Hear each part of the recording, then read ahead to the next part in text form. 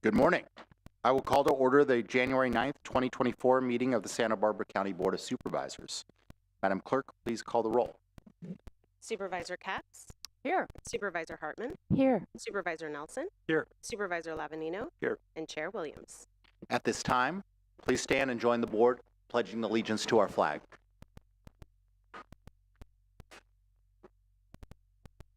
Ready?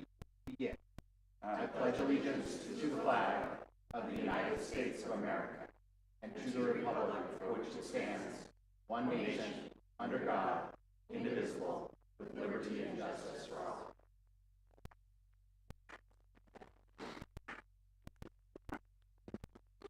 It is my pleasure to welcome you to the 2024 Santa Barbara County Board of Supervisors.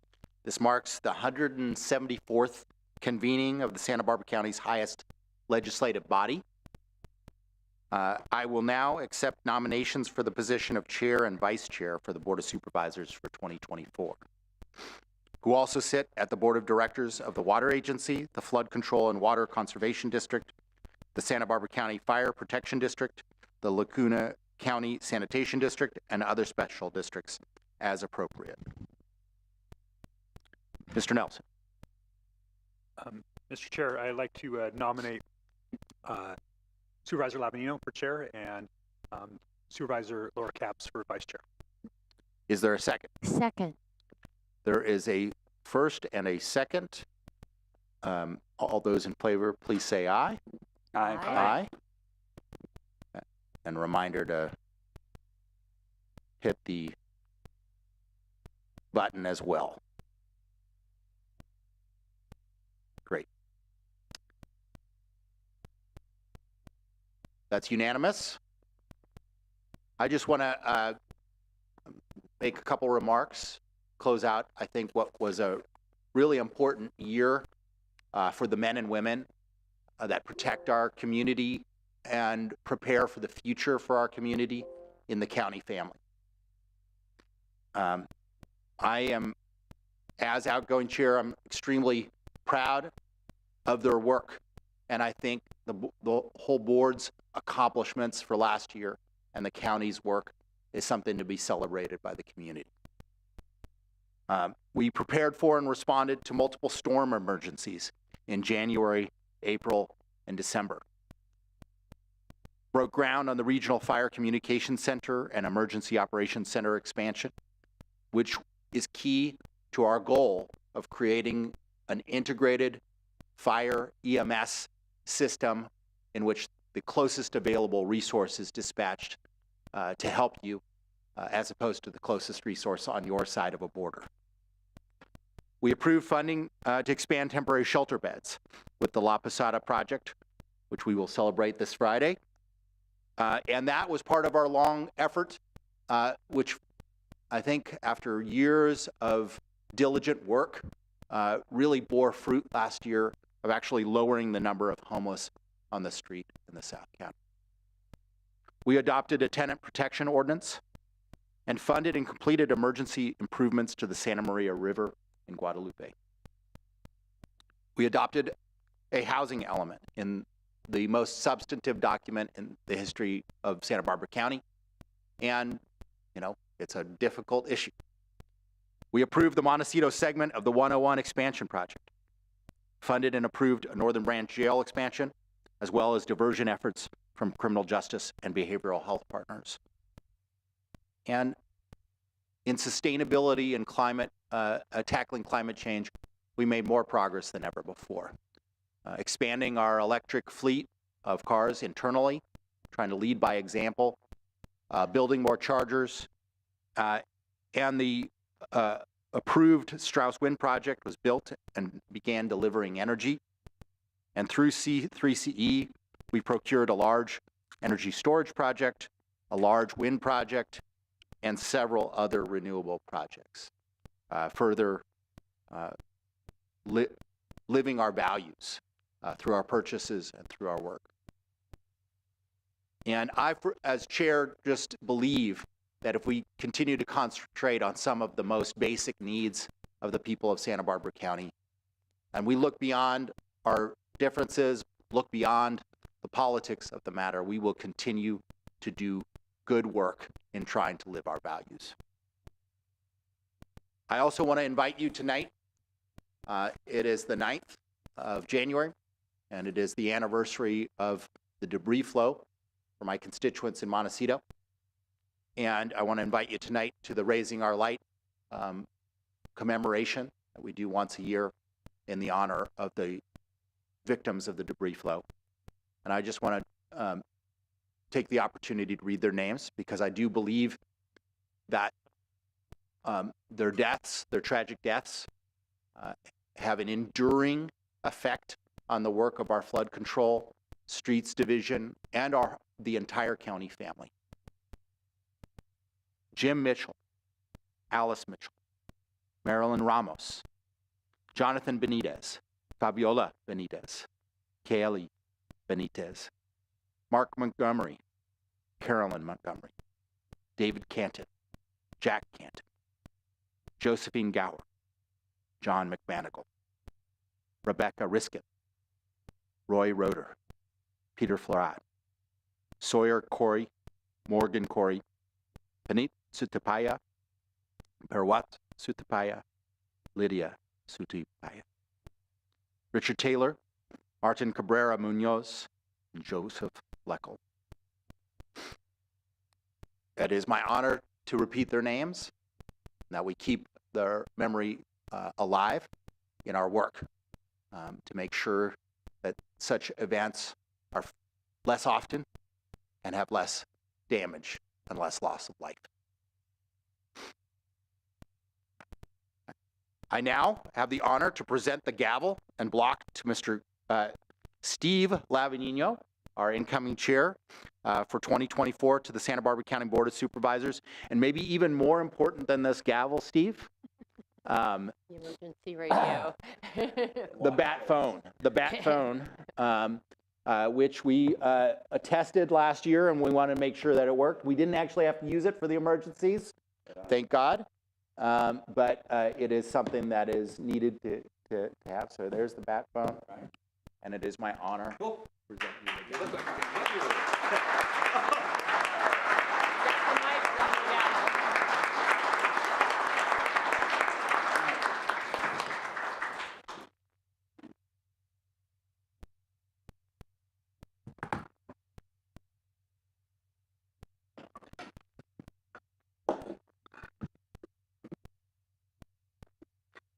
So it's called a smooth transition of power. So federal government, you might want to take a look at that.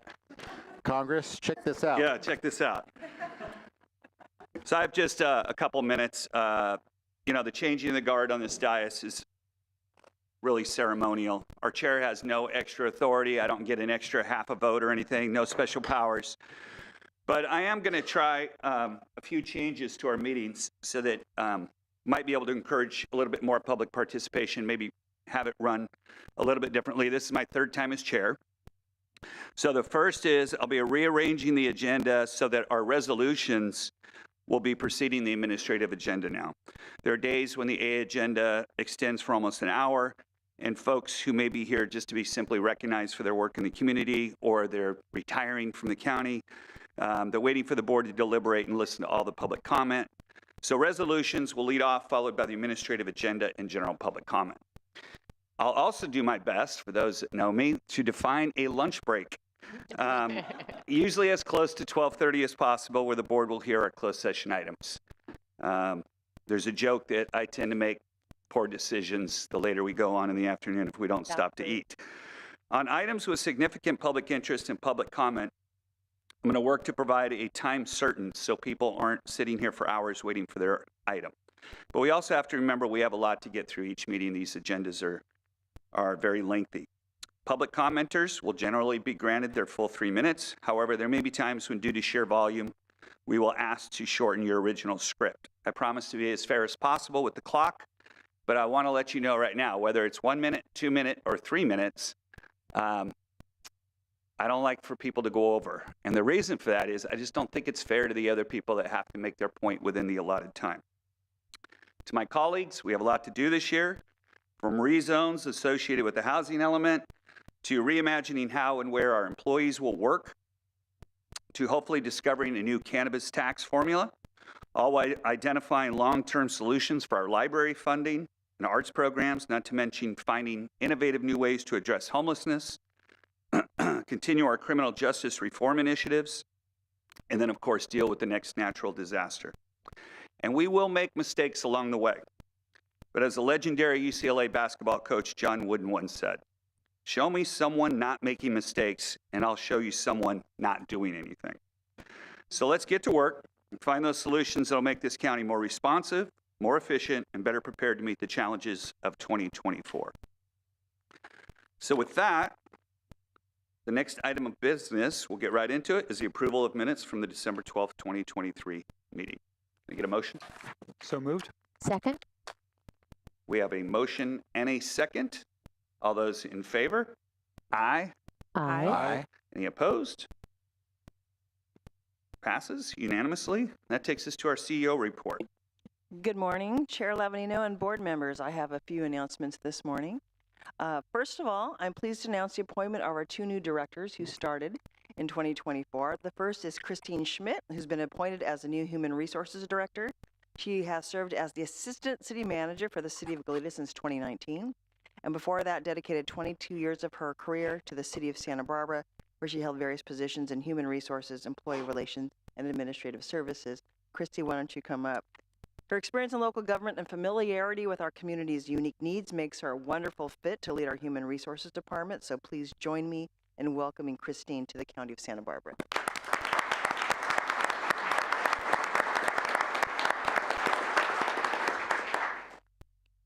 If you could just say a few words.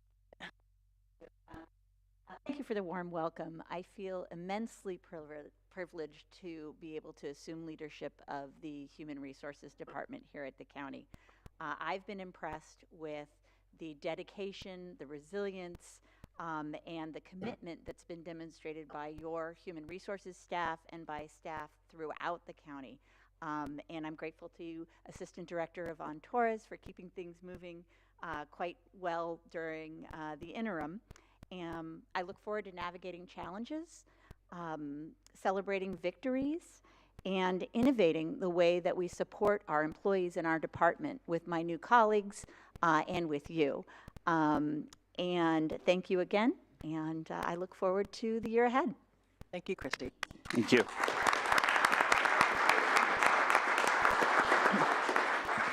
The second director I'd like to announce is Meta Richardson, who was appointed as the new Child Support Director. Meta, why don't you come forward?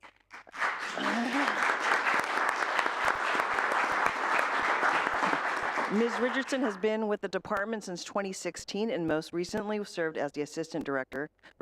Before starting her career in Child Support Services, she worked in various departments within the county government and in cities. She also served as the Finance Director of the City of Grass Valley. She's proven herself as a dynamic, forward-thinking professional, and we look forward to her tenure as a Child Support Director. Meta.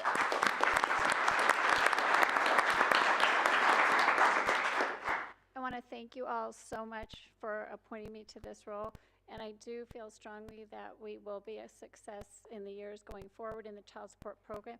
And the main reason is who you can see behind me are several of our child support employees. So I'm just thrilled to be able to lead this really strong team and to move forward with some of the innovations that we've been working on for a number of years. And I'm really excited to start the new year this way as the new Child Support Director. So thank you very much. Thank you, Meta.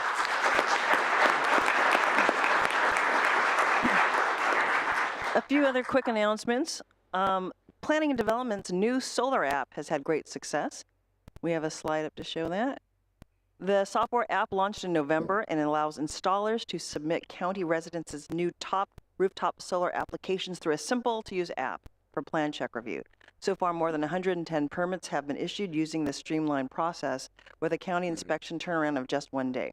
A link to the application can be found on the county website. So please, residents and community members, please look at the website and feel free to use the app. The second thing is that a big milestone has occurred for clean energy, and that is the Strauss Wind Energy Project near Lompoc went operational at the end of December and is now delivering power to the state electrical grid. It is composed of 29 wind turbines that are up to 490 feet tall, spread out over nearly 3,000 acres. It's capable of producing 98 megawatts of power, which is the equivalent of powering approximately 40,000 homes. So we're glad that this project is finally up and running. Lastly, this is just a reminder to our residents that the Santa Barbara County residents who experienced storm damage the 21st, 2023. Now is the time to complete a storm damage report if they sustain damage. The information will assist public safety officials in understanding the extent of local impacts and advocate on behalf of the community for state and federal assistance.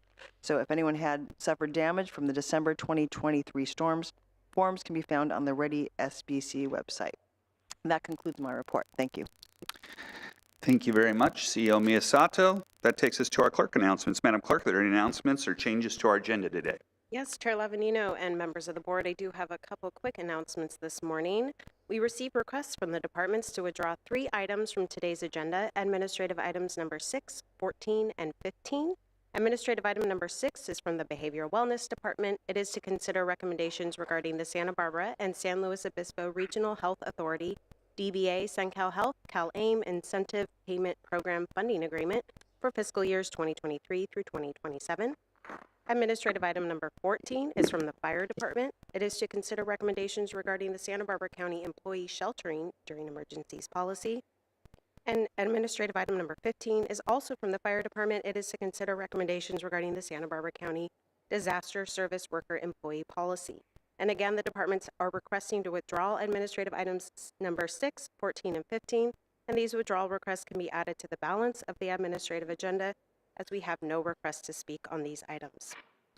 Okay. Additionally, for the Board of Supervisors' methods of public participation and to provide public comment on general public comment or an item on the board's agenda, please see page 2 of the agenda. Individuals that would like to provide verbal public comment may do so via Zoom by registering in advance via the link available on page 2.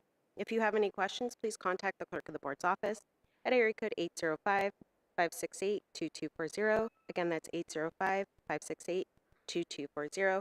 And lastly, just a friendly reminder, while the board is in session, all persons shall preserve order and decorum. Any persons making personal, lewd, or slanderous or profane remarks, making disruptive noises, or becoming disruptive in any manner may be removed at the chair's request. So this is your friendly reminder for today. I know we have a couple important items during our departmental agenda. There is no booing or clapping during our items. If you are interested in something, we do a silent little clap. Wave, I guess. And that concludes my comment. All right, great. And that is after resolutions. You're more than happy to express your appreciation for people by clapping. But once we get into our deliberations and we're talking about our agenda items from our departments, then we ask that everybody, if you agree with the person, give it this. We don't allow for booing or yelling or anything like that. So would any board members like to pull any items from the administrative agenda? Supervisor Hartman. I just had, the administrative agenda, we're entertaining withdrawal requests for A6, A14, and A15. Correct. And then A26 was a continuance. Did we need to vote on that? Chair Lavanino and members of the board, that is correct. A26 is a request for a continuance from the department, and we did receive that request in advance of publishing our agenda, so that is indicated on our agenda on page 18. The department is requesting a continuance of the administrative item number 26 to January 23rd, 2024. And just for information for the public, this is from the Public Works Department. It is to consider recommendations regarding rescinding Resolution 18150, related to ceasing burial of residuals and solid waste at the Tahigas landfill when the landfill reaches permitted capacity, and to seek other residual disposal options, and this is in the 3rd District. So we're going to make a motion about the balance once we get through who's pulling which items. Does anybody else have any items that they wish to pull? Madam Clerk, any members of the public request to pull any items on the administrative agenda? Chair Lavanino, members of the board, we have no requests to speak on the admin agenda from the public. Okay, so I'll now entertain a motion to approve the balance of the administrative agenda with the items that were announced. Second? So moved? Item's been moved and seconded we're all figuring out this new system here, so bear with us a little bit. So all those in favor? Aye. Aye. Anybody opposed? So that motion passes unanimously. And that takes us to, we'll come back to the administrative agenda. So now that takes us to our resolutions to be presented. Administrative item number 1. Chair Lavanino and members of the board, administrative item number 1 is sponsored by Supervisor Williams and Supervisor Capps. It is to adopt a resolution proclaiming the month of January 2024 as Human Trafficking Awareness Month in Santa Barbara County. And joining us here in person today, we have Ileana Onda and Megan Riker-Reinschild. And if you can please join us at the podium.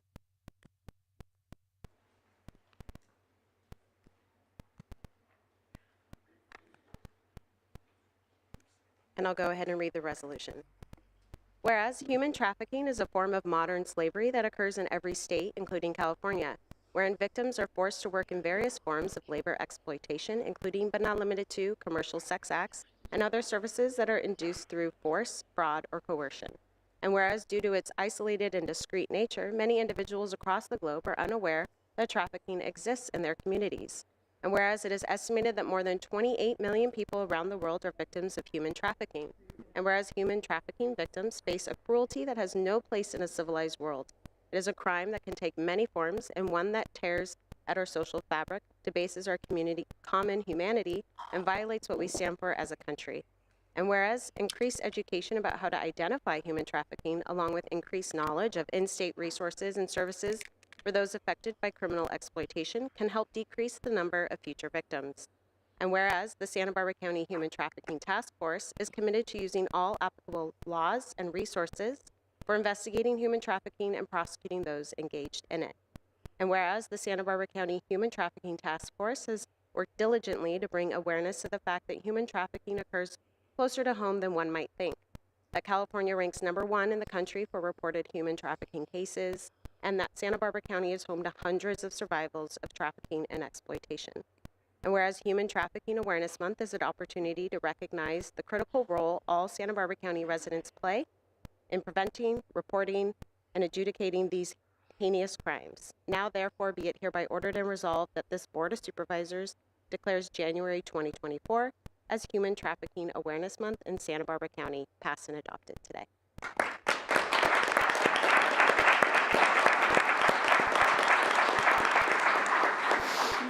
Good morning, Chair Lavanino, Supervisor Capps, Supervisor Williams. Thank you for supporting this resolution for Human Trafficking Awareness Month.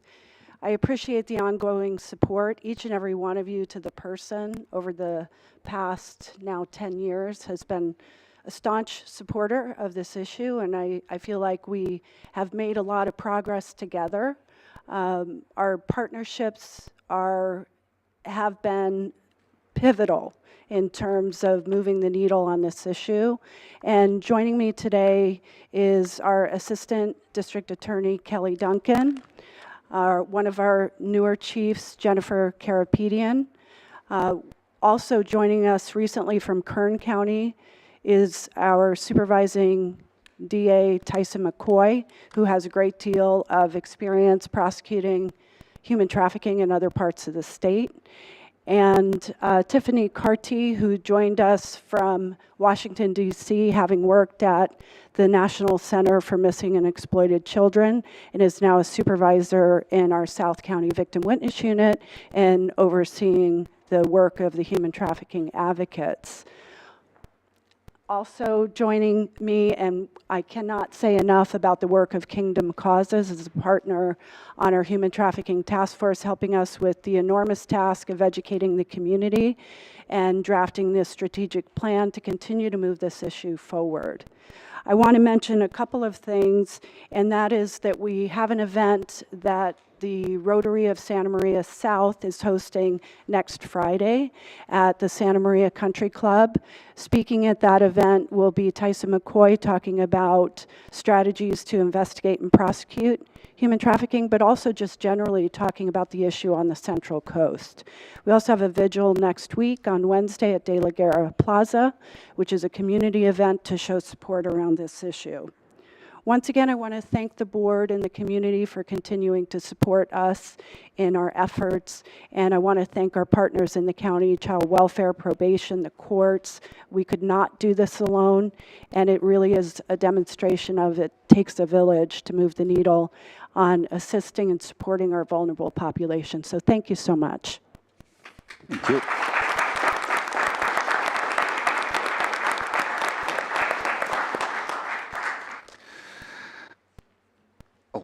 Supervisor Capps. Thank you. I just wanted to acknowledge the many organizations and individuals who've worked on this important issue. I was made aware of it as a commissioner for women about a decade ago, thanks to Megan Riker-Reinchild. And it's an issue that you often might think of bigger cities or different countries, but yet it does impact us here in Santa Barbara County to the tune of dozens of young girls, women who are victims, and hundreds more who are potential victims and vulnerable to this kind of horrific abuse. So you really have moved the needle in the last decade since you came and spoke to the Women's Commission, who has been engaged on this issue, and the awareness and the vigils and the work that goes on the ground. I just want to lend my support and admiration for the day in and day out work. Thank you. Great. Supervisor Williams. And I also wanted to give my personal thank you, not only to all of you and your work, but the whole team. It's a really extensive team that works on human trafficking issues in this county. And I think for the benefit of the public, it really defies some of our stereotypes, the data that they have accumulated. Number one, according to that data, the majority of the survivors of trafficking or those that have been victimized by trafficking in our county are citizens. And though there are undocumented folks in that group as well, and they deserve our protection, that defies a lot of the stereotypes that we see about this. And of course, the other is the biggest one that Supervisor Capps touched upon, which is that this is not just a big city problem, that we, unfortunately, are one of the centers in the state for trafficking. And because of our geographic proximity, we're right in the middle. And so this is a problem for our whole county to fight, and I just want to express the board's commitment to continuing that fight. Okay. Excellent. That takes us to administrative item number 2. Thank you very much for being here today.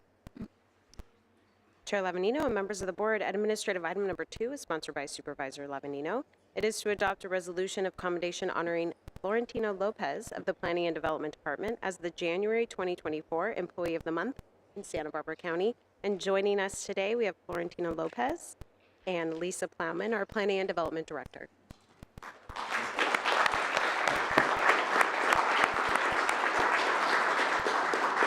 And I'll go ahead and read the resolution. Whereas Florentino Lopez exemplifies the county's organizational values of accountability, customer focus, equity and inclusion, innovation, trust, and ethics. And whereas Florentino Lopez models the transformative behaviors of collaborative problem solving, alignment with the county's vision, risk-taking, data-driven decision-making, and strategic thinking. And whereas Florentino Lopez began his career with the County of Santa Barbara Planning and Development Department in 2006, where he currently serves as a petroleum specialist. And whereas Florentino has provided excellent customer service to the public and the petroleum lease operators during his tenure with the county, exemplifying consistency, objectivity, and fairness, with a knowledge-based and reasonable approach to enforcement of the petroleum code. And whereas Florentino is a team player and interacts effectively and collaboratively with his coworkers and with representatives from County Fire, Environmental Health Services, and the Air Pollution Control District, and with state agencies assisting them in achieving their respective objectives. And whereas Florentino's commitment to a consistently high quality of work and dedication to getting the job done right has earned him high praise amongst those he serves and is the foundation to his success as a county petroleum specialist. And whereas Florentino's ability to communicate effectively, objectively, and calmly in both his written and spoken word reassures those that he serves that he is not only there to gain compliance with his regulatory duties, but is also there to help them succeed. And whereas Florentino leads by example, performs his duties professionally, and accepts the responsibility to provide prompt, accurate and courteous service with a high level of integrity at all times qualifies him as a model public servant. And whereas Florentino's demeanor is always friendly and cheerful, and he openly shares a dry sense of humor that provides joy and laughter which lifts up those around him. Now, therefore, be it hereby ordered and resolved that this Board of Supervisors recognizes Florentino Lopez as the Employee of the Month for January 2024, passed and adopted today.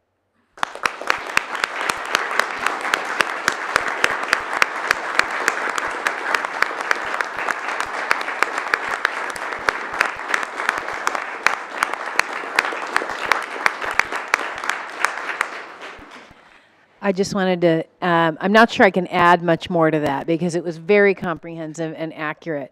But I did want to say that Florentino really stepped up when we had a situation where we only had one inspector. And he did a lot of inspections on his own. And he didn't complain. And he did an incredible job. And we're really proud of him. And we're very happy to have him on our team. So congratulations, Florentino. Thank you.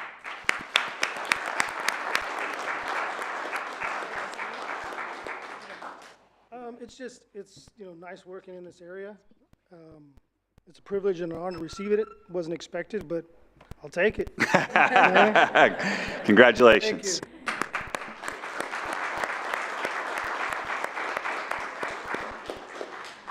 All right, that takes us to item 3. Chair Lavanino and members of the board, administrative item number 3 is sponsored by Supervisor Williams. It is to adopt a resolution of commendation honoring Claire Gottstanker for her service on the Montecito Board of Architectural Review. And if we can please have Claire Gottstanker to the podium.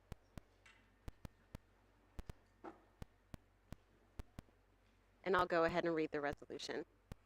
Whereas Claire Gottstanker has been a pillar and tireless leader in the land use community in Montecito for over 3 decades. And whereas from 1985 until 1992, Claire Gottstanker worked as part of the team that wrote the Montecito Community Plan and subsequently took on the additional assignment of drafting and design the guidelines for the physical and structural development of Montecito. And whereas Claire Gottstanker served as commissioner and vice chair of the Montecito Planning Commission from 2006 to 2012, and as both a member of the chair of the Montecito Board of Architectural Review from 2003 to 2006, and from 2013 to the present. And whereas Claire Gottstanker received the 2004 Montecito Citizen of the Year honor, having served on the Montecito Association Board of Directors for over 6 years, and as chair of the Architectural Review Committee. And whereas Claire Gottstanker has been a resident of Montecito since 1961, and although she tragically lost her home in the Tea Fire, she was one of the first to rebuild and helped others as a member of the Tea Fire recovery team, and has served her community as the president of the Mountain Drive Community Association. And whereas Claire Gottstanker is a proud mother to Josh and Adam, a grandmother, and is extremely passionate about gardening, plants, and living sustainably. Now, therefore, be it hereby ordered and resolved that this Board of Supervisors honors Claire for her service on the Montecito Board of Architectural Review and further commends her for her lifetime of outstanding achievement in the service to this community. Passed and adopted today.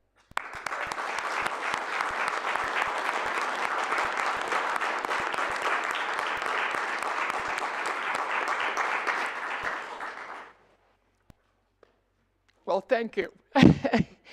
And all there is for me to say is it's been a privilege. It's been an extreme privilege of my life to actually serve Montecito.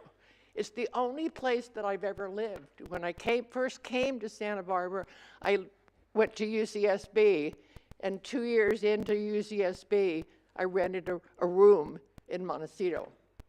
That building actually got wiped out in the floods, but the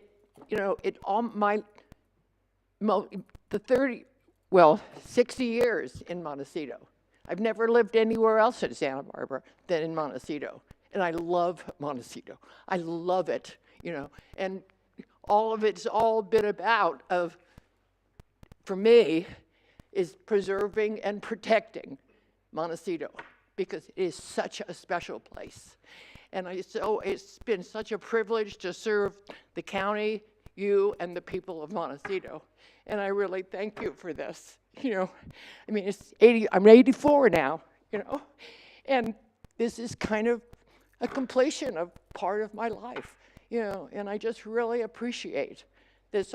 You're honoring me and continue to help me do what I like in life. Thank you very much. Thank you, Claire.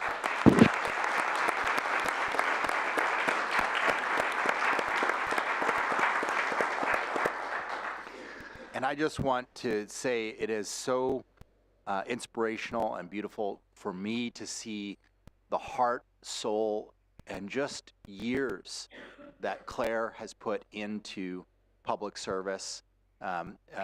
You know, the MBAR is not our most glorious or glamorous assignment, and she has done so much.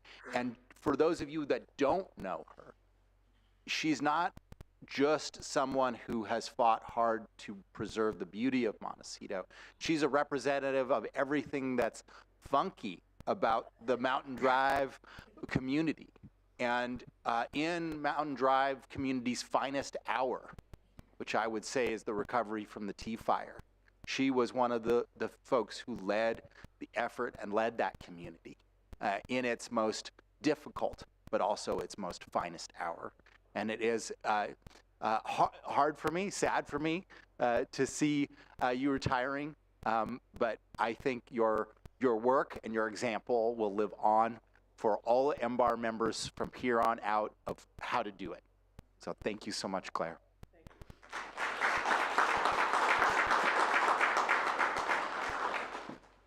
All right, that takes us to item A4, Madam Clerk. Chair Lavanino and members of the board, administrative item number 4 is sponsored by Supervisor Nelson. It is to adopt a resolution of commendation honoring Joni Maiden, upon her retirement from the Child Support Services Department after 30 years of faithful and distinguished service to the citizens of Santa Barbara County. And if Joni can join us at the podium, I'll go ahead and read the resolution. Whereas in her 30 years with the County of Santa Barbara, Joni Maiden's commitment to serving the families and children of Santa Barbara County never wavered as she advanced through all positions from a child support officer to her current role as the director of the Department of Child Support Services.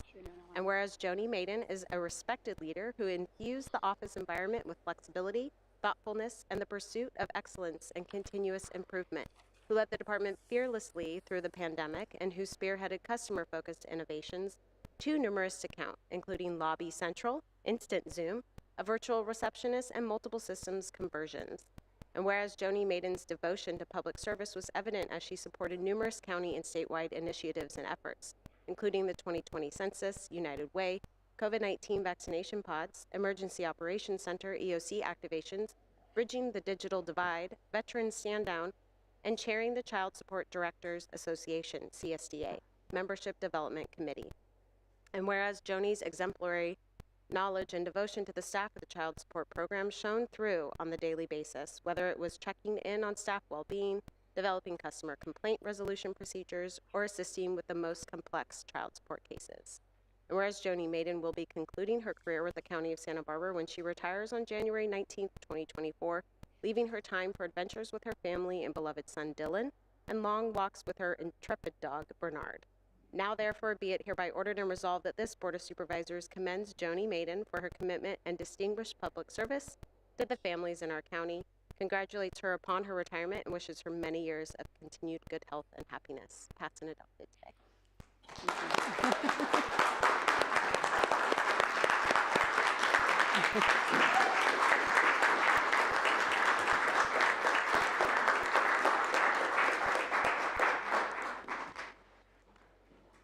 Everyone should get a standing ovation in their lifetime.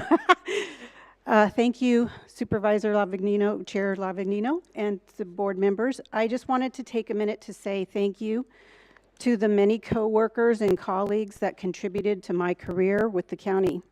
Since I'm on my 30th year, there's no way to acknowledge everyone, but that doesn't lessen the sentiment. And suffice it to say that everyone I've crossed paths with have helped in getting me to this point. 5 years ago, I became the director and was fortunate to lead a department that is staffed by dedicated, passionate, and hardworking people. They made me a better leader and a better person, and some of them are here today. I was fortunate to be able to work with other department directors, and while it can be intimidating to be in a room with them, They're very smart, very caring, very accomplished people, and they're also very supportive and giving. They made me a better leader and a better person. I was honored to have had excellent role models, including our previous director, Carrie Topliff, who's also here today, Assistant CEOs Terry Mosnisic and Tanya Heitman, and CEO Miyasato. And early on in my tenure as director, during a department head meeting, CEO Miyasato told us some good input she received regarding leadership and management. And it was simply participation equals commitment. And that stayed with me and stuck with me forever. Whether overseeing the census count, helping to bridge the digital divide, collaborating with fellow HHS department directors or other departments, and working at various efforts during the pandemic and emergency operations, it's evident that this county is full of employees and community members that are committed people working together to make things better. They made me a better leader and a better person. And as I mentioned, I became the department head 5 years ago, and that's when your board approved me to be the director. I told you at the time that the county had already invested a lot in me. I had a good job that enabled me as a single parent to raise a son in a great environment, and I was able to get my master's degree through a program that was implemented by the county. I told you at the time of my interview that I would be a good return on your investment, and I leave knowing I did a good job, I gave my best, and I'm honored to have been in public service for the department, the county, and the community. Thank you. You made me a better leader and a better person.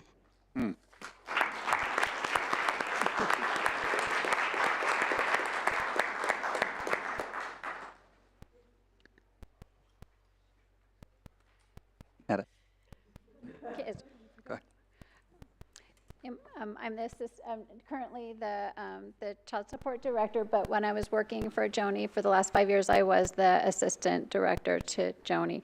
In my time at the county, I've come to learn that the county means different things to different people. For some, their time at the county is a step on their career journey. For others who are increasingly rare, so I'm going to tear up a little bit, the county represents not just a part of their journey, but rather their destination. This describes Joni Maiden. Joni began her career at the county as a child support officer, and she completes it as our child support director. During this time, she cared deeply about the county and the child support program, and she showed that caring on a daily basis. There was nothing too small, nothing too big, nothing too early in the morning, nothing too late at night.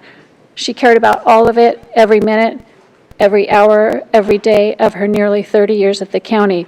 I would like to thank Joni for caring so much about us, about the child support program, about the community that she has been a part of for so long.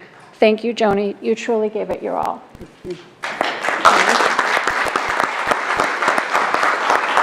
Supervisor Nelson. Yes, thank you, Chair Labanino. It was my honor to be able to sponsor this resolution for Joni.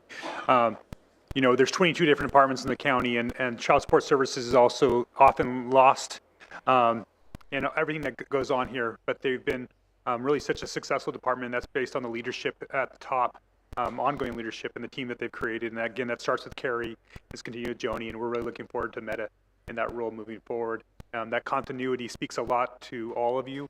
Not only have you cared deeply for your clients, your team, but your team. Joni, you've not only been a good return, but you've been a great return on investment, so thank you. Supervisor Hartman. I just so much remember that interview where you made that statement. I just wanted to add that you have been a model employee in the county. I started my career in the academic world, and my mentor said there are department people and university people. Well, for the county, there are department people, and there are, one county, one future people. And you have shown how to really be for the whole county. And I've seen you working on the census and in COVID and in emergencies. It's been really extraordinary. And you have been a great return on investment. And the only thing that really is consoling as you leave is that you've created a wonderful, top-notch department, and we all have confidence that you've created the kind of leadership and culture that will continue even after you're gone. And that's what all leaders want to do. Thank you. Thank you.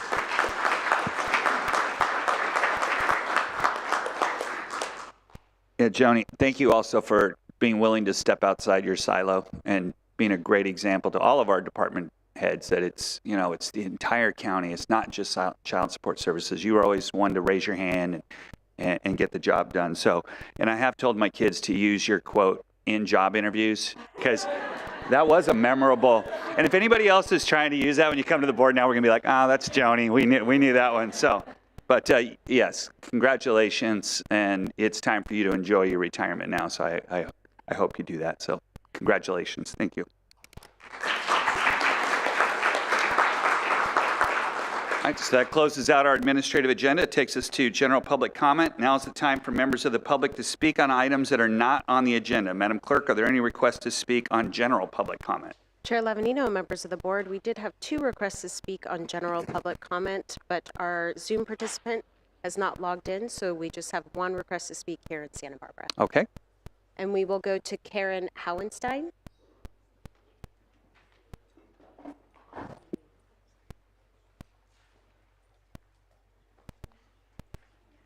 Morning. Good morning, Karen with an I. I was born in Lompoc, and I live near Lompoc. And I am going to talk this morning when we think about the impending implementation of SB 43 in our community, it causes me to think about who's getting rhythm in our county. And this morning, when I was reminded in all of the conversations that happened about the Strauss Wind Project, I was reminded of that 3 times this morning. I think about George and Cheryl Bedford, the couple who spent a lot of money and a lot of time building their home in Miguelito Canyon. And they had their personal property rights and their right of enjoyment of their property completely destroyed by this county. So when we think about who's getting rhythm in this county, we need to be reminded of George and Cheryl Bedford, who now cannot enjoy their home that they built because of the Strauss Wind Project, which is also an eyesore. That's the comment about that. How much time do I have left? Okay. 1 minute, 18 seconds. Then I am also reminded of the words of Brian Rosen, who has spoken to you many times about the conservatorship fraud that happened to his family. I'm reminded of the words of Brian Rosen, and I also am reminded of the fact that in our county, when we look at the way the conservatorship law is used in our county already, we have to look at the actions of people like Judge Stern, Courtney DeSoto, and Christy Michelon Vasquez, who are operatives in our county, who work within conservatorships in our county. I know about these people because Christy Michelon Vasquez decided that she wanted to tell not the truth to Judge Staffel about me. And that's going to be the subject of a complaint to the Bar Association about Christy Michelon Vasquez. You've been informed. Thank you very much. Thank you, Karen. Madam Clerk, Zoom speaker, are they on? Yes, Chair Lavanino and members of the board, we have Parissa Bazay available on Zoom. Parissa?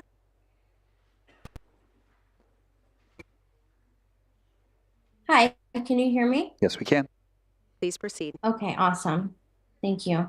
My name is Parisa Bazai, and I'm a resident of Santa Barbara's 2nd District. Over the past 3 months, I've been advocating for local leaders to call for an immediate and permanent ceasefire in Gaza.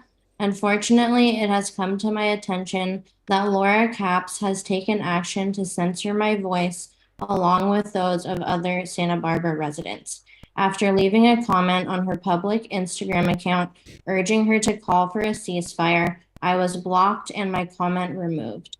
Given that this Instagram account is linked on the Board of Supervisors' official website and is used for purposes related to her role as an elected official, this is deeply concerning and a violation of my First Amendment right. I will not be silenced, and I urge the board to pass a resolution in support of a ceasefire. Thank you for your time. Thank you. Madam Clerk, any more requests to speak? General public comment? That concludes general public comment. Okay, we're closing public comment. We're moving to departmental item number 1. Madam Clerk?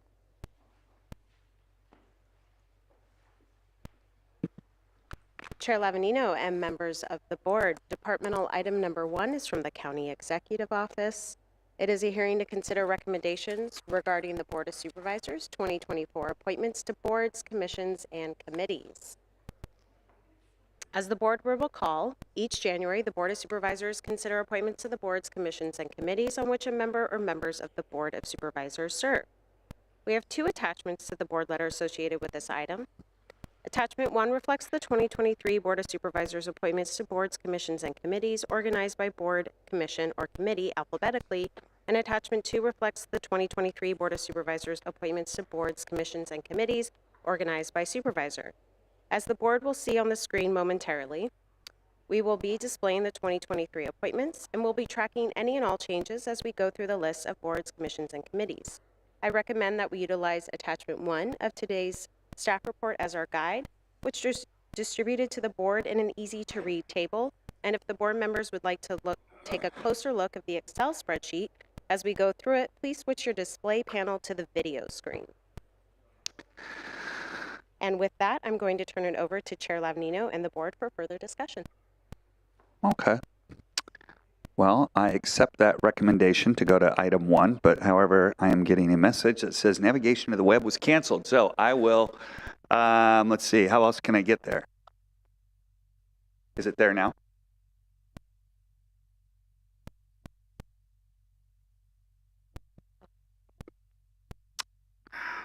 He didn't tell me.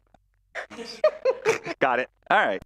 I told you there's going to be some bumps along the way. Thank you very much, Jacqueline. So, okay. So we're going to,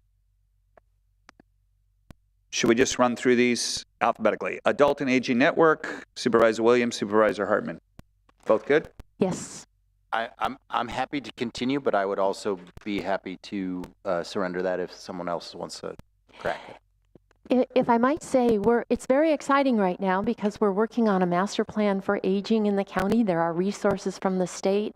This is a really critical issue, and I'm delighted to continue and would love to have somebody who's eager to work with me.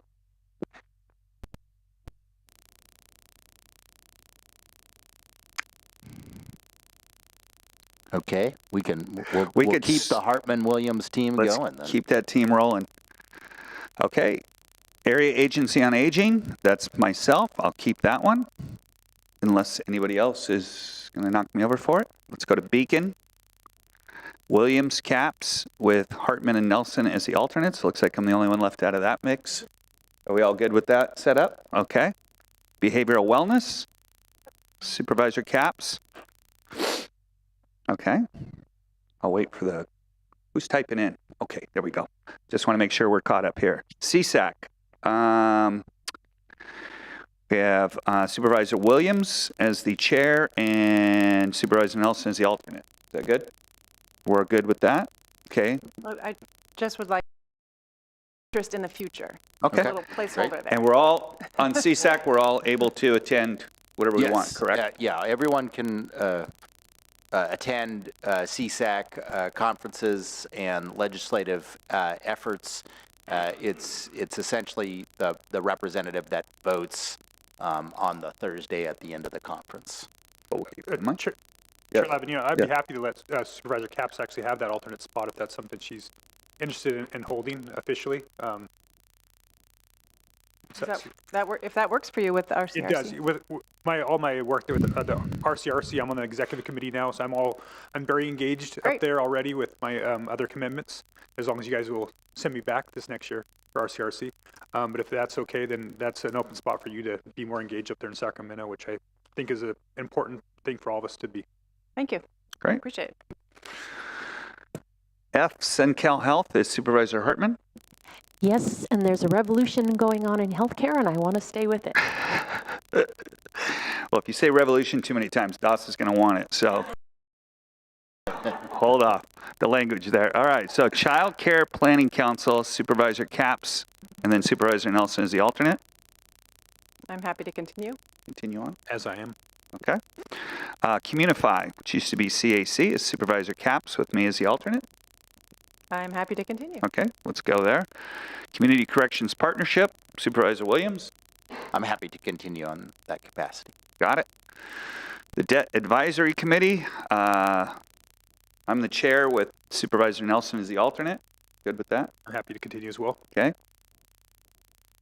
Elected Officials Committee on Regional Homelessness Solutions, Supervisor Hartman and Supervisor Nelson. I would love to continue. As would I. Good. First five, Children and Family, Supervisor Williams and Supervisor Capps as the alternate. I'm happy to continue in some capacity, but we could also switch who's the primary person if Supervisor Capps is interested in that. I am on a policy committee. My only thing is I would hope as alternate to be on the committee. I would like to keep it as it is right now. I have a deep interest in this, but as you may recall, last year as the newbie, I got many committees, so I think I'm good. Got it.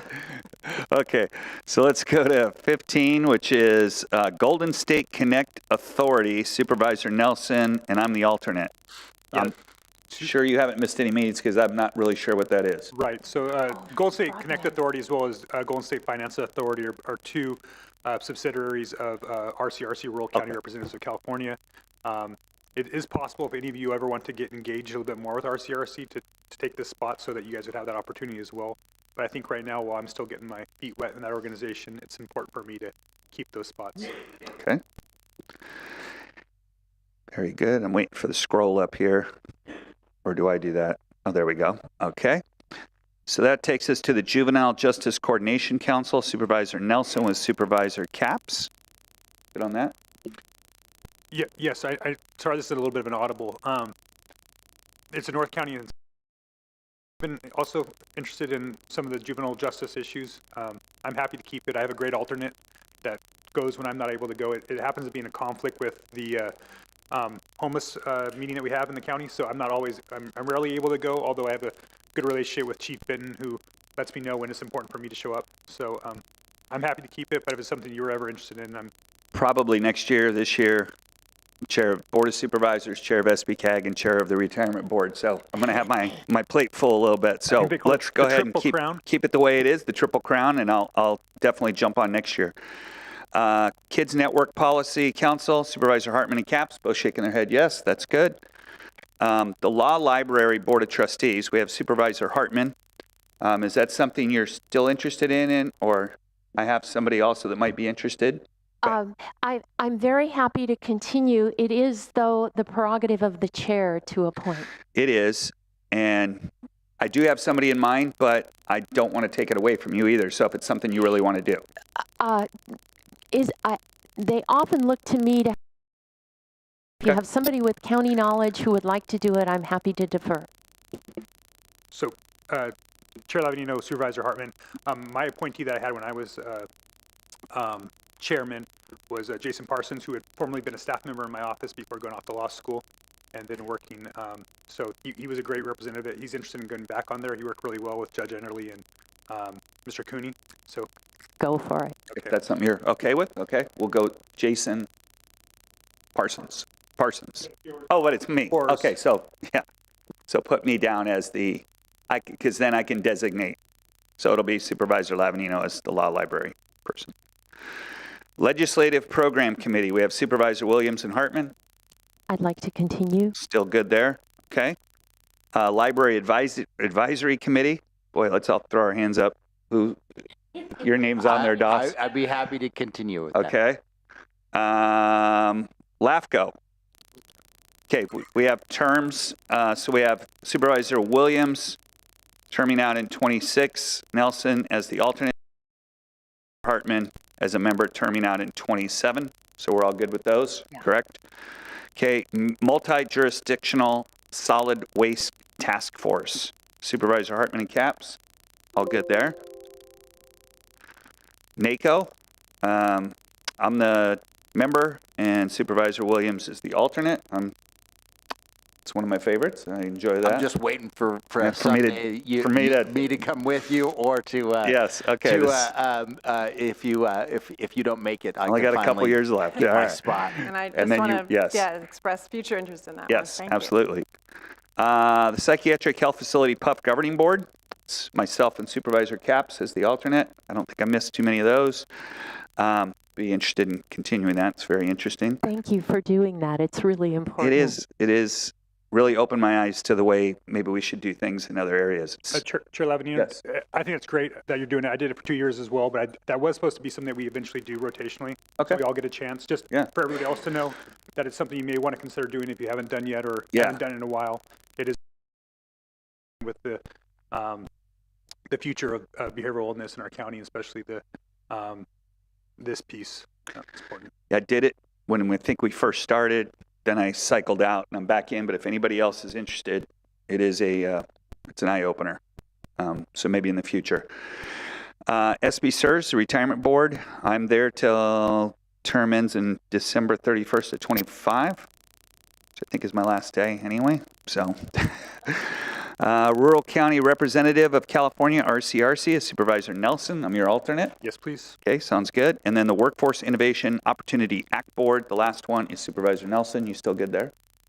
And in the future, I'd like that to be considered, but Okay. happy to wait. Outstanding. All right, so I think we have identified those. Is there any public comment on this item, Madam Clerk? Chair Lavanino and members of the board, we have no requests to speak from the public on this item. And just as a recap, we are moving forward all appointments except for the change to E, California State Association of Counties, CSAC. The alternate is now going to be Supervisor Caps. And to Q, the Law Library Board of Trustees is now going to be Supervisor Lavanino. Okay, I think that sums that up. Can I get a motion to approve? So move. Second. Supervisor Williams, seconded by Nelson. All those in favor? Aye. Aye. Passes unanimously. All right, that takes us to departmental item number 2. We're good with our interpreter, everything fine? We're on schedule, so I'm not sure if you want to take a break now or not. Want a quick one? Let's do a 5-minute break, and we'll be right back. You bet.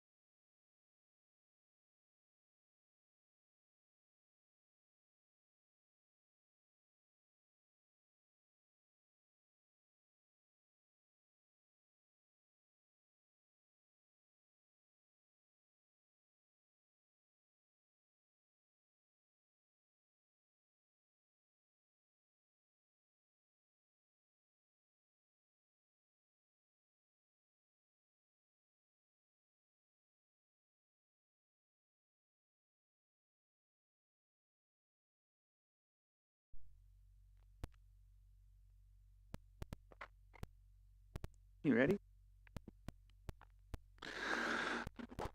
All right, I'd like to reconvene this meeting of the County Board of Supervisors. Madam Clerk, will you please read departmental item number 2 into the record?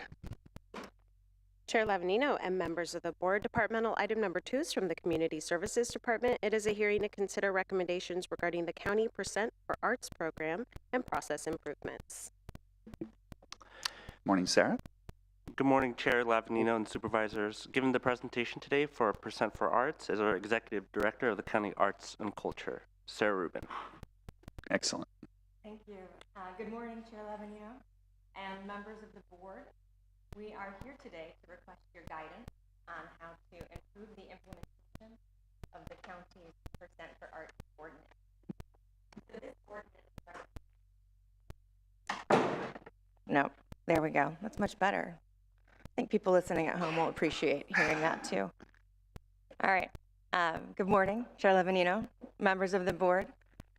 We are here today to request your guidance on how to improve the implementation of the county's Percent for Arts ordinance, which is our mechanism to allocate funding and our commitment to our communities to ensuring that everyone has access to more welcoming, vibrant, and accessible public spaces.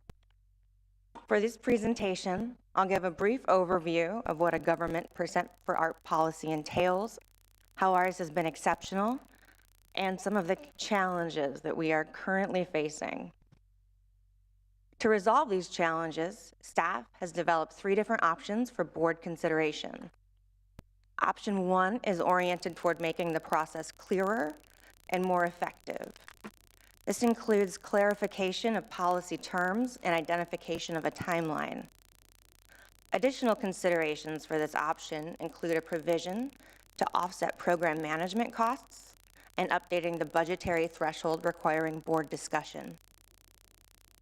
Option 2 would include elements as well as policy expansion options to improve the program's reach and sustainability. Option 3 would use a more streamlined process to arrive at a similar allocation figure, but much more efficiently.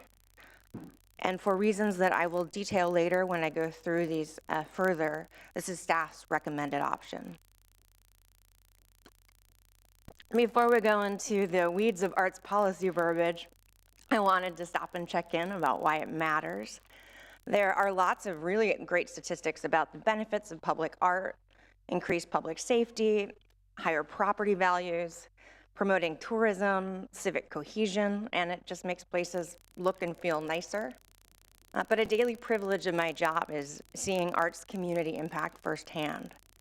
One of my favorite stories was in 2019 when we installed the tiny libraries outside of the actual libraries around the county, and Guadalupe was our last stop. When we went to put the books in, a little boy would take each one immediately off of after we would put them on. And it turned out that he had an e-reader at home, but he didn't own physical books. And the idea of having one to keep was delightful. He came back later with his friends. There were lots of selfies from Guadalupe with those libraries. Santa Maria Public Libraries called to complain when we had to take theirs back and decided to commission a new one. Anyway, I think that really speaks to why this can be important and meaningful. So, what is a Percent for Arts policy? Well, governments began adopting these in the 60s, and new ones are still being established today. The premise is that during capital construction or renovation, between 1% to 3% of a project budget is set aside to include artwork for community betterment. Policies can apply to public and/or private development, and for instance, the County of Santa Cruz has both. Over the past few years, we have reviewed many Percent for Art policies and policy briefs and discussed the process with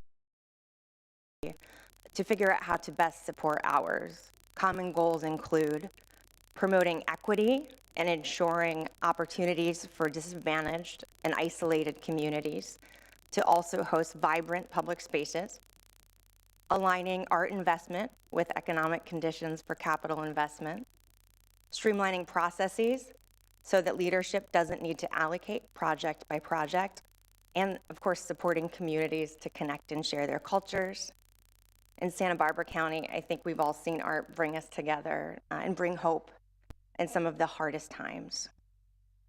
And as you think about this presentation and conversation today, if there are those special places or moments in your communities that should be commemorated, this program is for that. So our county's specific Percent for Arts ordinance was adopted in 1978, about a year after the establishment of the Arts Commission, codified in Chapter 7A of the County Code. When departments bring requests over $1 to the board for capital appropriations, 1% of the estimated project cost must be included for community public art. Allocated funding is deposited into the County Arts Trust and stewarded by the Arts Commission and community. The art can be an integral part of the structure or exhibited in other public facilities, and per the most current ordinance, projects generating over $75,000 require board discussion. So our program has been remarkable.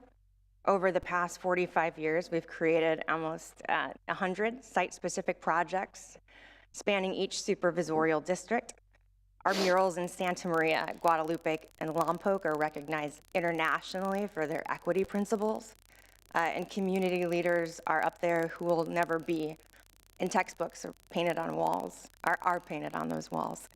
But in addition to creating permanent structural art, these funds allow us to exhibit local artists in North and South County galleries, display collections, temporary sculptures. Staff have been able to bring in about a 3-to-1 match from philanthropic and government sources. And now I'd like to briefly touch on what public art can be, because I think that's helpful context. In my experience, people think about art as paintings on walls, and that's true. Definitely part of our program. In fact, the Arts Commission invested percent monies to establish a gallery in the Batavia Administration Building so that we could have galleries in North County and South County. And I've seen so many wedding ceremonies right in front of that art, and apparently statistically 1 per day. And I think we all agree that people deserve to have a space they can be proud of to get married, and that we're able to offer that is something I'm proud of.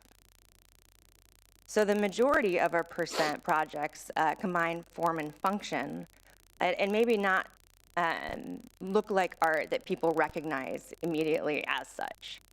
So the process has been allocated. We work with the capital project manager, identify needs like outdoor shade, and then we work with staff who use the space, the Arts Commission, community to develop the artwork. And you probably recognize some of these examples, but it spans playground equipment, stairs and walkways, pedestrian bridges, railings, light posts, crosswalks, and it goes on. These projects require the same industrial grade materials like wiring as any other county construction. And we also need to conduct seismic and structural engineering review. Thanks to Public Works for help with that. And afterwards, staff has to monitor the artwork to ensure good condition and maintain public safety. So the reason that we're here today is that we need the board's help to recalibrate the percent process because it's stuck. So under current policy language, departments employ varying and sometimes contradictory processes for identifying eligible capital projects and calculating in appropriations requests. Primary questions have included definitions for ordinance language, such as estimated project cost, facility, building, structure, park or parking facility, or any portion thereof. There's been a lot of conversation about those 8 words. And additionally, there has been confusion about the timeline for transferring allocated funds, which can be routed for years sometimes. And this has caused us to miss out on some significant matching grants from the state and the Fed, and also has delayed projects or stopped them completely and impacted workflow. So these delays have also contributed to a significant backlog of capital art deferred maintenance. So people are generally surprised to learn that art has deferred maintenance, and our percent for art funding, a significant component of it goes to supporting the maintenance. And even though the projects are built to industrial specifications, like you can see the chromatic gate is par, physical art weathers just like any other structure. And so these structures and elements aren't included in the regular deferred maintenance budgeting process, and we need the percent allocation to cover things like rebuilding the wooden structures, retiling a floor mosaic, replacing light fixtures and wiring. And that's the option. So the good news is that this should be like a pretty straightforward fix, or there are different ways to approach it and to address most of these issues. And following many conversations with Parks, General Services, Capital Projects, Public Works, the CEO's office, and County Council, we've developed 3 potential pathways to improving the process. And right now, I'll go through each in a bit more detail. So for option 1, we would clarify vocabulary based on definitions in the California Public Contract Code to standardize a common baseline for interdepartmental communication. Also identifies that art allocations should be deposited into the Arts Trust concurrently with the transfer of county funds to the department that requested the capital project allocation or appropriation. This would keep the program moving without policing the POPA. And additionally, it carves out 25% of the allocation to offset project management costs. Another benefit is that it updates the current requirement for the board to discuss every art allocation over $75,000. Option 2 would incorporate all of the same elements as option 1, but also consider broadening the program to help reach more local communities and build a path to address deferred art maintenance that will continue to come down the pike. During this year's budgeting process, we received a BIF asking staff to look into different ways that counties fund the increasing costs of public art. Primary methods include increasing the percentage of funds to be allocated, such as I always look at San Francisco's 3% longingly and recognize that's not us, and developing a policy for commercial or industrial development. And if you choose to go this direction, staff can research and return. So option 3 is the Arts Commission and staff recommendation. It was developed in partnership with the CEO's office as a less complicated method to get to the same place. Instead of calculating percent allocations and running through that process on a project-by-project basis, this would simplify it to one annual allocation of $200,000 plus CPI, and the algorithm here is 1% of the structures and structural improvements capital projects line item. It's in the same spirit of the current program. The cumulative figure would be about the same. In this fiscal year, for instance, the percent allocation would already exceed that, but over time it should be pretty close to a wash. And option are the increased capacity for planning, efficiency of monitoring and positioning the county for grants. Other benefits include being able to budget time and resources for those smaller and larger projects, streamlining workflow across departments, building out our deferred maintenance schedule in a reasonable and manageable way, looking forward. And at the end of the day, what puts this first for me is that it mitigates human error, because currently everything is determined, in process, person to person, project to project, which I think has opened up some of these gaps over the years. So one last note before we conclude. I wanted to make a note about the allocation for project management in these options. Currently, we rely on a diminishing fund balance to produce and manage public art, including things like the purchase of tools and equipment. The percent's restrictions which precludes those things, are similar to most administer, like the Santa Barbara Bowls art subsidy, and the funding is passed through without a provision for administration. So we'll return during budget hearings to discuss this overall structural deficit, but we wanted to make a note now because these options could be one lever to building out that more sustainable operating model. So in conclusion, we would ask the board to give direction on which of these presented options you would prefer, or additional direction, also how you best see this program serving your communities, and anything else you'd care to ask or know, and we'll return with a draft red line ordinance for your review. Thank you for your time.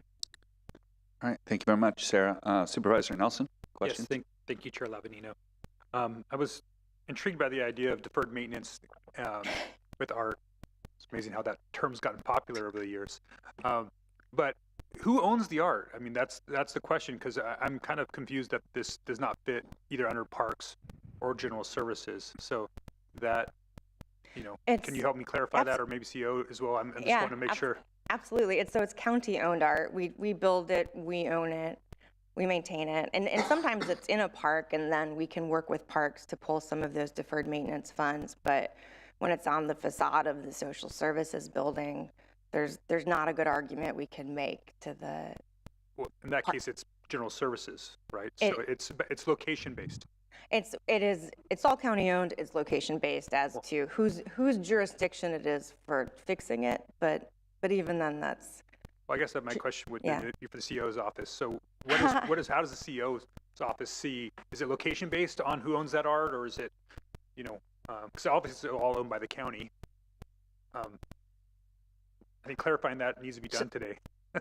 So one thing, just and I'll let ACO Horton answer some of that question since he oversees general services as well as CSD. But I think we can answer your question, Supervisor. But I also want to echo what Sarah said, that a lot of the art isn't just standalone art. It's integrated into the structures. It's integrated into the building. So in those cases, it would be CSD's parks as part of their normal maintenance, or general services. But there are instances where there are standalone artworks, I'm assuming, that have to be maintained. But for a lot of the things that she's talking about, play structures, integration of art, into bridges, etc., it becomes part of the capital project and is then the responsibility. There's no separate arts fund to help to maintain those. Anything more to add? So if I can continue along that train of thought, my understanding right now is the 1% potentially is being done, but it's not tracked as well, because it is going into capital projects. When capital projects have a component that might be architectural or artistic in its feature, and they spend additional funds to make those upgrades. Right now, we consider that satisfying the ordinance that exists now. Will that be changing here? And the reason why that's important is if that's incorporated into existing capital project, but at the same time we're asking now for, at the beginning of the project, money to be moved over, would it be moved over to the arts side and then move back to that project? I'm just trying to understand how that progression or that would work. No, Supervisor, there would be a direct allocation to the arts. So you wouldn't have the funding, each project funding an arts project. It would come right off the top of the capital project. So right now, if you have 5 projects, 1% that qualify, 1% of each of those 5 projects are going to the arts.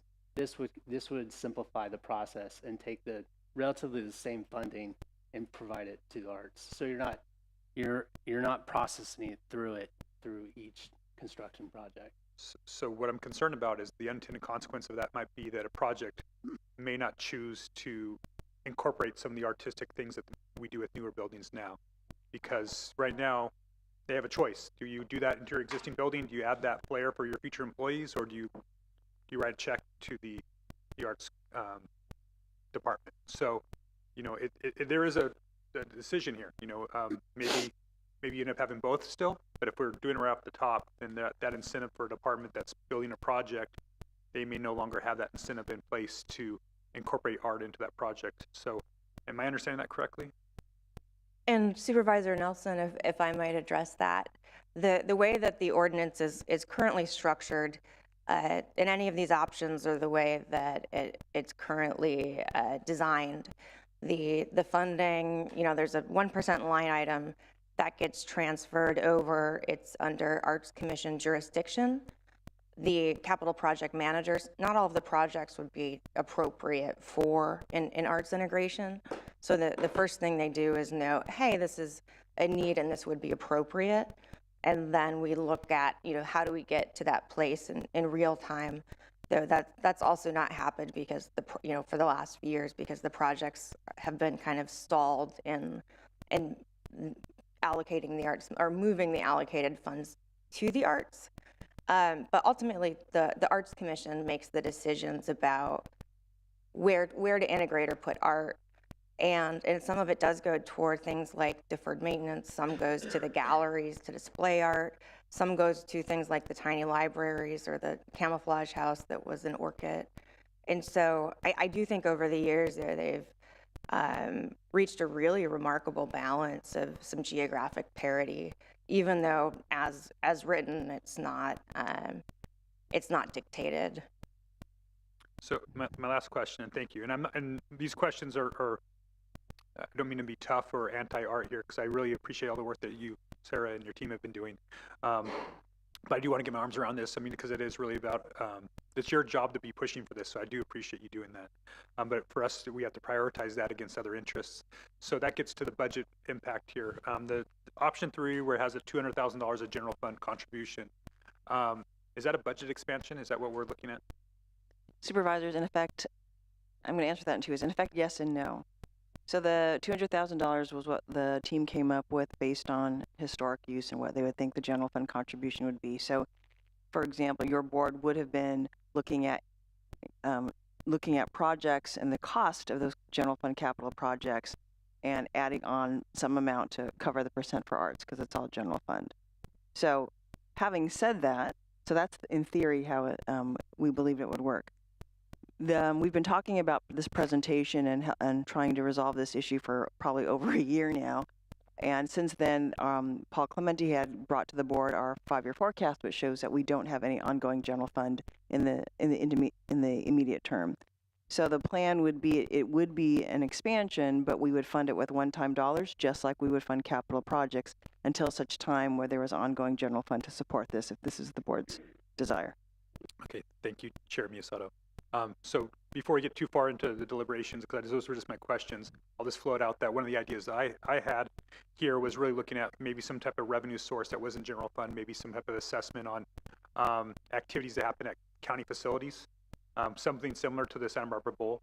Some of those revenues, potentially revenues, then feeds into the arts program, so that kind of makes more sense than actually grabbing general fund dollars that might compete with road maintenance, law enforcement, other critical issues. If there's a way for us to connect that, that's some place where I would get a little bit more comfortable with that, because I do want to find some sustaining revenue for you. It's just, the general fund, as we hear, there's going to be a lot of other departments and a lot of other needs going into this over the next few years. And so I have heartburn there, but I would like to try to find that resource and maybe work with the entire board on what those options could be. Just 50 cents per ticket, the Santa Barbara Bowl produces $50,000. How could we look at that, in an expanded way? Is something I was trying to think about as we try to find alternatives to get that $200,000, and maybe that could even be more money if we started to look at that creatively. You think about the fees that you pay on a StubHub ticket, right? You end up paying almost 50% more on the fees elsewhere. Maybe this is something we could tack on to other per ticket items that happen at county facilities, but that's a bigger discussion, I'm sure. Supervisor Hart. Yes, I had a few questions, and the first, I think, is following a bit on what Supervisor Nelson was trying to get, because I still don't understand it. When a project comes through, money comes off the top for arts, 1%, and how we define how much is kind of the definitional question that we're wrestling with right now. But then you've got a pot of money. How does that get allocated by the Arts Commission to different projects such as playgrounds and bridges, and what's the process to make the link between the money and the public works or the general services projects? So, thank you, Supervisor Hartman. And for the larger site-specific builds, those go in tandem with a project that generated a percent for art provision that's substantive enough to really create something. So those projects receive what's first right of refusal. And that's what would kind of prioritize the decision to create something there. And then the remainder funds, or that balance, then goes into supporting the other things. And also in terms of the allocation, it's already in process. So yes, I perceive it as the same funding, in that it's already in place and mostly coming through to art. So part of the reason that I feel comfortable asking to consider it in this other way is that knowing budgetary constraints, it's largely similar funds that would be allocated, just a one-time process. So another question, do public works projects also contribute? This has been a source of questions over the years. Some of them, structural, so a bridge is structural. So there are elements, subterranean things wouldn't. These haven't been applied to utilities. They could if you wanted to expand it, but we've primarily looked at parks and general services, because so much of that is structural and not a special revenue fund. And then you mentioned about commercial and industrial, and I'm just curious how many, I would like at some point to explore what that would mean. We've looked at different kind of comp or benchmark models. As I mentioned, Santa Cruz has one, Watsonville just adopted one. And we pulled the numbers for Santa Barbara County, and that would be around 1.1%. So for just commercial, and the most recent fiscal year, we're looking at $150 million, or 1.5, and that's countywide. So then if you subtract the jurisdiction under the municipalities, it's a smaller amount. But I think Watsonville's is 1.5%. I've seen as low as 0.25%. But we could bring back those figures. Well, I think your department is grossly underfunded. I think that the arts are just critical to our quality of life, the vibrancy, the creativity, how we feel in the spaces that we occupy. And it really affects our mentality and as you mentioned, sort of how we relate to each other in space. And so it's subtle, it's nuanced, but it's really, really important. I share Supervisor Nelson's interest in the Santa Barbara Bowl. That is a county asset, and I think it's in Supervisor Williams' district, and I know he's been exploring this, but there's no cost of living adjustment, and it seems to me that this asset isn't being the governance is a little strange to me, what role that the county has given its interest in this asset. But if ever there were a place where creativity and culture and arts is occurring and that should be tapped for this purpose, it seems to me that is it. So I would like to signal loud and clear that we want to look carefully at that as an option going forward. I understand you have different alternatives for us to consider. The definitional question doesn't go away, though, even if we go with the third option. If we want, so I'm not sure how to address that, but so I'll wait till deliberations to say more. But that's what I have to say for now. Before we go to Supervisor Capps, I think Supervisor Nelson wanted to weigh in Yes, on we wanted to something weigh really in or quick. clarify for something for Supervisor Hartman. I understand that Public Works does have a requirement to incorporate art into some of their bridges and some of the material. If you actually look at some of the bridges, some of that artistic work that you might see on the guardrails or some of the coloring, that comes from I believe, a requirement for some artistic upgrades to those Public Works facilities. So I've looked into it in the past. Supervisor Capps. Thank you. Thanks for the presentation. I really appreciated your examples. I think you are, this is a clear example of a small and mighty team that has big impact. And just to, see what we're talking about, the 200,000 is literally a drop in the bucket of what we're dealing with in our county budget. And yet the projects I've witnessed spark so much joy and magic. And so I'm all supportive of doing more. And I wanted to just ask one question about this option 3 that's being proposed. A new approach, because I've heard this from my art commissioners, that there's so much ambiguity about the 1% program and how much funding there'll actually be, that this would eliminate that ambiguity and give more certainty to the community to get engaged. So if you can talk, please, about how changing to this approach would allow for even more input than you've been able to achieve thus far, and involve the community more so. Absolutely. Thank you, Supervisor Capps. So as I mentioned a little bit earlier, we largely, consider this, the funding's already been allocated, but it takes sometimes years to come over to the Arts Trust because it's routed through different departments and there's no timeline specified. Or additionally, back to the confusion about definitions, I think it's different points in a process when a department might realize or not that actually what they are doing falls under the ordinance. And so it's very difficult to anticipate when projects will come online.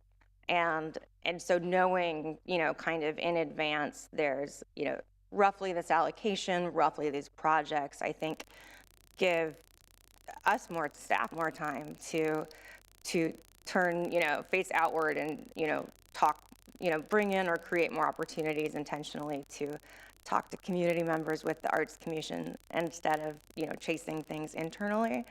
But also I think lets us workshop ideas in real. Each of you have ideas for what could be great in your districts, and to really bring those out and have those conversations in a way that's much more manageable and actionable than the vague, down the line, we should have a thing coming here for you. Let's talk about that then. Does that get there? Okay, thank you. Okay. I just have one question. So what is the department now of arts and culture? Like or the Office of Arts and Culture? So not department, but that's you. And so just a background, we used to be a subdivision of Parks for many years. And then in 2015, when CSD became a super group with our fantastic associates in HCD, sustainability, we have Parks, and then our friends in libraries. Arts was kind of established as its own division. So there's 3 full-time employees, 3.5, and then extra help support. And there's currently, I think, 4 people who are hourly. So I guess that answers my question. So what I was trying to figure out is, are you funded through the 1%? But there's no way that we could fund 4 employees through the 1%. Yeah, So. and currently there's not a provision for staff funding through the 1%. So we're, staff time is funded through, there's a 170 general fund and contract. Yes, Supervisor, the general fund, the ongoing general fund contribution for the art program is $261,600. Okay. And as Sarah's mentioned, the capital money they get 1% for arts. Okay. It's for these different projects or Got it. programs. All right, thank you. Okay, yes, Supervisor Hartman. Thank you. Just a quick question. If we move to option 3, with options 1 and 2, there are often grants or state money or federal money that go into those, and so the 1% is paid partly from those sources, right? So if it goes to general fund, option 3, it comes entirely out of our hide, so to speak. Is that correct? That's correct. But if I may make a note, Supervisor Hartman, I think it's a small enough percentage that it's almost, again, back to the term wash, because the trigger for applying the percent is the addition of county dollars to that money. So at the end of the year, when you look at those thresholds, yeah. Okay, we done with questions, or yep? I just Supervisor have a Williams. question about that. So what you're saying is that the frequency of a federally funded or state funded project that we actually can have qualified for this is pretty rare, so we don't usually get it covered in that manner anyway? Is that what essentially you're saying? Thank you, Supervisor Williams. It's more as those, it's variable the if and when those come online, and we need to be able to demonstrate immediately that we've got a match and can move forward, and or with something like option C, we can even have projects planned, which obviously makes us more competitive. But because back to the indefinite timeline, we're not sure when funding will come through, we can't put in for their component or portion because we don't have dollars yet to put on the table. And does that usually make the art at the end of the day more expensive by not knowing the timeline and having to do it post facto or something like that? It can make it more expensive. For instance, for a contract on an underpass, we're doing wiring as they build out the underpass for art so that we don't have to retroactively tear things up, put it, so there's ways that saves costs too. But also when we get a match, like sometimes from the state, it's 2 to 1 or something. And so we're able to create a more robust project, which is wonderful. Thank you. Okay, Madam Clerk, are there any requests to speak from the public? Chair Lavanino and members of the board, yes, we have 4 requests to speak from the public. And before we go to the public, I see CSD Department Director George Chapchian on Zoom with his hand raised. Oh. Morning. Good morning, Chairs Lavanino. I just want to clarify the issue of the Santa Barbara Bowl contract. We did look at that. It is that contract is locked tight. There's no way to open that up unless the bowl comes back to the county asking for additional dates. We can't even terminate this contract. So it's a long-term contract. It's to the benefit of the bowl, but not to the county. So, Supervisor Williams.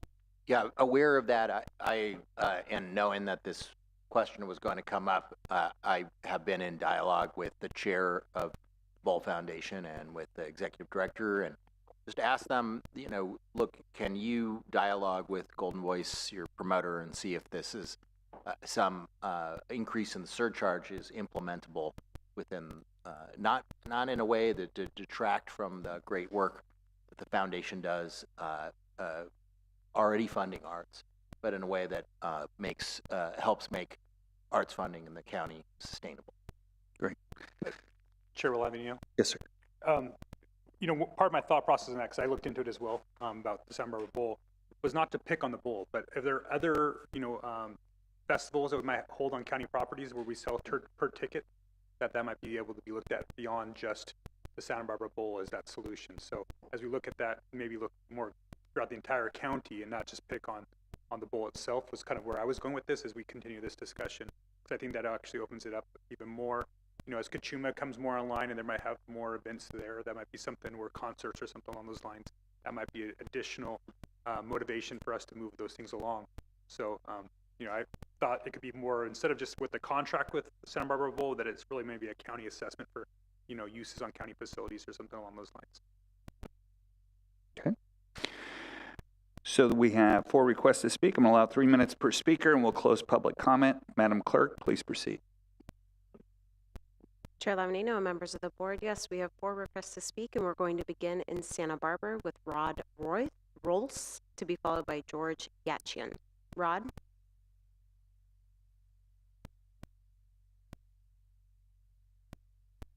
Good morning, Supervisors. Good morning. My name is Rod Roll. I'm a Brooks grad and documentary photographer. And I had, back in 1988, I had the pleasure of working with muralist Judy Baca, who was working on the Guadalupe Mural Project.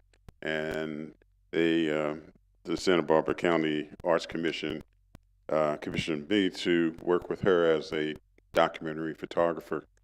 The project really helped the community gain legacy. It was like a point in time that was, I think, very much needed in Guadalupe. The community got together and brought us pictures from all the families in Guadalupe, and we did a lot of talking to people in the community, and it really gave them a sense of unity. During that time, Judy asked me to come up with a photograph, that's one photograph that would say Guadalupe. I gave it some thought, and I said, why don't we invite everybody down to Guadalupe Street and take a picture? And I didn't think she was going to accept it. But she said, yeah, let's go ahead with it. It's a great idea. So we talked to the city council there and several community groups, and everybody was all in. And then we got together on a Saturday afternoon and created the big picture. And I just want to show that to you. Very cool.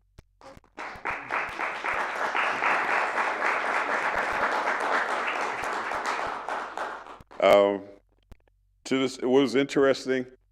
I wasn't expecting this. I was expecting everybody to show up, but the community instantly, automatically put the elders and the children in the first row. Right? Document, this is our history, our past, and our future.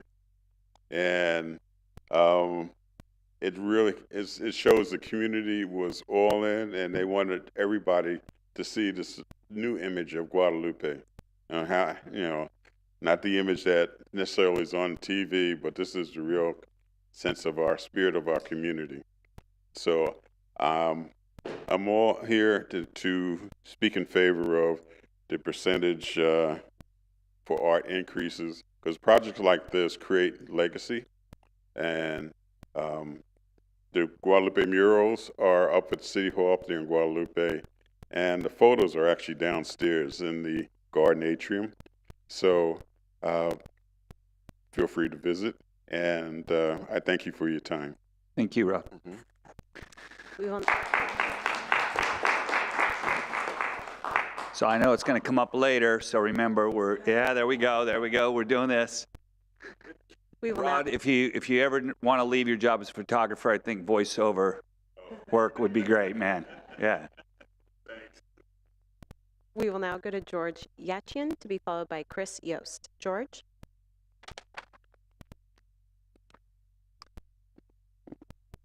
Good morning, County Board of Supervisors. I'm George Atchison, and I'm here to recommend the county support arts funding transparently, conveniently, and most importantly, generously. I'm a 29-year resident of Santa Barbara, recently retired from a career at UCSB. To me, Santa Barbara County would not be vital at all without its great wealth of creative people, from those who whimsically paint pianos, to those who happily play them, to those clever enough to come up with the ideas to put them on State Street in the first place. And that's just one brilliant example of what the county needs more of. The arts are a critical issue, not an add-on. Art is what makes us human, after all. It allows us to sustain and grow. It soothes and challenges. It memorializes and permits us to plot a better future. Your actions today can help ensure art isn't just locked up behind gates in Montecito, but can be part of everyone's more vibrant life, from Santa Maria to Carpinteria. Accessible public art enriches a county's soul, and often, if you play your cards right, enriches its coffers too, as it draws tourists and tax dollars. Just saying. Thank you. Please choose option 3. Thank you. We will now go to Chris Yost, and then we will go to Zoom with Patrick Melroy. Chris? Good morning. My name is Chris Yost. I was appointed Santa Barbara Poet Laureate in 2013, a time when that position served not just the city, but the county of Santa Barbara. I am also an incoming member of the city's Arts Advisory Committee. As a poet, I'll be brief. I spend a lot of time with words, and considering the percent for the arts program, I value what this program states about the arts. That a percent is a piece of the whole. We would not be whole without the arts. They are an essential part of what we need as individuals and as a community. Public art, like this under consideration, is the most democratic form of the visual arts. For those without time or access to visit our museums, public art provides an essential opportunity to see things in a new way and to literally open new pathways in the mind. It is my hope that the county will find a way to implement this program with clarity and efficiency to bring more art, more equitably, and more prominently to all members of our community. Thank you very much. We will now go to our final speaker, Patrick Melroy on Zoom.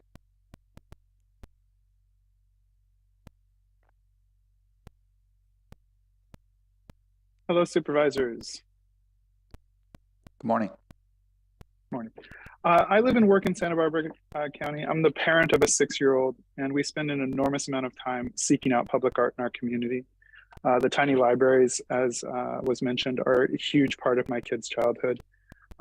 Public arts, we believe, is key to us identifying as a culturally significant region. When we speak about significant places around the world, we often describe the art of the place first. Public art reflects who we are as a community. Art in public can also activate or stimulate conversations around who we are now and who we want to become. I encourage you to utilize the guidance of your staff. They're unbelievably knowledgeable and beyond committed to what's happening here and what we do in this community. And they are the first layer of stakeholders. Their recommendations and their advocacy for public art is reasonable and it's necessary. And I thank you for your continued support of the arts. Thank you. And that concludes public comment on this item. All right, I'm going to bring it back to the board for deliberation. Oh, good. I have a question about kind of a hybrid, and I don't know, maybe this is what you were thinking of originally, but what about melding the two ideas of having a general fund allocation, but then trying to backfill that with this ticket? You know, I mean, we make an initial $200,000 investment, but then, you know, we try to implement these new policies. We work with the Bowl, we work with whatever other organizations where we're collecting tickets, use that revenue that then goes in and tries to backfill that 200. But just kind of an idea I was thinking about. But CEO Miyasato. Supervisors, I think you heard from the staff, and I'm in my offices, we think simplicity is better, so we like option 3. But I appreciate 2 given our fiscal condition.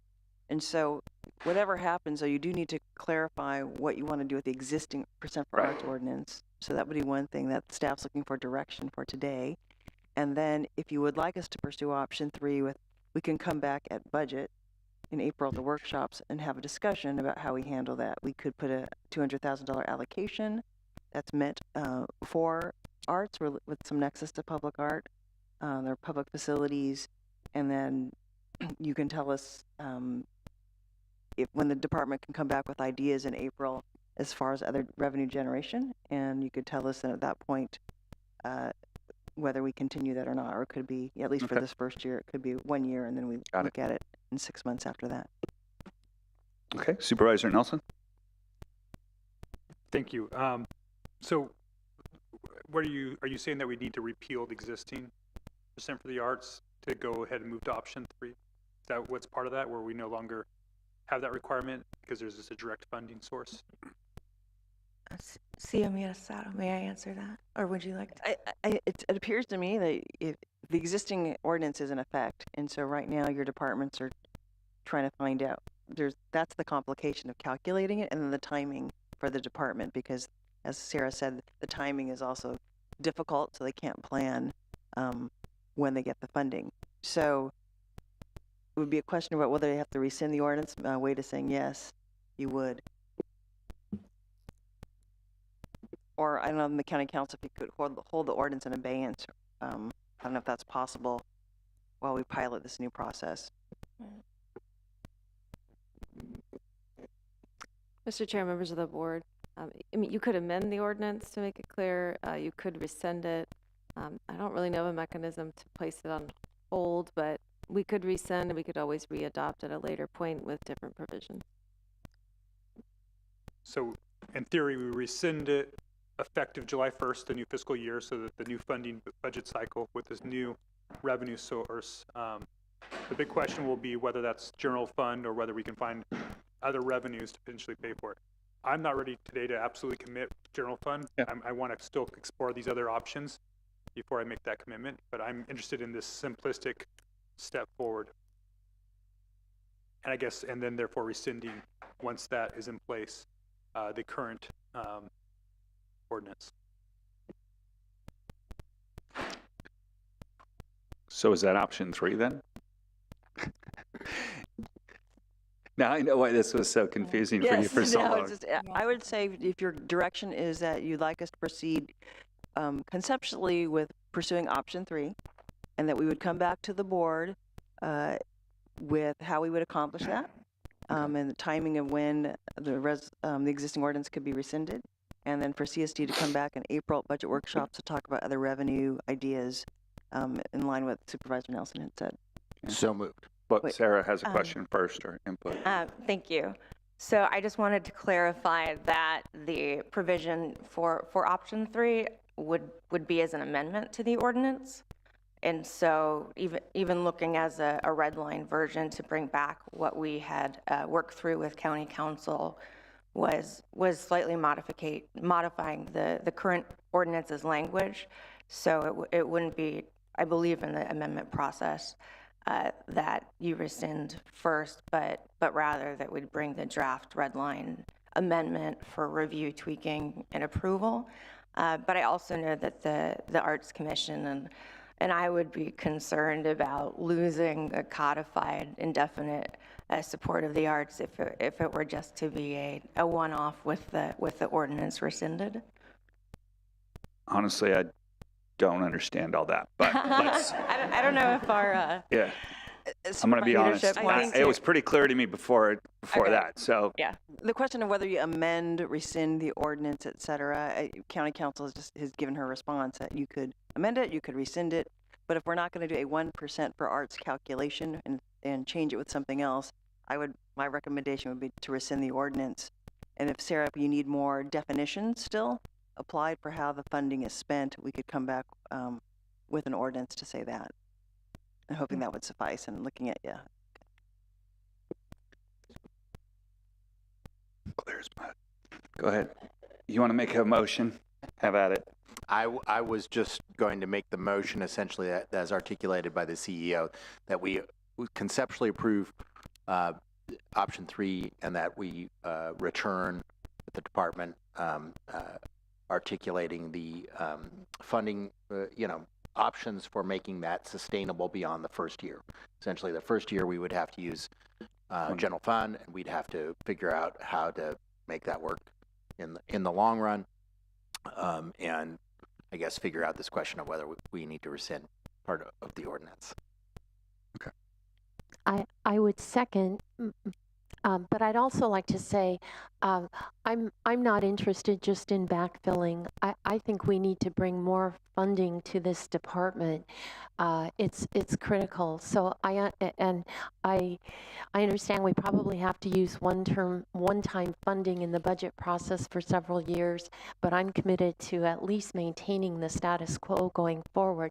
But I'm intensely interested in finding other sources of funding, and so I think the bowl is important. I'm trying to think what other things we know. I can only come up with one that sells tickets, but I think that that's an intriguing idea.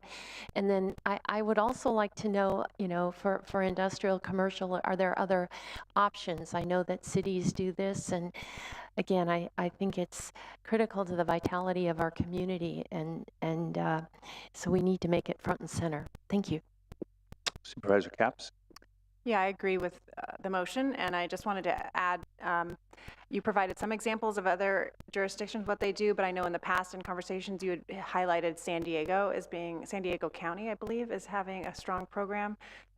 Putting you on the spot, can you speak to that now, or as we move forward in the years to come with budget process, if you can help enlighten us on how other jurisdictions handle funding arts? Thank you, Supervisor Capps. Something that San Diego does that other jurisdictions do, which I think could also be complicated here. They do lots of the things that we do. They have a percent program that's robust and beautiful and incorporated into their public spaces, but they do also work with the enterprise programs to incorporate their which is common and technically could be a use of funds with provisions, but I think that's part of the reason that it is more robust. But we can certainly research and come up with a kind of a clear definition of some of their work that's aspirational for us. Thank you. I agree with Supervisor Hartman that I'm fine with this motion, but hope that we're not just trying to achieve status quo, but actually looking for creative ways of building on this program. Thank you. I would agree with that, but we shall see in April when we talk about every other department and everybody else and all the other competing interests. So, so we have a motion and a second. Madam Clerk? Chair Lavanino, members of the board, just to confirm the maker of the motion, that was to approve a conceptual motion to approve option 3, which is part of recommendation B, and then if we can also include recommendation A to receive and file and C, CEQA. That is correct. Supervisor Nelson. Yeah, thank you, Chairman Lavanino. So we get to budget hearings and we realize that there's too many commitments out there. You know, what is our fallback? There's too many what? Too many other commitments. Okay. What is our fallback here? Would it be to keep the status quo and revisit this? I just want to make sure that we have options, that we're not totally committing ourselves at this moment, that we still can keep that door open. I think there's some obviously voices up here that would support where we're headed, but where are we headed in that direction? Supervisor Nelson, through the chair, you always have options to keep what we have. As far as budget is, we know we'll have one-time money of at least $200,000 to support this endeavor, and for a year, and then we'll see where we are in the future years. But you could always tell us at that time to go back to status quo. Okay, thank you. All right, and before we vote, Mr. Chapchian, I believe you still had your hand raised. Yeah, thank you. Thank you, Chair. Lavanino. Yeah, my thought was that the intent of going with general fund was that this would be an ongoing, continued funding source. But if that's not the case, I would recommend that we leave the 1% for art in place at this point. As the CEO said, come back, look for other revenue sources. I can't think of many. You know, I know we've had some events at Live Oak. We had the powwow, but that's moved now to the Chumash site. But maybe there are others I can't think of that staff can come up with, but I can't think of many revenue sources, potential revenue sources for concerts or public events that can bring in revenue. So I would say, you know, leave the ordinance alone at this point so that at least there's that funding source available. I would just say that my motion stands. I think we should try this. I think the status quo should be our backup if we can't pull this off. Okay. So we have a motion on the floor with a second. All those in favor? Aye. Aye. Aye. Aye. Any opposed? Motion passes unanimously. Just for a little bit of agenda management now, we are going to hear item 3, and then we were going to break for closed session. So if you're here to talk about the rezones, that will be after lunch and after closed session. Okay, thank you very much. And we do appreciate all those that have been here. This is how these meetings go, so they take quite a while to get through. So if you've been sitting here all morning, we appreciate your patience, and it's time to read item 3 into the record. Chair Lavanino and members of the board, departmental item number 3 is from the Public Health Department. It is a hearing to consider recommendations regarding an ordinance amending Chapter 7, Animals and Fowl, Article 1, and adding Article 9, roosters, to regulate and to limit the number of roosters by parcel size that may be kept on a single premise in Santa Barbara County. All right. Got a full house over on this side this morning.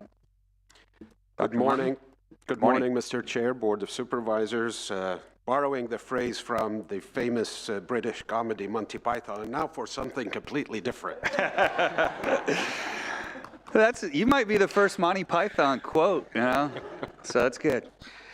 I'm happy to be here with my colleagues, Lars Seifert, who is our Regulatory Service Division Chief, and Sarah Aguilar, who is our Animal Service Director. And this morning we bring before the board a presentation on an ordinance to amend Chapter 7 of the Santa Barbara County Code as it relates to rooster keeping operations in Santa Barbara County. The proposed ordinance would, in part, limit the allowable number of roosters that may be kept on properties in the unincorporated areas of Santa Barbara County and would be enforced by our Animal Service Division through the Director. We have a short presentation, and then I'm sure this will be followed by a very interactive discussion. With that, I will let Ms. Aguilar take us through the presentation. Good morning. So while existing state law makes it a crime to keep, train, fighting birds that could be used for illegal cockfighting, the raising of roosters in large numbers can lead to health and safety concerns and greatly affects the quiet enjoyment of property.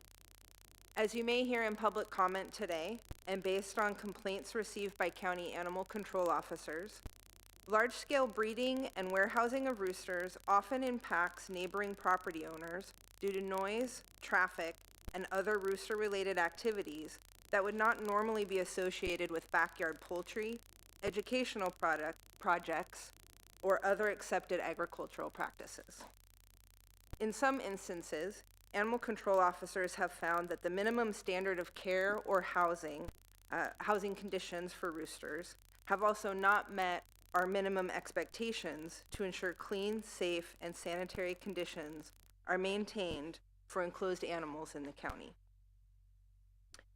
On July 11th, 2023, your board directed Animal Services staff, in consultation with the Agricultural Commissioner, amending Chapter 7 of the County Code, Animals and Fowl, and returned to the Board of Supervisors with a proposed ordinance which would regulate and limit the number of allowable roosters by parcel size. The board action requested that Santa Barbara County follow other counties like Ventura, Los Angeles, San Diego, Solano, and Monterey that have successfully implemented animal services ordinances to regulate the number of roosters allowed on properties. In the development of the proposed ordinance before you today, stakeholder presentations were provided to the county's Agricultural Advisory Committee, or AAC, on September 14th and October 12th to seek early input and feedback on setting appropriate limits for rooster keeping operations in Santa Barbara County. At the October 12th public meeting, the AAC members established rooster limits by property sizes as indicated in this table, and that these limits were consistent with legitimate agricultural uses and the quiet enjoyment of properties in the unincorporated county. As recommended, a property owner with 10 acres, for example, would be allowed to keep up to 5 roosters on their property without a permit from Animal Services, or up to 20 roosters if it was a larger parcel greater than 20 acres in size. Smaller agricultural properties from 1 to 5 acres would be limited to 2 roosters without a permit. If a property owner wished to maintain additional roosters on their property, a rooster keeping operation permit from Animal Services could be obtained for up to a maximum of 25 roosters. If there were certain specified keeping standards and required setbacks to property lines were maintained. For purposes of this ordinance, just for clarity, roosters are defined to be at least 6 months of age with full plumage and capable of crowing. This ordinance does not limit egg-laying hens or any backyard chickens for food or to educational projects such as for 4-H or FFA, Future Farmers of America. And these limits would also explicitly not apply to any commercial poultry ranches for meat or eggs that are regulated already by the U.S. Department of Agriculture. As a basis for the recommended rooster limitations by property size, staff reviewed similar ordinances enforced by animal control officers in other California counties.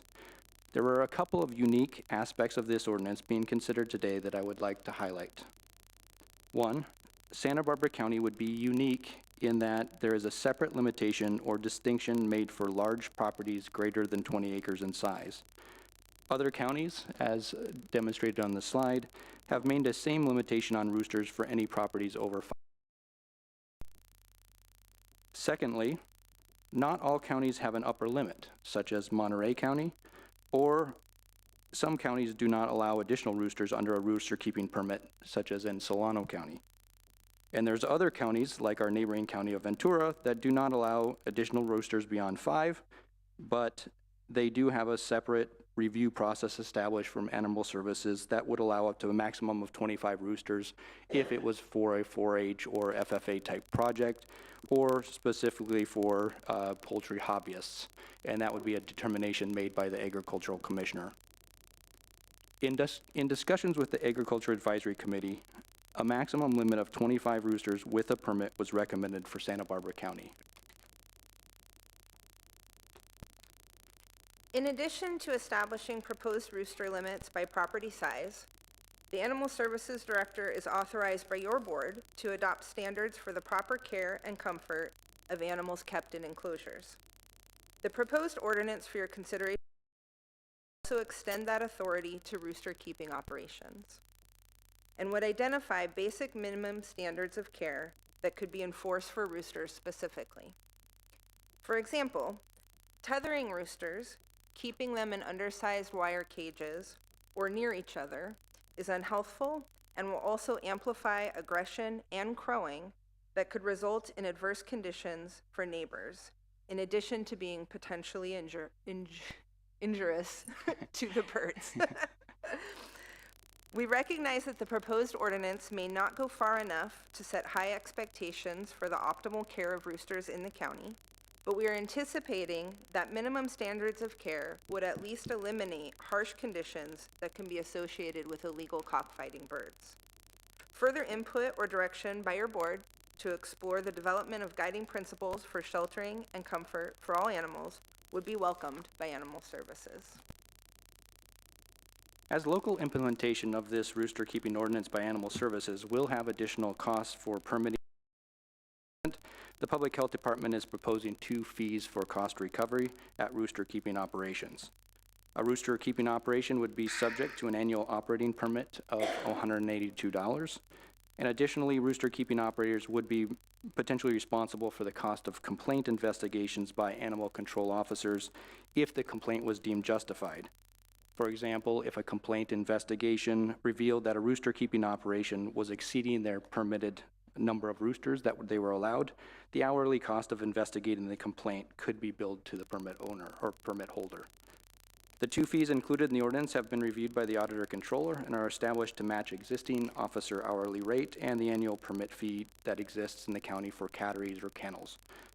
Animal Service, and this was approved by your board in 2015. We will return to the board to amend established fees if the costs of inspections, investigations, and other fee-associated activity exceed the costs recovered in the administration of this ordinance. The ordinance also includes civil enforcement provisions consistent with existing county code in Chapter 24A.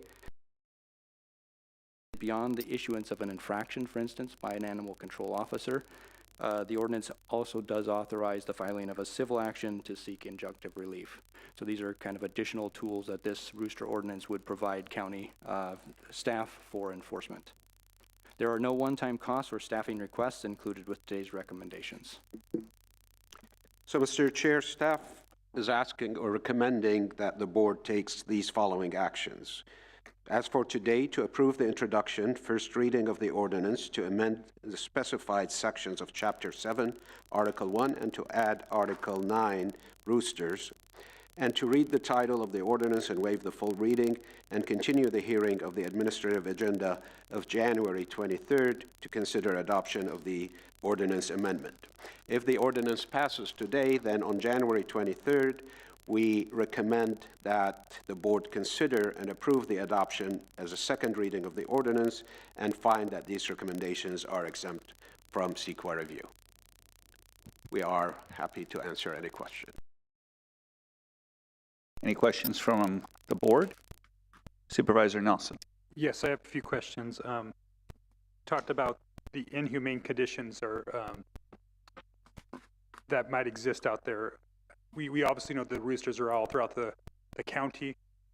Did we find that was all locations, or was it some select locations that the conditions were poor for the fowl?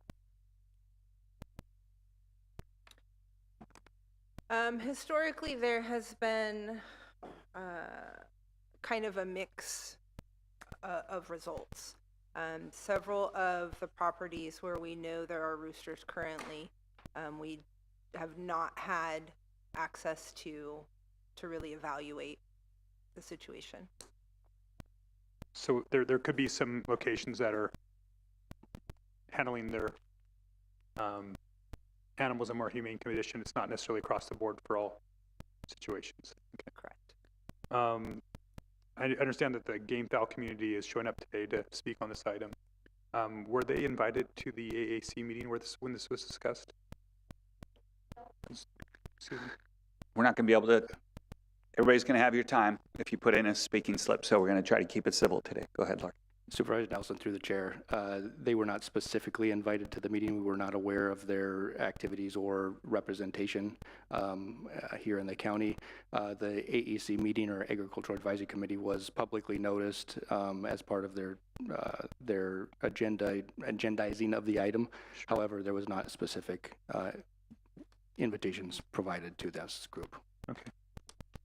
And I guess the next question was about talked about the quiet enjoyment of property. Do we have a definition of what that is? Is that subjective? Do you guys have some, because roosters are not the only animals that make noises. And so I'm just wanting to make sure that's better defined as we have this discussion so that we can know what is okay and what is not as we move forward. We have some common understanding of that. Supervisor Nelson, through the chair, we do not have like a specific definition for that. It was the directive and intent of the initial board action taken in July to consider that. However, we do not have a defined definition for it. Okay, thank you. I also have some questions for planning as well, because I understand that this is partly regulated through their department. If this is the appropriate time, Chair, to ask some questions of planning. Sure.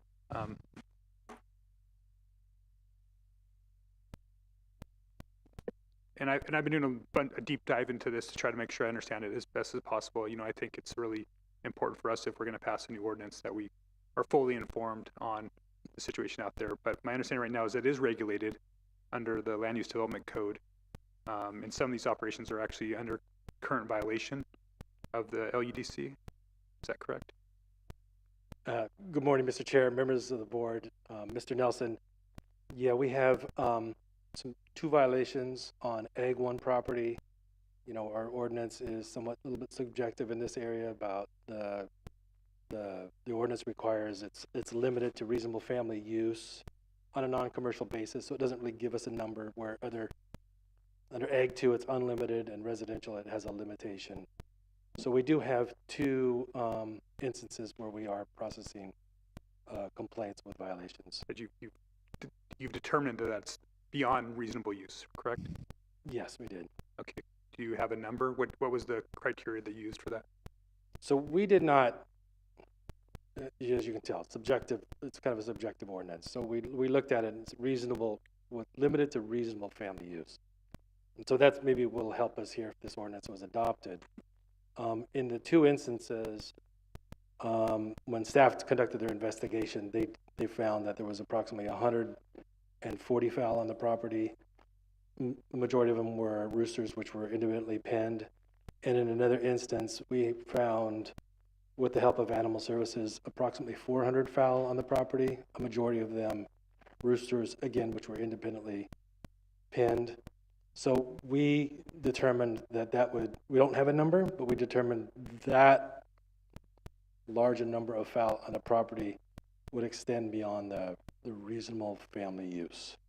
It's been the department when we have conducted investigations on agricultural property. Reasonable family use would suggest perhaps, and it's not limited to this by all means, but you would have an area where roosters and hens could be penned together. Roosters are there to help protect the hens and whatever else. And typically the number of roosters are less than the number of hens on the property for that family use. Okay, thank you. And I know big, impetus for this discussion has been about cockfighting. And do we have any of our inspections or visits have had evidence of that? Mr. Chair, Supervisor Nelson, no, we have not found any clear evidence of cockfighting on the Just property. besides the existence of a large amount of just roosters. independently penned and would suggest that. All right. Thank you. And I guess, thank you, Mr. Zorovich. I actually have one last question for Animal Services. Do we have any evidence of illegal cockfighting on any of these properties that you guys have found at this point? Supervisor Nelson, through the chair. If there is probable cause to access the property, it's still necessary for us to receive consent from the owner to gain access. So, sorry, if there's not probable cause, there's still requirement for us to gain consent, which often creates an opportunity for cleanup or relocation of any evidence of any sort of cockfighting that would be occurring. Okay. Because I know I've had cockfighting in my district, and I have seen evidence. Actually, I've actually gotten pictures and direct communication from people living on the property that there was cockfighting taking place. So when I ask these questions, I'm not pretending that this is not a problem that doesn't exist. I just want to make sure that we're using the right tool to solve the right problem. So just to add that to the context of my questions, I'm not conceding that doesn't happen. I just want to make sure that whatever we do up here this afternoon, that we're doing the right thing, that we're solving the right problem and not creating another one. So those are my questions. Thank you. All right, Supervisor Hartman. Oh, I'll save mine. I'm sorry. Okay. Supervisor Capps. Yeah, this is a very basic question of biology, and with respect to many people in the room who know a lot more about this, but my office received some calls from Spanish-speaking households in particular, about 4 or 5 calls, just confusion over what kind of birds we're talking about. Many people like to have fresh eggs. And so, again, I know it's a basic question, but if you could please clarify. And with that, I would hope that whatever changes are made today are communicated in Spanish. A lot of families like to rely on fresh eggs, which is something we want to continue. So if you could please clarify that. And Supervisor, that is a very legitimate question. It took me a crash course in roosters and hens to understand that as well. My understanding, and Sarah, correct me if I'm wrong, that roosters do not lay eggs. And you don't need a rooster for a hen to lay eggs. So we're not talking about birds that lay eggs. We're only talking about roosters that are 6-month-old and that are the ones that wake us in the morning. Thank you. I learned that by watching Seinfeld. You got the rooster, chicken in the head. All right, so that finishes up board questions. This moves us to public comment. Madam Clerk, are there any requests to speak from the public? Chair Lavanino and members of the board, yes, we have 18 requests to speak from the public on this item. Okay, with 18 requests to speak, we'll go to 2 minutes per speaker. And I will allow 2 minutes, and then we're going to close public comment at this point. So that means if your name's not in at this point, that you're going to miss out. Please, Madam Clerk, please proceed with our first speaker. We are going to begin on Zoom with Paula Kislak, to be followed by Eric Sakash. Paula?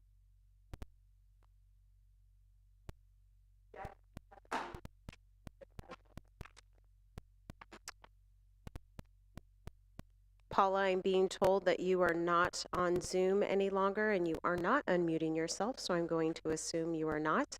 So we are going to go to Eric Sakash to be followed by Thomas Poole. Eric?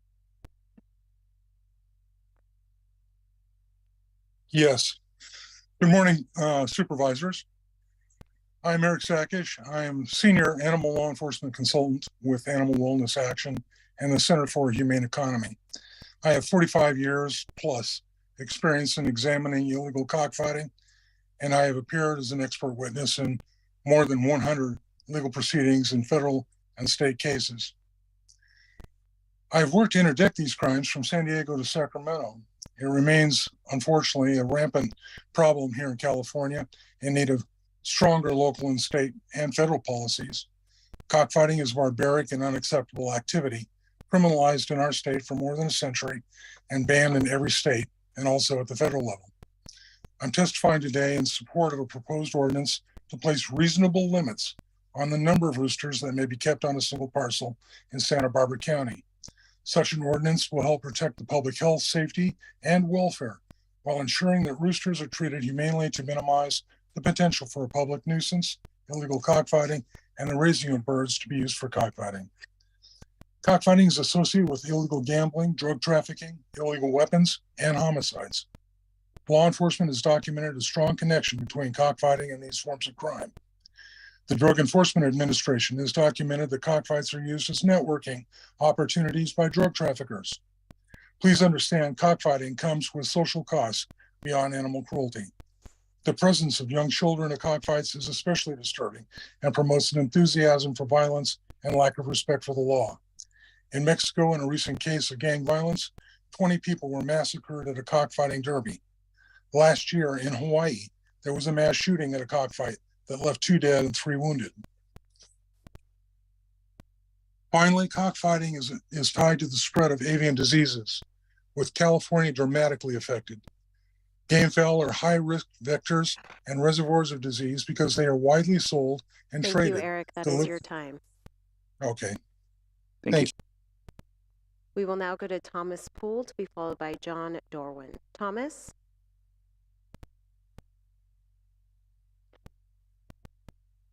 Yes, thank you very much. I'm very grateful for this opportunity.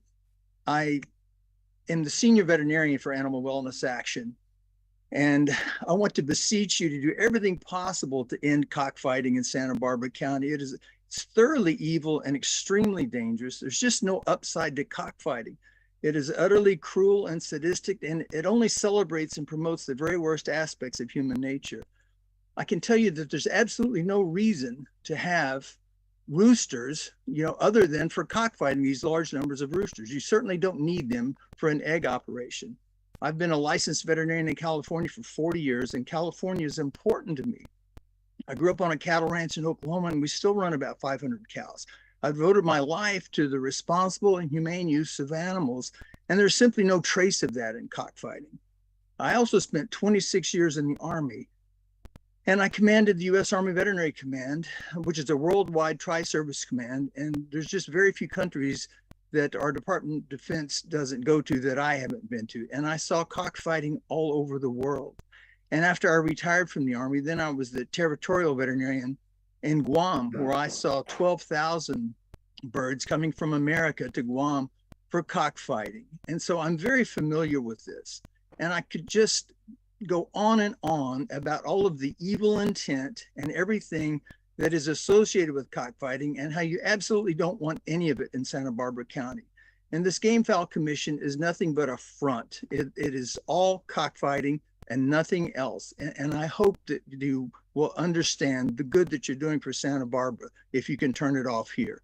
Thank you very much. We will now go to John Dorwin to be followed by Philip Seymour. John?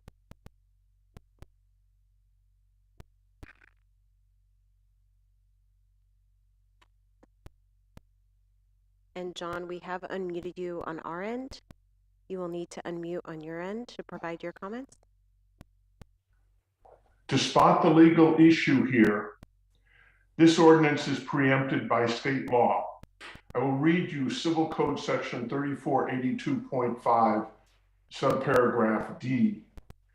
This section shall prevail over any contrary provision of any ordinance or regulation of any city, and county, or other political subdivision of the state. However, nothing in this section shall preclude a city, county, or city and county, or other political subdivision of this state acting within its constitutional or statutory authority and not in conflict with other provisions of state law from adopting an ordinance that allows notification to a prospective homeowner that the dwelling is in close proximity to an agricultural activity, operation, facility, or appurtenance thereof, and is subject to the provisions of this section consistent with section 1102.6A of the California Civil Code. So the statute in the Civil Code both limits and identifies the remedy for quiet enjoyment available to the board to comply with state law. The issue here will be facial invalidity due to the conflict of the proposed ordinance with the right to farm law contained within the California Civil Code. You need to rethink the legality of the proposed regulatory scheme so as to comply with the vested rights which have accrued under state law concerning animal husbandry. The law here is clear. Thank you, John. That is your time. We will now go to Philip Seymour, and then we will come to the Santa Barbara hearing room with Connor Keegan. Philip? Yeah, hello, honorable supervisors, Chairman Lavignino. First of all, I strongly support the intent of this ordinance. This is great. We don't need medieval forms of entertainment in Santa Barbara County like cockfighting, but even aside from that, it's good to provide some minimum standards. We all know that roosters don't have a whole lot of utility outside of being food. So we don't need large numbers of them around. I am particularly concerned with one aspect of the problem here. It's maybe different than other people's concern. I volunteer at the animal shelter, have for 30 years. We see roosters coming in there. The problem is there's been an explosion of people keeping small flocks of chickens in urban and suburban areas for the eggs or as pets. When they get chicks from some sources, a certain number of those chicks wind up being males. So a few months after they get the chicks, they have a rooster on their hands. They have to, either because the neighbors complain or because the zoning authorities come around, have to offload those roosters. Some of them go to the animal shelter. Some we just don't know what's going to happen to them. But I would like to make sure that this ordinance makes provision for people who are willing to take on roosters and agricultural areas to be able to do that, genuine bona fide rescue organizations. The current wording of the ordinance is a little off. I sent you an email suggesting a change that would allow essentially anybody who wants to become a rescuer would make an agreement with animal services that would set minimum standards. An animal control officer could go out to the site to make sure it was appropriate and wasn't going to be a nuisance for neighbors. Thank you, Philip. And they would be exempt. Yeah, and we do have your email, Philip. Thank you. We will now return to the Santa Barbara hearing room with Connor Keegan. I'm sorry, Supervisor Hartman had her microphone on. I just had a question for Mr. Seymour. He is an attorney and he has a lot of experience in this area. And so I just wanted him to explain a little more the wording change that you're requesting in the definition and why. Right now, the way the ordinance is written, it seems to have been copied from somewhere. It says that animal welfare organizations would be exempt from the permit requirement if they have a humane officer. But none of the private nonprofits in this county have those. In some counties, they do have, by statute, they can engage. The county is contracted with a humane organization to do animal services type work. We don't have that here. So the tweak is necessary to essentially create a mechanism by which we can, actually have real animal welfare organizations operate. So in Just other doesn't. words, we would switch out animal welfare organizations and put in the animal services director instead of the humane officers? Yeah, I think the specific wording was having these people could operate under agreement with the animal services director. Thank you. All right. We will now go to Connor Keegan to be followed by Marcus Marino. Connor?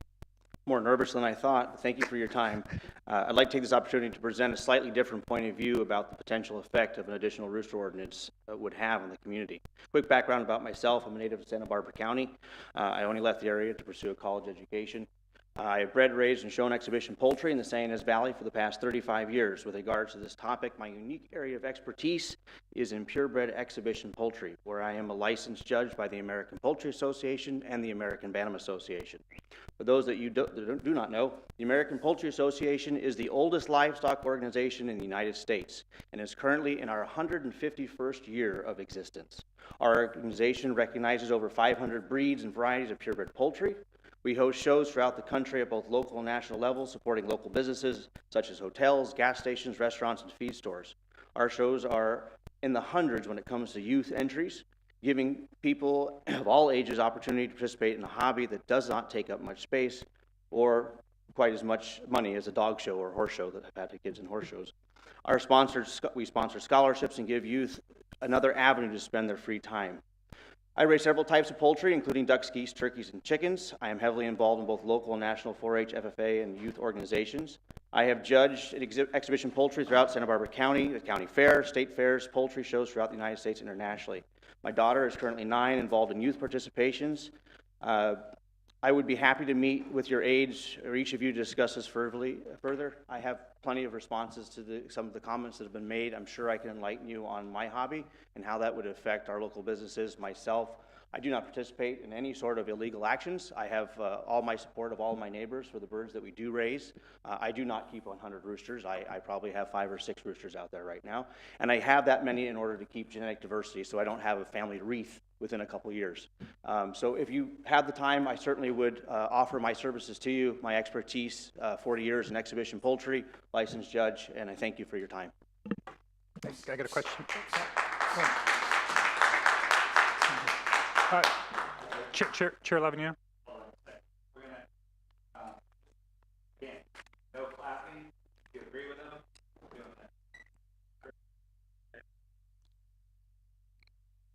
Yes, I actually had a question for Mr. Keegan. If you, can I have come back up? I just had yeah.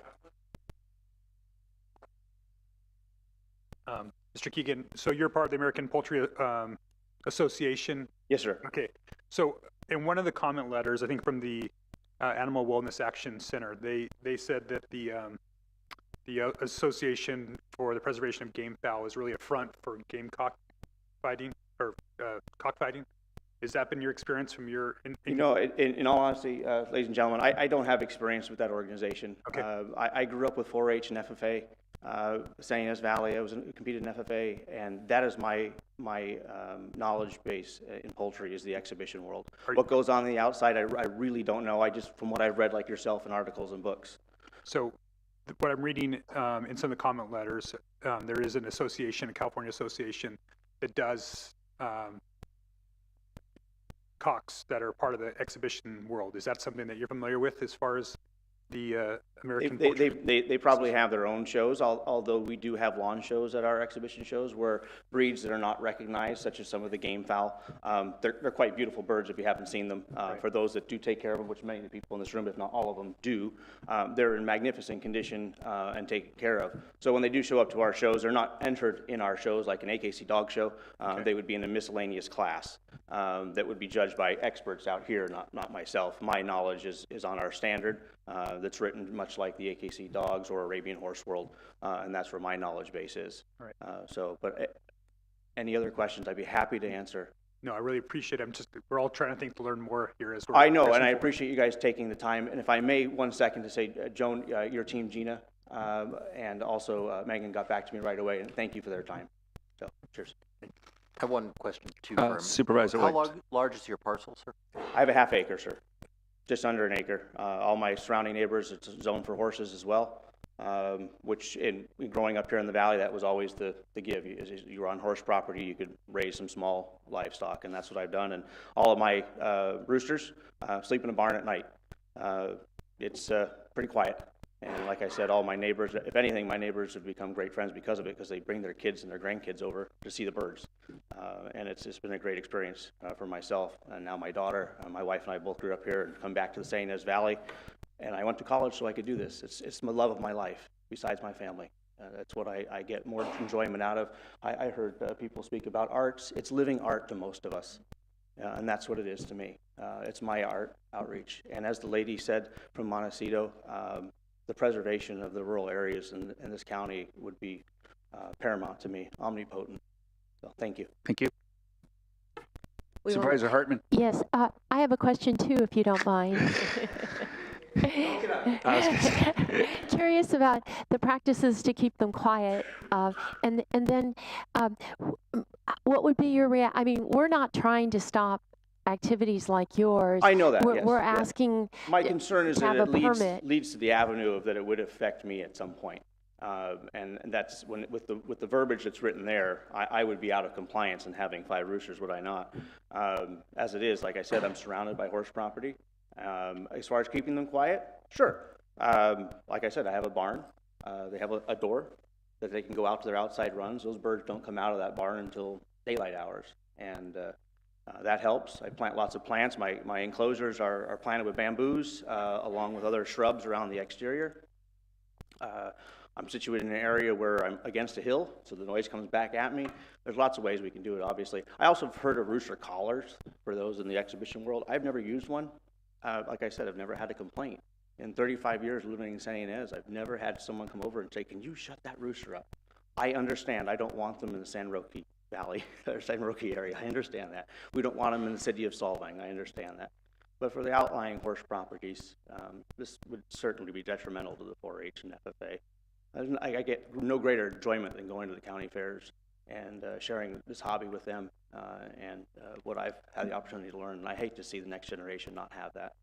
And I think that's what this will do in the long run. Did that answer your question, Ms. Hartman?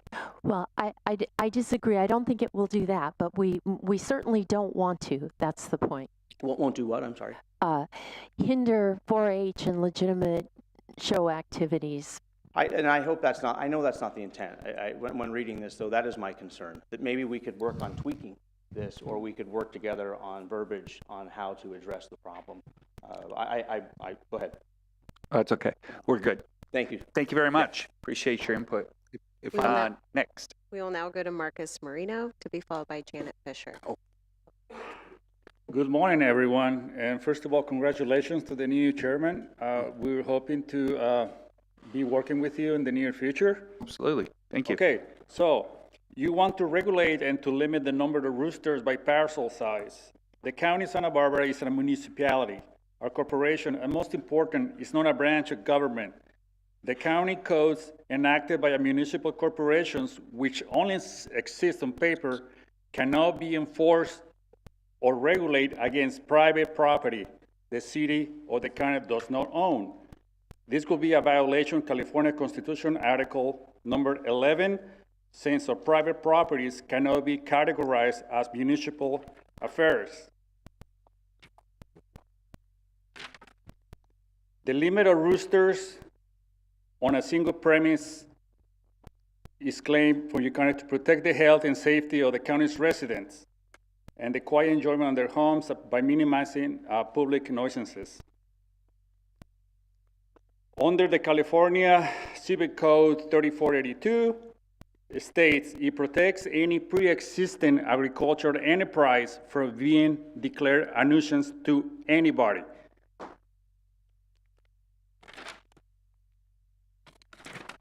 Also, the County of Santa Barbara claims that this ordinance will prevent illegal cockfighting.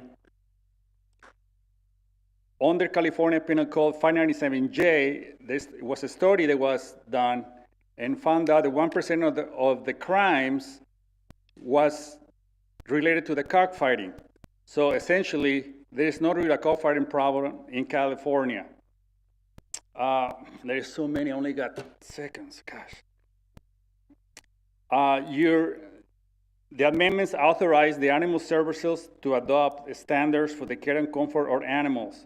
Under the Declaration of Legislative Purpose 54950, the people of the state do not yield sovereignty to the agencies which serve them. Thank you, Marcus. That is your time. Thank you. If you have any questions, I'm a member of 2 main associations related to the game policy. I'll be willing to answer any questions. Thank you. Guys.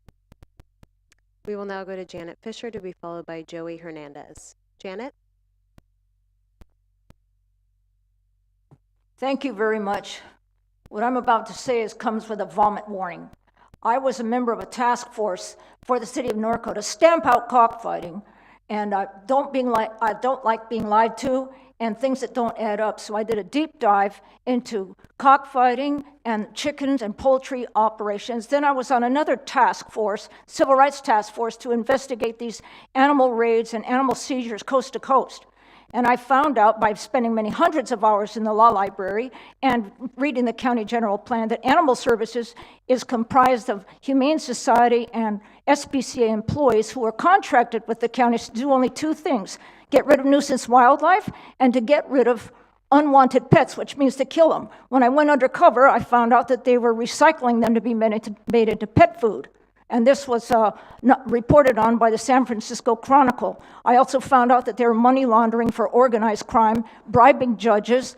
We did a deep dive on the demographics of all these animal raids, including cockfighting raids, and I found out that it was impersonating an officer, illegal search and seizure, transporting stolen property, laundering stolen property, and bribing judges, just like Al Capone, disguised as rescue and adoption. Chickens, by law, are defined as agricultural commodities. They're property, they're items in interstate trade, and they're war materials and national defense materials. I gave handouts to you so you can absorb this. So there's no expiration date on the takings clause of the Fifth Amendment. Article 11, Section 5 of the California Constitution says that you can pass all the ordinances you want. You cannot enforce it on private property unless you pay. And you have to pay the owner for their rights, too. Just like the state of California had to pay the Pacific Lumber Company $480 million when they took their land and their rights to harvest their own trees, which trees are defined the same as law as chickens. If you have any questions, I'm very knowledgeable. I've been on this task force for 33 years, and I have a lot of information, which is almost impossible to dispense in only 2 minutes. And thank you very much. Thank you. We will now go to Joey Hernandez, to be followed by Susan Ashbrook. National Geographic magazine. Okay, ma'am. I'm sorry. Everybody has to do their time. I'm sorry, is Joey Hernandez here? Right here. Oh, fabulous. How you guys doing, panel? Doing great. All right, let me know when you want me to start. Please proceed. Action. All right, thank you very much. And I am a musician, so I do know how to make a performance. Listen, the bottom line is what I'm hearing here is a constitutional nightmare. The Constitution was very clear on chickens. And we asked our forefathers why. What was in the rules that chicken was so dominant within the rules of our Constitution? What the establishment wants to do is violate people's rights and their homes. We know one thing, that you could not go and tell somebody in their property where the deed belongs to them what they can do in their property. Because when push comes to shove and the Constitution's involved, it violates. What these individuals want to do by their ordinance and all this fines and getting people to extort money out of their wallets and their accounts is violating constitutional rights and giving the liability to Santa Barbara community, because they will be open for lawsuits. And if it goes to the highest court, They have no choice but to honor the Constitution. We are a federal republic. Our Constitution oversees all of the other stuff. It's not to be infringed. We understand it's under attack. But we are, by definition, living in revelations, and what is being revealed is the darkest of society. Now we talk about pedophiles. Well, we got something coming where the explosion of all these criminals who create the system of law yet break it. Be warned that this could be a huge lawsuit for the city and for the community, and you guys are to represent the community in the best interest and not violate constitutional law, guys. God bless each and every one of you. Thank you. We will now go to Susan Ashbrook, to be followed by Jesse Ortega. Susan? Thank you so much for your time. A few months ago, I read about the Ag Advisory Committee meeting and attended it. They weren't aware of the rooster problem, where 100 roosters can live on one parcel without any poultry oversight and the possible illegal related activities. Afterwards, 2 members thanked me in the parking lot after I shared my story of what it is like living next door to a breeding facility. Today, I am thankful a proposed rooster ordinance has reached the Board of Supervisors and support these initial steps. There is still much work to be done for all animal welfare. I live in Sabata Canyon, where we are used to the sounds associated with Ag 1 properties. We have horses, a few cows, goats, but nothing prepared us for the 24/7 sound of roosters. This has become a nuisance, especially in a residential area like an EDRN. 2 neighbors finally gave up and sold their homes at reduced values after calling rural crime, the county, and animal services for help. One of those selling his home told us he couldn't walk out of his home without noise-canceling headsets. Also, the number of people and vehicles required to maintain the rooster business is alarming. More neighbors would have spoken today, but they fear retribution. If you've read some of the letters on public comment, you'll notice they had their names redacted because they're scared. We support the proposed ordinance as it will reduce the noise and potential crime in our neighborhood. Thank you. We will now go to Jesse Ortega, to be followed by Dr. Lee Heller. Jesse?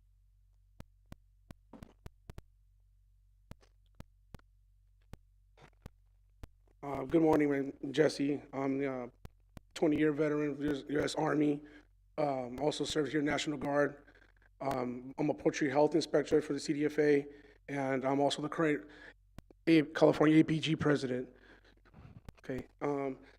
So regarding this, it seems more like it's a constitutional violation, which is why I served, is to help keep the Constitution here to protect everyone in the United States. That's what I served for.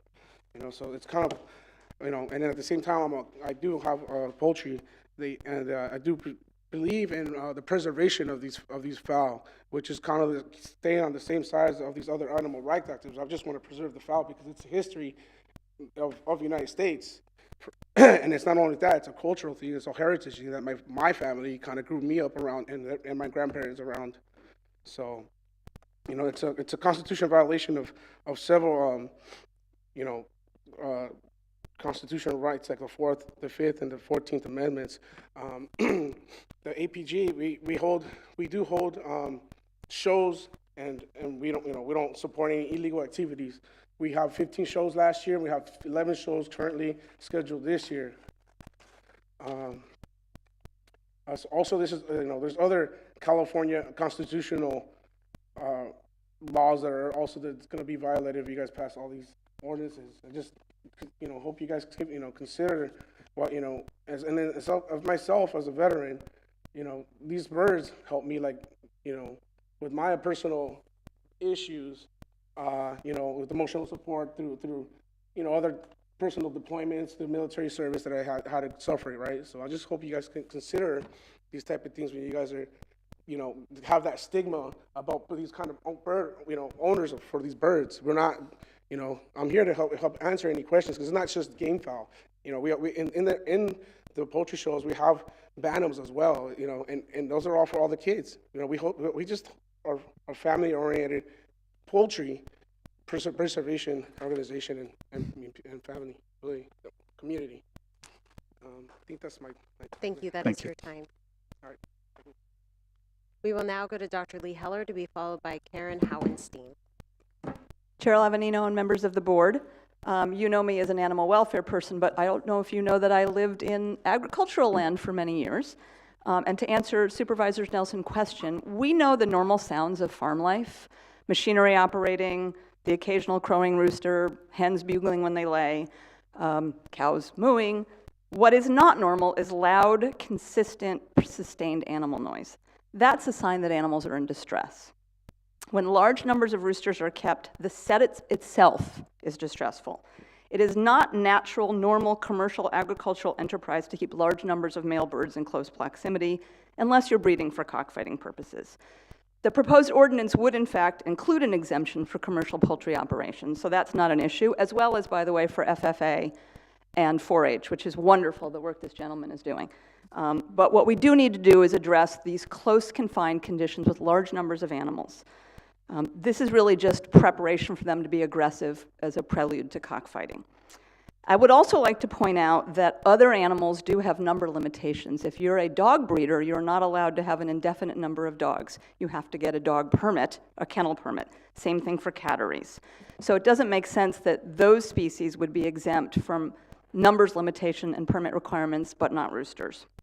What I would say is that this ordinance does not really go far enough, that 5 should be the limit on anything under 20 to 40 acres, and that we would try to also have setbacks that ensure that adjacent property owners are not subject to the noise of up to 25 roosters kept in close proximity to their boundary. Imagine 25 roosters 150 feet from your house. There are a few other minor tweaks that I would suggest, requiring minimum space so that the birds can eliminate separately from their food and water and not have them on wire flooring. But overall, I think we can create an ordinance that does a better job of addressing the not natural noise of large animals, of large numbers of male birds kept close together, and protecting the quiet of neighborhoods of people who still understand that they live in agricultural areas. Thank you. We will now go to Karen Howenstein, to be followed by Eduardo Ramos. Karen?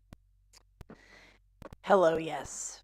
Okay, this is an example, prime example of who's getting rhythm in the county. Because the lady who spoke earlier, who made implications that there is illegal activity on our property, has done that many times before. She's borne false witness to the district attorney's office. She got together and colluded with her friends and got me sued by Joyce Dudley during the pandemic. This person will go to the ends of the earth to see me and my family suffer. And you guys are now getting caught in the middle of it. When the chicken guys came to our property because of the flood that happened last year of the Santa Ynez River on Santa Rosa Road, I knew some of the chicken guys that ended up bringing their families and their chickens and their goats, and the roosters definitely are not for cockfighting. They are fertilizing eggs, where they actually raise the eggs and raise the chickens. That is the primary function of a rooster, not cockfighting. The fact that we are being assigned that as criminal activity is offensive. All of the animals are healthy and happy, just like they were when I was involved in 4-H and FFA during my entire rearing myself. And these are not residential areas. This is agricultural property. There are no CC&Rs, and there will never be an HOA. There will never be an HOA. Thank you, Karen. Ma'am, That I have is a your question for you. I'm curious, how many, could you estimate like how many roosters you do have on your property right now? I only know how many chickens total because we don't have any roosters void of chickens. All of our roosters have chickens with them. All of our roosters that have that are kept by my friends who got flooded out. No, I know. Okay. Just was a simple question. If you don't know, you don't know. That's fine. I don't know the total number. Okay. But I count chickens and roosters together as And then fowl. how many chickens and roosters would you have together, do you think? Say we have at least maybe 250 Okay. on our Ag 1. Yeah. Yeah, but that's nowhere near what Mark Reese used to have on his property. All right. Thank you. We will now go to Eduardo Ramos, to be followed by Carlos Chavez. Eduardo?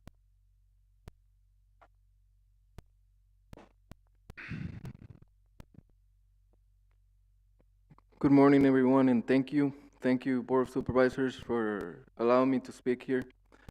I also live in Cebada Canyon, or more 3121 Avena Road.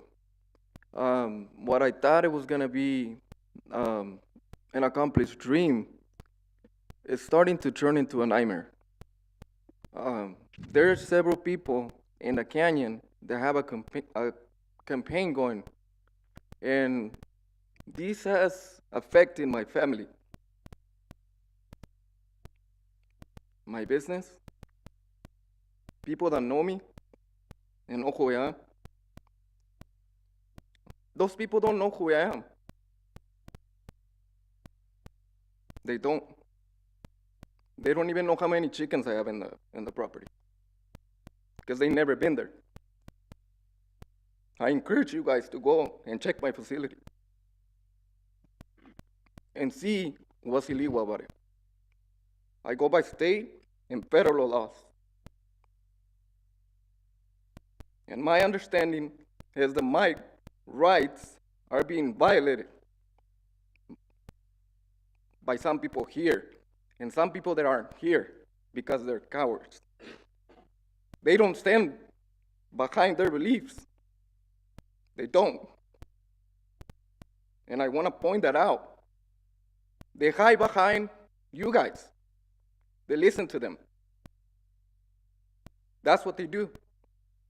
They have their own dictatorship around the canyon. And let me tell you guys that that place wasn't given to me. I'm paying for it. It's not free.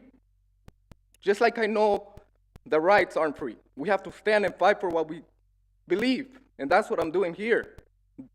A lot of you guys don't know my facility. They don't even know who I am. But let me tell you guys that you guys violate federal and state laws, and someone has to pay for this. Thank you. We will now go to Carlos Chavez, to be followed by Catherine Anderson. Carlos?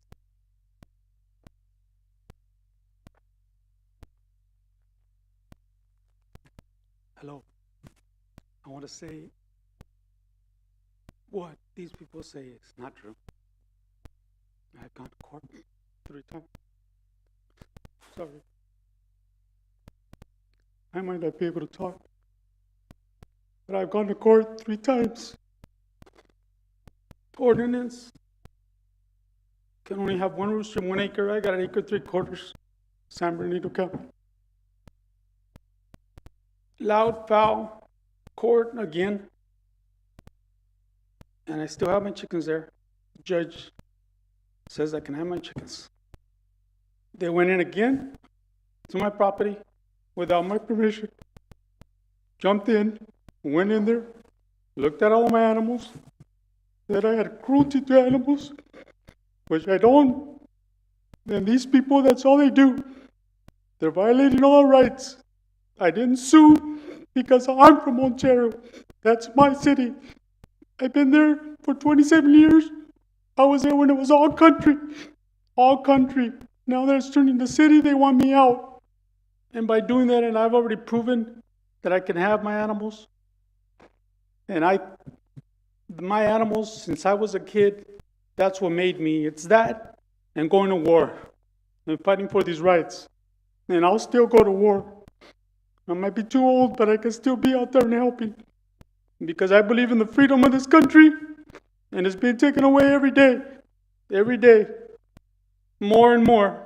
Now, if I raise 6 daughters, am I raising prostitution? Am I raising prostitution? If I raise 6 kids, 6 sons, am I raising gang members? They're accusing us of all these things because we're raising animals, because we're raising fowl. I have to breed 1,000 roosters to make crosses that I like for colors, for shows. And that's not going to stop. Thank you, Carlos. That is your time. We will now go to Catherine Anderson, and then we will return to Zoom with Paula Kislak. Catherine? Thank you, everyone, for the opportunity to speak. You may recognize me from Island Seed and Feed, and I have my own ranch operation, Blue Oak Ranch. I started showing poultry when Connor Keegan was a teenager. You may have heard of the slow food movement, which advocates the use of heritage and heirloom vegetables and livestock breeds and the preservation of flavorful, colorful foods and the genetic diversity of our food in the face of big agribusiness, monoculture, producing bland, tasteless crops better suited to transport trucks than dining tables.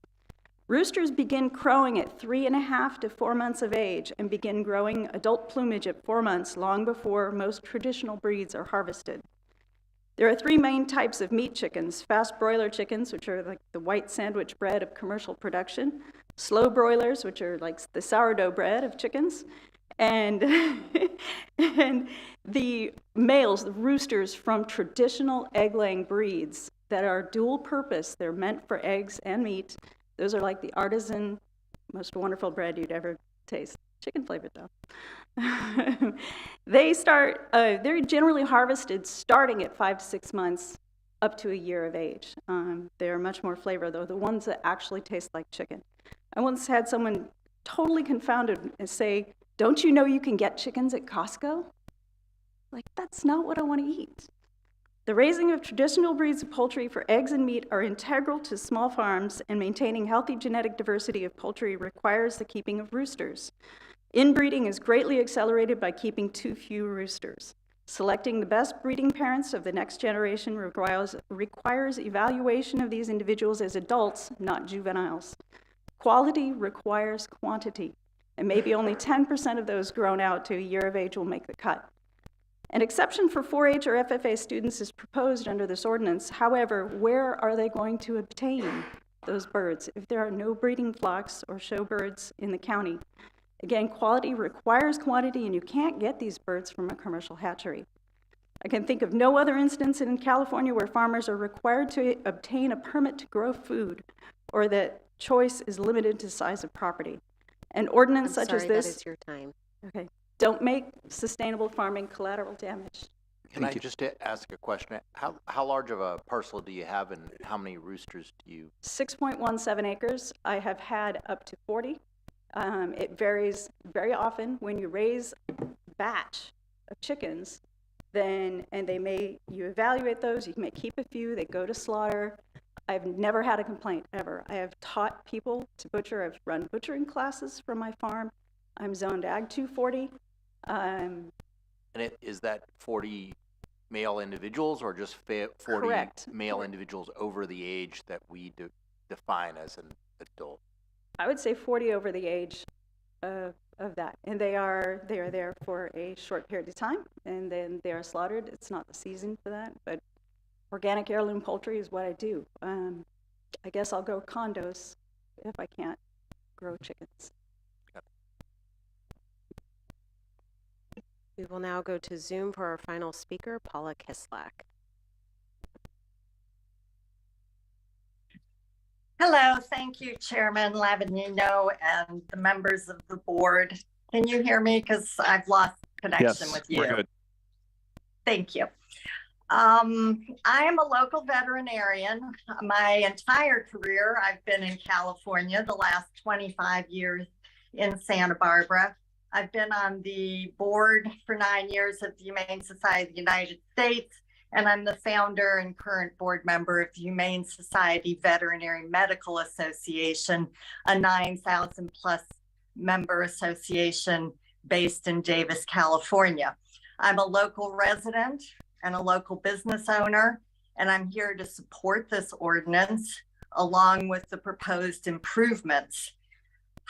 These modest changes in reducing the concentration of animal housing improves avian health, which also then improves human health and human quality of life. And I entirely support them. I believe that they are modest and that they will improve our county in ways that are measurable. Thank you. Thank you. And that concludes public comment on this. That does conclude. Well, there's no,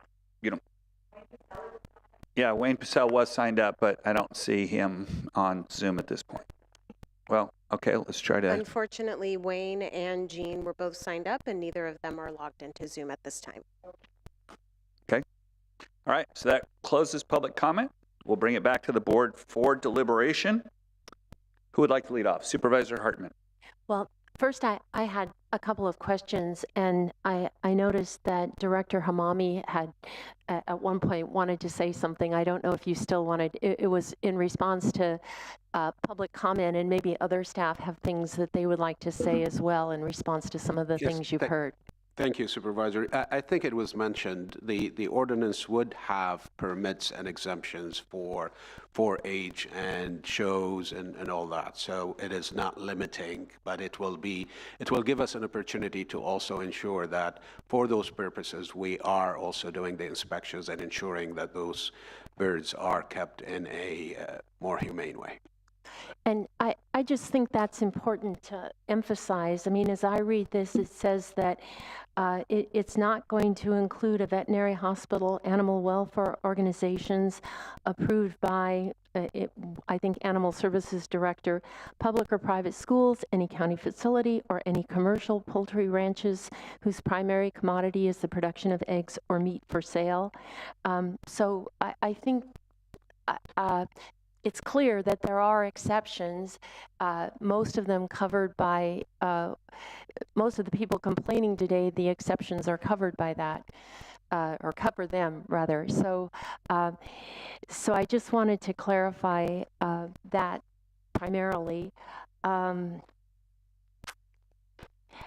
did you arrive at the numbers of birds as the acreage increases, the number of birds increase, and I imagine there's some art to that, and just wonder if you could talk a little bit more. I think we've relied on other counties, other experiences. We're not inventing the wheel here, but could you talk a little about that?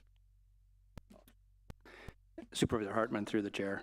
Yeah, the numbers and the maximum number of rooster per parcel size were primarily benchmarked against other counties that have similar limits. In addition, we did have conversations with planning and development to try to make sure that we were not inconsistent where possible with underlying land use. And thirdly, we sought recommendations and feedback from the Agricultural Advisory Committee, who are much more in tune with agricultural operations in the county for those recommendations as well. And those were recommended by them to move forward as allowing legitimate agricultural operations, but then also they felt was reasonable restrictions based on comparisons with other counties. And if I may add, this was also in coordination and partnership with our agriculture commissioner, who is on Zoom in case Jose wants to add anything to that. I'd be happy to hear from him. I just wanted to also ask our county council. We've heard a lot of comments about the legality of this and that it's not constitutional, that it doesn't comply with right to farm. What is quiet enjoyment? Wonder if you could talk a little bit about some of those things. Thank you, Supervisor Hartman, members of the board. So just as a starting point, the county has authority to make and enforce local police, sanitary, and other ordinances and regulations not in conflict with general law. So that's the starting point. And with that, you balance the needs of agricultural operations. The county code does address the right to farm, and that's in County Code Section 3-23. And it says that no agricultural operation conducted or maintained for commercial purposes shall become a nuisance due to a changed condition in or about the locality. So addressing commercial operations, this proposed ordinance actually specifically addresses commercial operations, and there's an exception in Section 7-1 of the proposed ordinance that says that rooster keeping operations shall not include any commercial poultry ranches whose primary commodity is the production of egg or meat for sale. So there is an exception that addresses that. And then, as you mentioned earlier, there also is an exception in the proposed ordinance for educational poultry projects, and so that was also addressed in public comment. And as for constitutional violations, there was a recent case in 2019 in the county of Monterey where they actually had a rooster ordinance that was challenged for being unconstitutional, and that ordinance prohibited more than 4 roosters on a single property without a rooster keeping operation permit, and the Court of Appeal upheld that ordinance as constitutional. I'm happy to address any other questions. No, but I find that very enlightening. Was there anything more staff wanted to say, or I would like to hear from our Ag Commissioner if he would like to chime in? Yeah, thank you, Supervisor Hartman, through the Chair Lavagnino. First of all, I want to commend the work that the Public Works, Lars, and Director of Animal Services did on this ordinance. They really, did a lot of research on this, and also in consultation with my office. They went before the Ag Advisory Committee. They also provided, the feedback that you are seeing before today. It is something that the office, it supports. I think it is a compromise. And if it is something that it needs to, for the board to consider reviewing down the road, it is something that can be done. The numbers, presented before you, it is something in my experience that I've seen that it's a reasonable compromise. And one of the concerns that the Agricultural Commissioner's Office was, making sure that we were taking into account was already addressed by County Council and in other public speakers, which was 4-H, FFA, as well as poultry operations, legal poultry operations, as well as people having roosters for show. But I think something else that it was brought up, it was those animals that are rescued. And it is true that when you have a population of small chickens, technically half of them are going to be roosters, and people, breeding for chickens, they might not necessarily want the roosters. And so that was an issue that it was brought up at the Ag Advisory Committee. And I think it was addressed by the Director of Animal Services that, of course, there is going to be an exemption for those entities that want to house those roosters that are not going to have a house. So so from the perspective of the Ag Commissioner's Office, I believe that this is before you and for your consideration, an ordinance that it has taken into account many different angles and has done a lot of different research. But just as importantly, the Ag Advisory Committee has looked at this ordinance and also, in consulting with other experts. It is a number that is compromised, but also, it's something, it provides options to those that want to have, more than the allowable numbers by the acreage. It can be with a permit, they can be up to a number of roosters, regardless of the number of acres. Thank you. Thank you. That is very helpful. Well, it was complaints in my district that prompted me to come to the board and ask if we could have this authority for this ordinance to be developed, and I'm very supportive of it. I'm eager to hear from my colleagues about exactly what, if they're supportive and what limits, but it seems to me that the exceptions pretty much cover many of the issues that we heard about today. that would allow legitimate operations to go forward. So I'd like to reserve the option to come back after you've commented. Supervisor Nelson. Yes, thank you. I appreciate the discussion. I've got another question. You said it's not limiting. So with the permit, you could have, is there a limit on it, what you can have with the permit? Yes, Supervisor Nelson, there is a limit on the upper allowance for a permit, and that'd be a maximum of 25 roosters. And that was also recommended by the Agriculture Advisory Committee when we had discussions with them. Okay, so it is limiting. It's and so for some of the operations that we've heard from today, they would no longer be able to participate or do the activities that they're doing today. Beyond 25. Right. So. Right. That was it for questions. Anybody else? Supervisor Williams. So what, again, is the age cutoff for what constitutes a rooster in our current understanding and under this ordinance? Supervisor Williams, through the chair. Currently in the proposed ordinance, a rooster would be a male chicken that is 6 months old or older, have full adult plumage, and is capable of crowing. Typically we see broilers or marketable chickens at less than that age, and this is when a rooster would typically become of sexual maturity and start exhibiting more crowing and aggressive behavior. I think this is really important to highlight. I mean, many of the examples cited in the public comment are for having roosters for food, and arguably for genetic stock. And the 6-month cutoff affords that opportunity, particularly for the former, since that would be the time that you would want to eat them anyway. I think that's extremely important.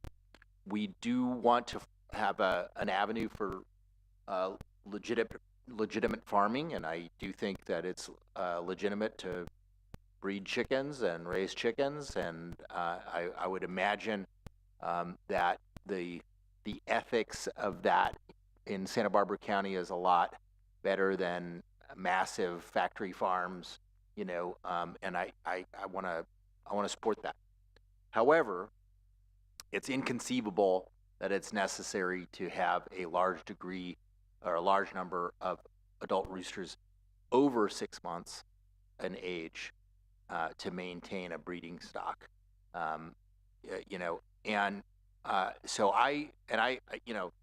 I find the numbers in our. First of all, I really appreciate the work staff did, how fast they did it, and the breadth, particularly addressing the enforcement, the lack of enforcement powers that we previously have had. I want to support this ordinance, but I also believe that the thresholds were probably recommended to be quite high, especially compared with other jurisdictions, and I think we should come up with numbers that are more in step with what other jurisdictions are doing. Anybody else? Supervisor Nelson. Yes, thank you, Chair Lavanino. So, when this item first came back in July, when Supervisor Hartman brought it up, I pulled this item because I wanted to know what was going on. I was really interested in what was happening here. As I mentioned earlier, we've had cockfighting in my district, in the 4th District, although Zapata Canyon used to be in the 4th District previously.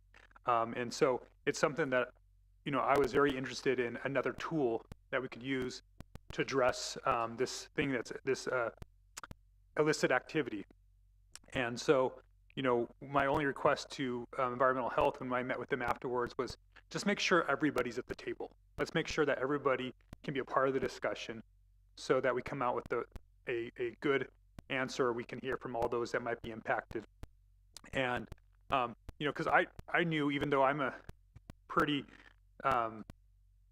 involved person in agriculture in our county that I didn't know much about, roosters or chickens, and I was fairly ignorant. And so I don't have a lot to bring to the table here on this issue.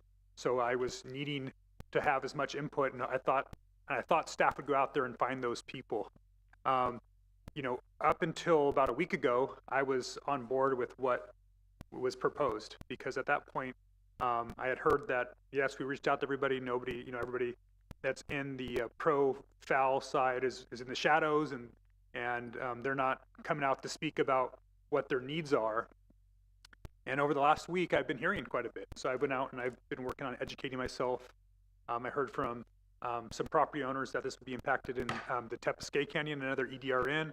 I heard from some of those in Sabata Canyon on both sides of this issue on the impacts. So I've really, I probably spent Friday and Saturday combined 5 or 6 hours out there in the canyons, taking a look at facilities. Mr. Ramos gave me about a 2.5-hour tour of his facility. I went through all of his operations and wanted to make sure I was educating myself, because I think Mr. Ramos, who has about 140 chickens, is seen as somebody who is doing cockfighting. I think that's assumed here in this ordinance, because we want to restrict what he's asserting to me is his hobby. It's something that his passion is, his animal husbandry. And so, I was trying to ask him a bunch of questions to kind of ferret that out for me to understand, because if we are trying to prevent cockfighting and we see an excess, what might be inconceivable to us as too many roosters, maybe there's more information. And I think the information that was provided to me by Mr. Ramos, at least initially, has convinced me that there is a group of people out there that do breed chickens. We talked about the different, color of feet, the different color of the breasts, the limini, feathers. There's so much that goes into it, and all that means cross genetics and all the different pieces of it. I was very fascinated by it, and I obviously know that there's a lot of passion in this room for that, and they don't want that hobby to go away. So that's where I'm trying to square that. And if you can't do that on ag zone property in Santa Barbara County, where can you do that? I guess we make that activity illegal in our county, and that's what's at risk today. So, moving forward, the other issue that I've heard about is the sound. And so again, I've been taking that seriously, so seriously that I got up at 4:45 this morning and drove out to Sabata Canyon and spent about 45 minutes out there at sunrise to hear the chickens at their loudest before I came to the meeting today. And yeah, it's definitely louder than what, it's not an ambient sound. I did check on my decimeter, and it's the equivalent of rustling leaves, but it is constant. It is present. But again, that's ag property, so that's part of what you might expect on animal sounds. I heard an argument that there are people who are selling their houses because of this. I actually reached out to those people who were selling their houses and asked them, are you selling the houses because of chickens? And I was told no, that they weren't, or because of roosters. I was told that they weren't. They were actually more bothered by the amount of complaints in Sabata Canyon on each other than the roosters. So I think that's a part of the discussion that needs to be thought through here. So it wasn't offensive to me to the point that I think it's a nuisance to not allow this activity on ag property. I think that for me isn't a reason to introduce this ordinance. All that to be said, I would defer to the Ag Advisory Committee on this issue, but I also don't think the Ag Advisory Committee had all the information.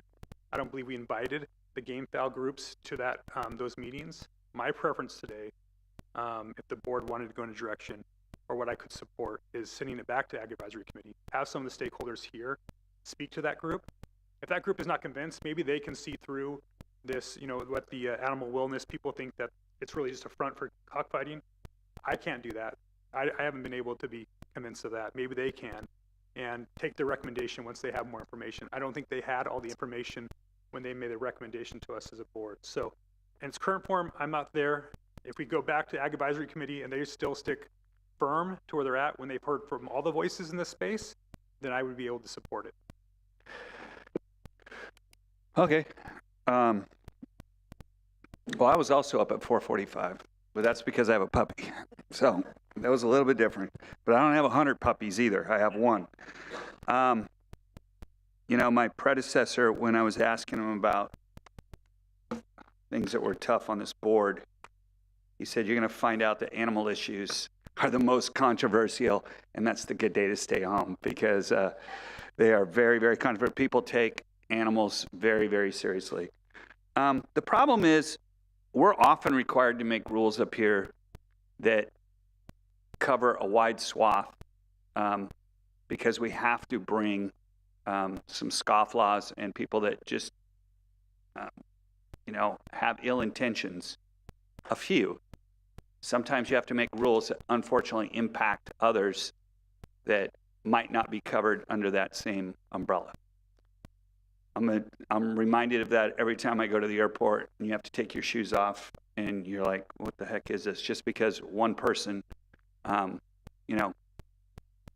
to bring down an airplane, we all pay for that. When I was thinking about putting cannabis in Sabata Canyon was actually less controversial than the rooster ordinance, which tells you something. But I've also been out there, and I've got a friend that lives out there. I'm out there quite a bit, and it's an issue. And you could say, well, that's agriculture. I just can't see the argument for having, dozens and dozens and dozens of roosters. I just can't get there for what the reasoning is. And I was reading, some of the materials that were given to us. Some of it says because that's the culture. I'm married to a very proud Hispanic woman, and I've been involved, in her culture for the last 25 years. That's not part of the culture that I see. It might be part of the Hispanic culture in a certain area, but, the stuff that I'm reading here that basically is saying that we're racially profiling and discriminating, that was offensive to me. That's not what this is about. We're not going out trying to attack a certain segment of the population, okay? There's an issue out there. It needs to be addressed. I think this is a balanced approach. I think that there are plenty of exemptions built into it, because the first things I thought of was 4-H and kids that are trying to raise animals. It sounds like, ma'am, I can't remember your name, the one that's trying to stay away from all the Costco chicken. That sounds like you would also be exempted because you're raising it for meat and have a business doing that. So I'm prepared to move forward with it. I would support Supervisor Hartman on this. I think that one of the areas, and I can't remember who brought up, that needs to be, that part of the definition needs to be changed, was talking about animal welfare organizations that are exempted. To me, anybody, I think we see this during campaigns, anybody can create an organization that claims to be anything. So I think this needs to be approved by the Animal Services Director, I think is a good add. So that if you do have, an area where you're collecting roosters and you're protecting them, you're a drop-off point for somebody else that doesn't want them, have to be approved by the Animal Services Director.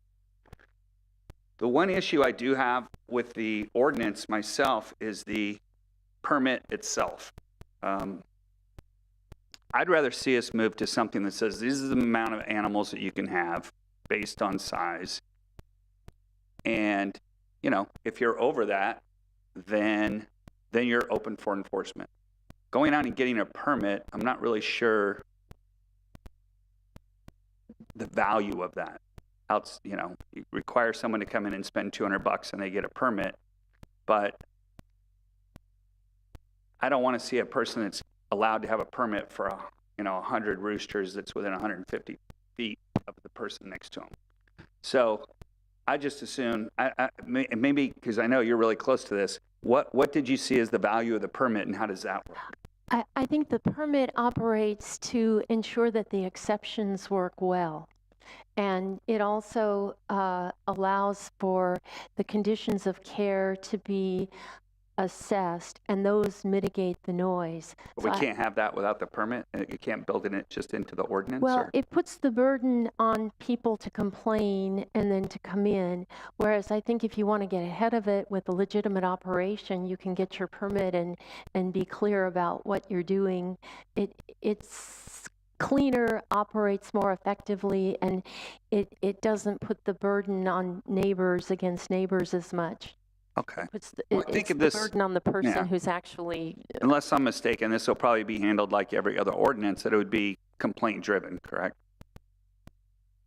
Yes, I mean, primarily, we would obviously know some properties that would exceed this limit, and we would need to work with them to get into a permit pathway for compliance, but for the most part, we would not be aware of that situation unless it came to our attention through a complaint. Okay. Well, it's not something I want to, I mean, I'm fine with that. Supervisor Nelson? Yes, thank you, Chair Lavigny. I just have a quick clarification.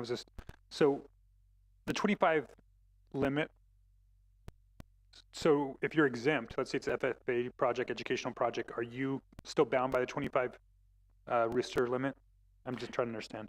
Through the chair, Supervisor Nelson, you would not be limited by that maximum number because you would not be defined as a rooster keeping operation. You would be exempt. So as long as your 4-H or FFA documentation or project was consistent with the number of roosters you had, that would be exempt from this ordinance.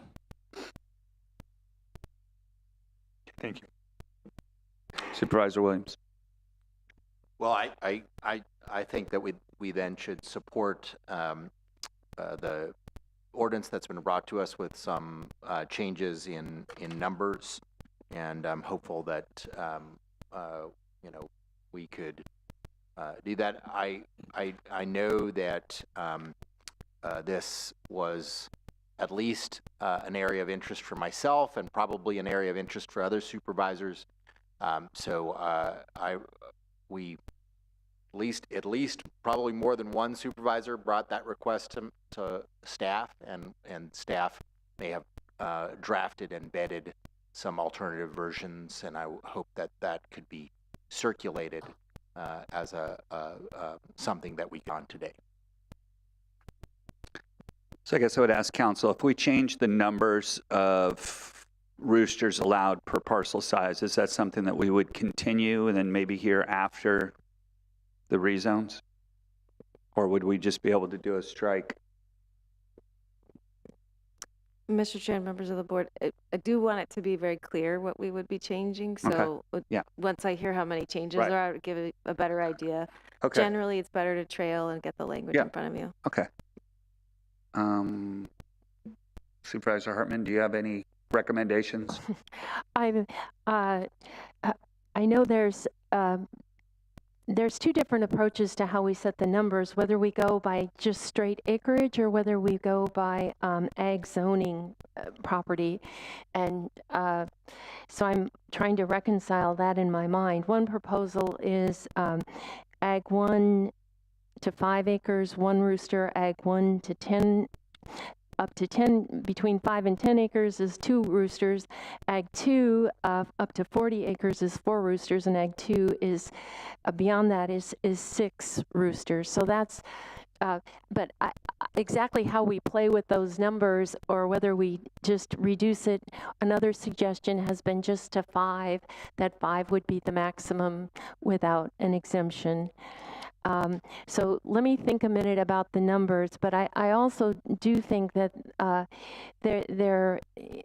where there are more than 4 roosters on the premise, they should be housed in an enclosure that is located some distance from property lines, because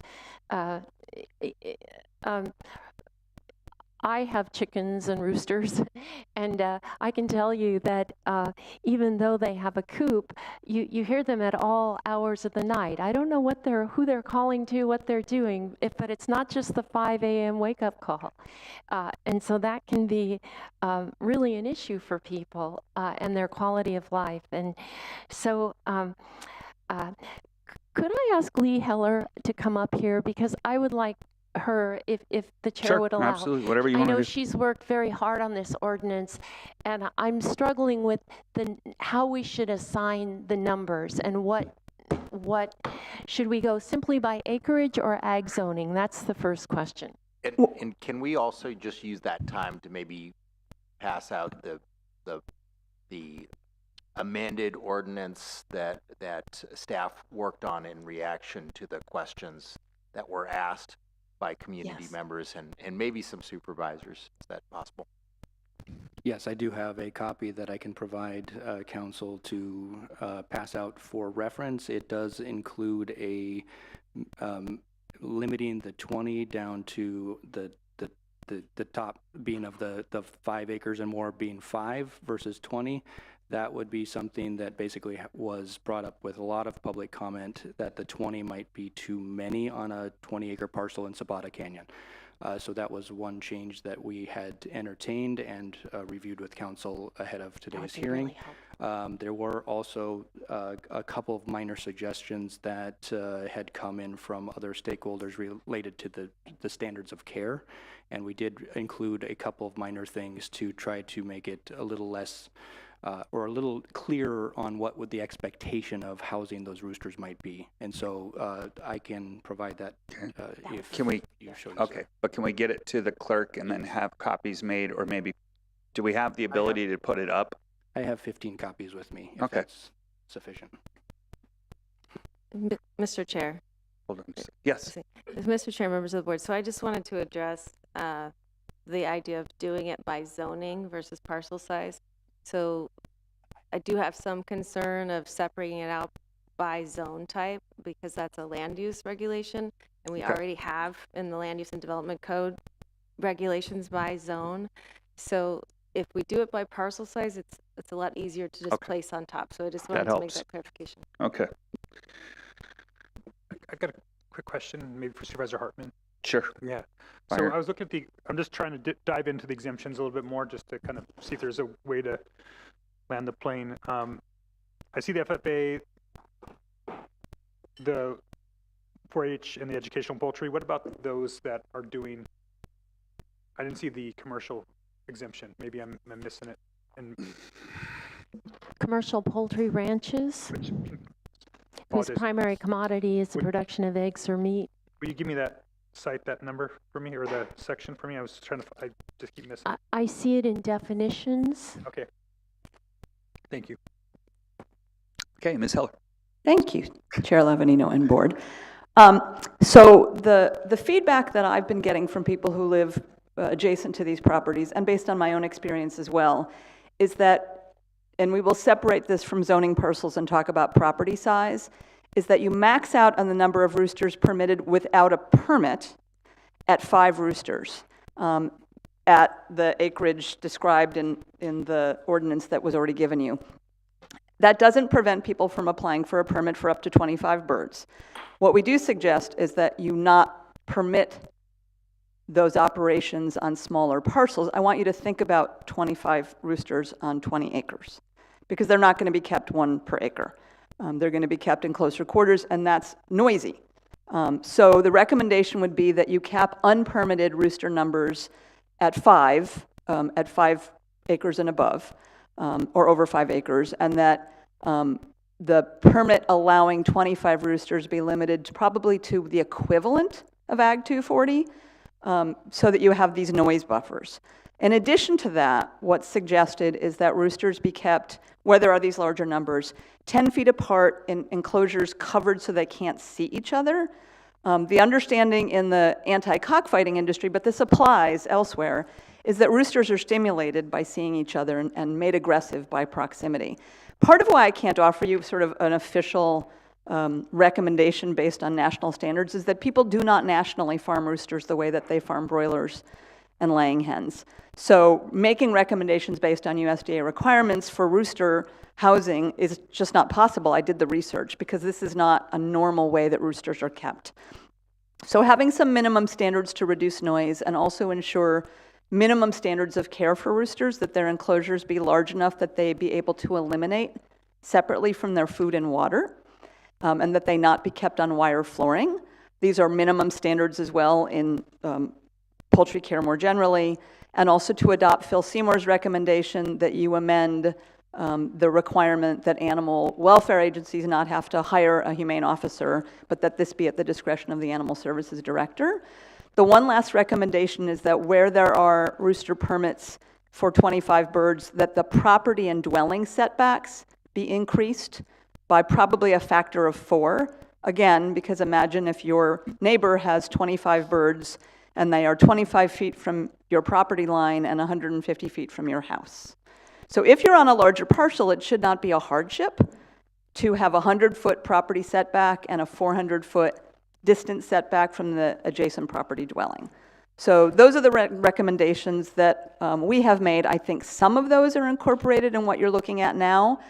The larger parcel requirement for rooster keeping operations and the larger setbacks, I do not believe those are included, but I think they would be of value. Okay. Thank you. Anything else? Thank you. That was very helpful. Thank you. So So it looks like the draft here has most of what Lee was proposing, but it has smaller setback requirements. So just for the record, I'll just read the property size and premise and maximum number of roosters so we all get this in. Less than 1 acre in a non-ag zone, there will be no rooster keeping operation allowed. That's in non-agricultural zones. Less than 1 acre in an ag zone, 1 rooster.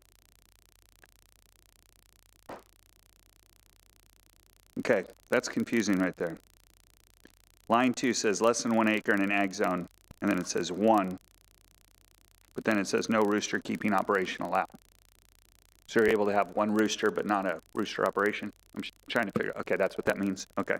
More than 1 to 5 acres in ag, 2 roosters allowed. More than 5 acres, 5 roosters allowed. They are to be kept a minimum of 10 feet apart, uncovered on any side that may give a rooster a view of other roosters. Enclosures shall be large enough to allow food and water containers to be separate from areas of elimination, and wire flooring is prohibited. Those were the changes that I saw marked in red. I'll just ask County Council if that is disseminating it to the public and having a copy in the back, if that's covers our requirements for public participation. Mr. Chair, members of the board, the clerk is still working on posting it to the Okay. website, but as the board discusses that may take care of Okay. it. But as far as for Brown Act requirements, it's displayed for everyone to see here and televised, as well as copies in the back of the room. Okay. Can I get staff to weigh in? So this was your recommendation? Iteration. Chair Levin, this was an attempt or a response to many comments from individual board members and also Ms. Heller and others, and reading through the public comments, we wanted to incorporate those minimum standards of care that we felt that were not included, and then also the limitation to 5 on more than 5 acres. We felt that that was then consistent with other ordinances in other counties, and also the feedback, and also for a setting a amount that is basically consistent with reasonable family use. So the 20 was, we were having a hard time justifying that with a reasonable family use type scenario on an Egg 1 parcel. So we wanted to keep the egg zoning separate, but we also wanted to be consistent, or at least considerate of that, so that we weren't creating a situation where there was conflict in general in how we agricultural properties. Okay. Supervisor Hartman? Well, I'm prepared to support this. I just have one question, and that is about the setbacks. I think that's the only aspect that hasn't been addressed in the ordinance revised language that you've given us. Supervisor Hartman, it was brought to our attention as well. We did review additional setbacks. The setbacks that were provided, the 150 feet, was the most stringent of the ordinances we compared our ordinance to in other counties. And so that was what the origin of that setback when we brought it to the advisory committee. We did look at increasing that setback and what impact that might have on a property that's, say, like 5 acres. If you had a 330 by 600 some foot lot, if you had an increased setback of like 500 feet or something like that, it would basically eliminate the ability to have a rooster keeping operation on that parcel. So we wanted to be cognizant of parcel sizes and still maintain the ability to permit a rooster keeping operation if there was a legitimate breeding or show purpose for that property.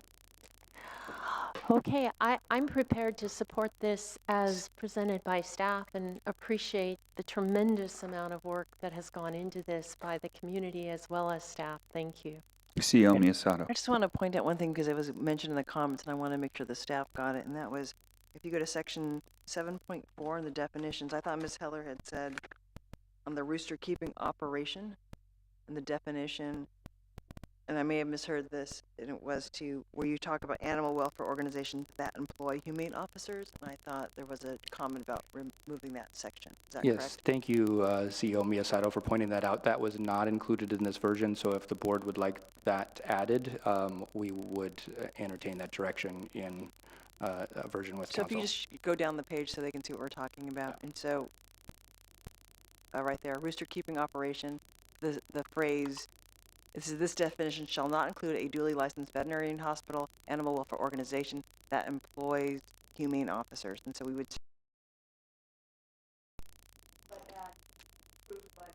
But approved by the Animal welfare organizations approved by the Animal Services Director. We're not In taking agreement with the questions, I'm Animal sorry. Services Director. Yeah, I know. You know what? You're right. I'm going to let you come up and have 2 minutes because come on up, sir. Yeah.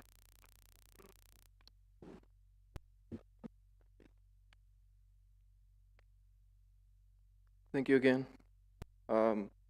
As you guys can tell, and everybody here can tell, there's a little bit of imbalance here in the law, okay? I want to say probably about 99.9%, if I'm correct.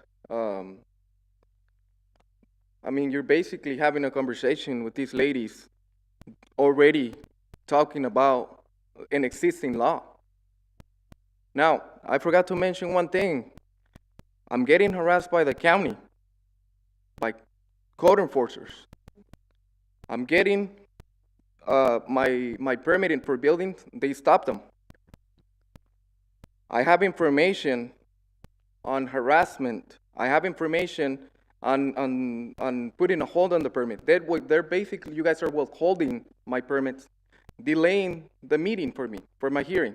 Now, I know exactly who is on top of this. I have names, I have ways of proving this. I have documentation that states that I'm being harassed. I have information that there's communication between people living in Avena Road and politicians. Here, there's conversations, and I'm gonna request all the information's emails between you guys because the balance only states in one side. Okay, 99.5%, 0.9%. You know, so you guys are basically having a conversation of the changes that are gonna happen with us here. I mean, how constitutional is that? How is it?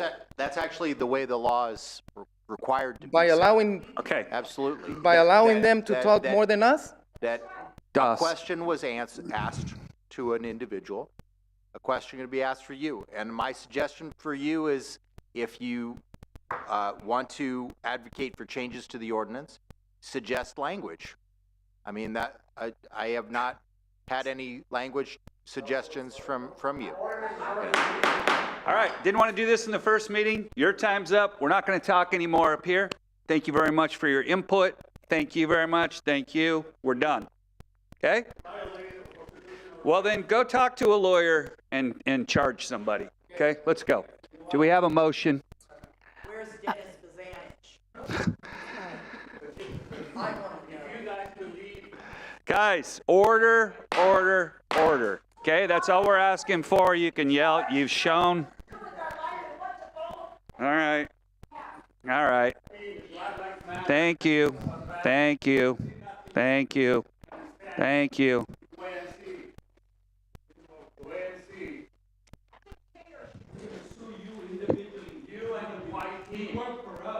Yep. All right. Yep. Just want to remind everybody this is about roosters. Okay. Security, can we kind of expedite them out? Thank you. All right.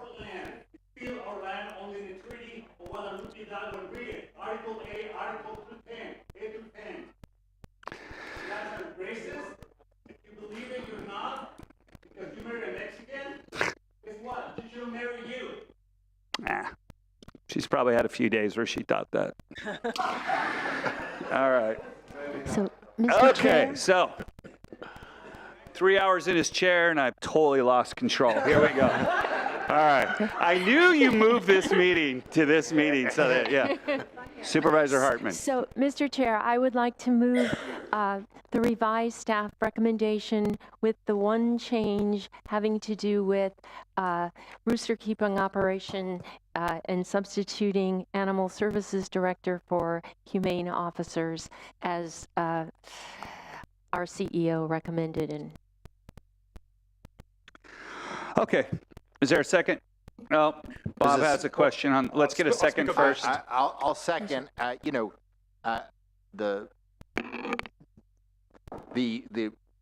just so that we keep it really transparent when there's been a lot of confusion. That means if you wanted more than 5 roosters, you would have to get a permit, right? And it is possible to get a permit. You just need to get a permit. Got it. Okay. So we have a motion and a second discussion. Supervisor Nelson. Yes, thank you, Chair Lavanino. I won't be able to support the motion. I do support curbing the cockfights out there, and I was really behind that. I am concerned about this ordinance for a couple of reasons. I don't like the way that it was done by the people that came in this room. I don't support that, but I do understand some frustration with the process. Some of the people that are here, their hobby, something that they are really passionate about, they will no longer be allowed to do in our county. So, or in a much limited fashion, almost to a level that it's not sufficient. I'm not saying that everybody needed to go out there and see these things for themselves. I spent a lot of time on it. I understood a little more after being out there on the ground, and that's why my opinion changed from where I was at a week ago. I am concerned, not only is it those that have the game fowl that compete, but even Mr. Keegan, I believe, will no longer be able to have roosters on his property under the current ordinance. And so I just think this is we got to really be careful when we have ordinances that restrict things that are of agricultural use. And that's one of the reasons why I'm really protective. And that's why I really think that we should have sent this back with these changes to Ag Advisory Committee, and also let the Ag Advisory Committee hear from the people that showed up today, because their voice wasn't asked. I mean, I'm actually disappointed in public health staff for not inviting them in the first place. It was my request to you to make sure they were there at that Ag Advisory Committee. So I am disappointed that it did not take place, because I really would have been a lot more comfortable with what we had today based on that. So, I mean, and I'm not trying not to talk to Lars. I don't think Lars knew that some of them existed, so I will absolutely give the pass there. But that's what I was trying to get to here, was to make sure these voices were embedded so that we didn't do all this today that we saw here. So that would be my preference, to support something in the future, was it to be fully vetted through that committee, and then I could get there, but I'm not be able to do it based on the process we've gone through today. So thank you. So just to comment on that, is that this county, we do more public outreach than, and so now we're in trouble. I mean, when we look at it, you're like, okay, not only do we have a public meeting to discuss this, we sent it to an Ag Advisory Committee that probably very few other counties or decision makers do. We can't go to knock on every single person's door and say, we'd like you to weigh in on this. That's what this meeting's about. And I think we heard from both sides. I'm not sure that alerting those folks to go to the Ag Advisory Committee was going to be, not someone. It was probably not going to be very productive. But Supervisor Hartman? Can I? You're, can I, you, oh, no, can, go can ahead. I remind just us all, for need of transparency, that one of the exemptions is for any commercial poultry ranch whose primary commodity is production of eggs or meat for sale. Since that was a huge part of the debate here today, they are specifically exempted from it. So, you know, I mean, They gotta get a discretionary permit. And that's another year and a half of the process. So that's the kind of the unfortunate part. Okay. So hold on just a second. Yeah, I was all right. muted. But you need a minor conditional use permit, which we know how long it takes to get through a No, conditional we're use not. permit in our county. There's no more interaction. We have a motion. We have a second. I'm going to wait for the CEO to come back. And County Council, do you need to weigh in on anything? Yes, so Mr. Chair, members of the board, I just want, for clarification, since we're making a verbal change, on the rooster, so it's the modified one that was handed out, it's now posted online, but I believe we want the rooster keeping operation section to state animal welfare organizations as approved by the Animal Services Director. Yes. So just have the motion and second reflect that. Okay. So the motion maker, yes. The seconder? yes. Yes. So we're good there. CEO Miyasato, do you have anything else you'd like to weigh in at this point? And now I just clarified with Lars that the gentleman that you spoke of that we talked about who's with FFA would be able to continue, and he said yes, there is a path. Okay. Excellent. So it'd be great for you to speak to Lars afterwards, sir, because there is a path to stay, continue doing what you're doing. No, we don't. We're taking a vote. Let's do a roll call vote, please. Supervisor Williams? Aye. Supervisor Capps? Aye. Supervisor Hartman? Aye. Supervisor Nelson? No. Chair Lavanino? Aye. Motion passes 4-1. Okay. So I have a script to read here. We'll now recess to closed session. County Council, please read the items for consideration today. Thank you, Mr. Chair, members of the board. In closed session today, we have 2 items of existing litigation, a County of Santa Barbara versus Regents of University of California, and American Medical Response West versus the county. Those are both Santa Barbara County Superior Court cases. We have 1 item of anticipated litigation, significant exposure to civil litigation, and that's based on a claim from Mr. Crable that's attached to the agenda. And then conference with labor negotiators. The employee organizations are SEIU Local 620 and unrepresented employee managers and executives. And our agency representatives are CEO Miyasato and Human Resources Director Christine Schmidt. And the time estimate is 1 hour and 15 minutes. All right, so that puts us at 2:30. So we will return as close to 2:30 as we can for the final item today.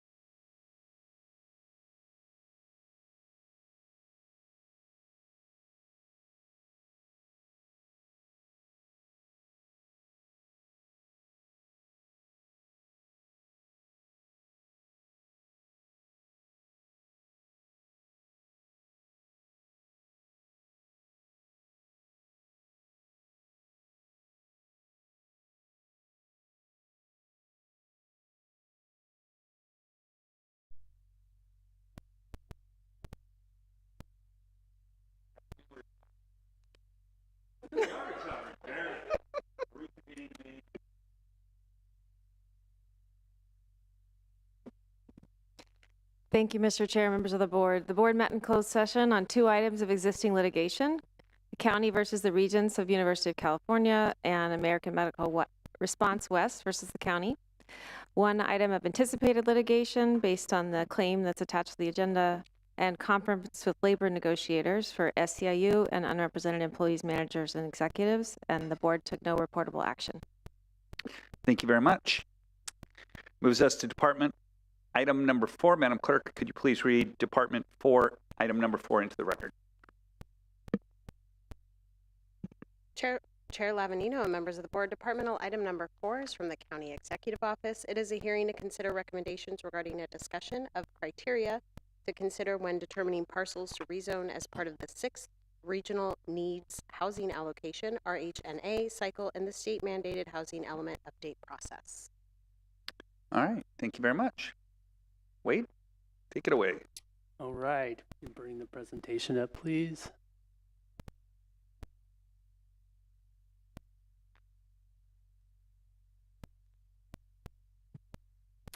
So good afternoon, Mr. Chair, Board, Wade Horton with the CEO's office. With me is Director Lisa Plowman, Deputy Director Long Range Planning Alex Tuttle, and Supervising Planner Alan Bell with the Planning and Development Department. Next slide, please.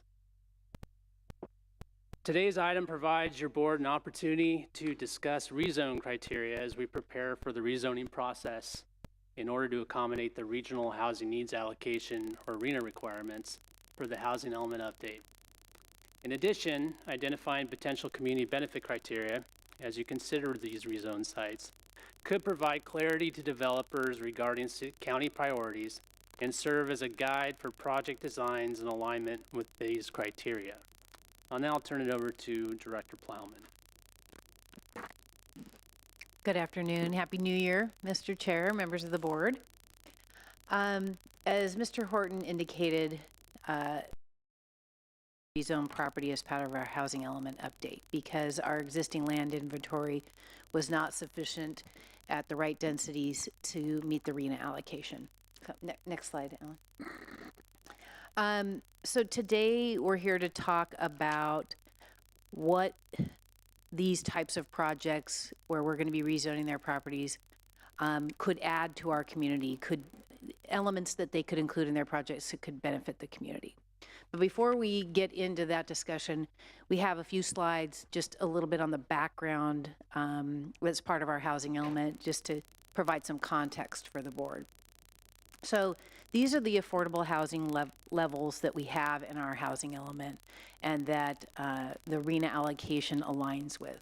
So we have very low, and you can see the annual income for a family of up to 4, the low, the moderate, and the above moderate. So above moderate is over 120% of the area median income. Next slide. So this is some income levels that we have in our community. As you can see, in our rental housing stock, we have 47% of our households that are being rented. 55% of those renters are cost burdened, and of that 55, 29% are severely cost burdened. And cost burden means you're paying more than 30% of your gross annual income for your rent. In terms of home prices versus income, and we're focused on the South County in particular with this information, but what we've had is a steep incline of housing prices and a less steep incline substantially of income. So in 1983, the median home price was about 4 times the median income. And now in 2021, when this was measured, it was 22 times the median income. So this helps frame and give context to what we mean incomes and jobs. And this section just gives you an idea of who, what type of worker is in each category. So in very low income, you see retail, hospitality, gardeners, child care providers. When you move to low income, there's elementary school teachers, social workers, transportation workers, our administrative professionals. And then at moderate, It's nurses, pharmacists, engineers, architects, public safety workers. So this just also gives the board some idea of who we're talking about when we're talking about who needs affordable housing in our community. Next slide, please. This table just reiterates what the RENA allocation was. It was 5,664 units for the entire county, 4,142 in the South County, and 1,522 in the North County. And it breaks it down by income level. As we've discussed previously, we have added a 15% buffer on our because of the state's new no net loss law, which basically says, and you can change the slide, Ellen, next slide. It essentially says that every jurisdiction must maintain enough land to meet its RENA allocation throughout the 8-year planning cycle in each income category. And that's new. That's not something we had been required to do in the past. So we are rezoning land to meet our lower and moderate income in the south and our lower income in the north. We have to, as I said, maintain and accommodate that RENA allocation through our 8-year planning period.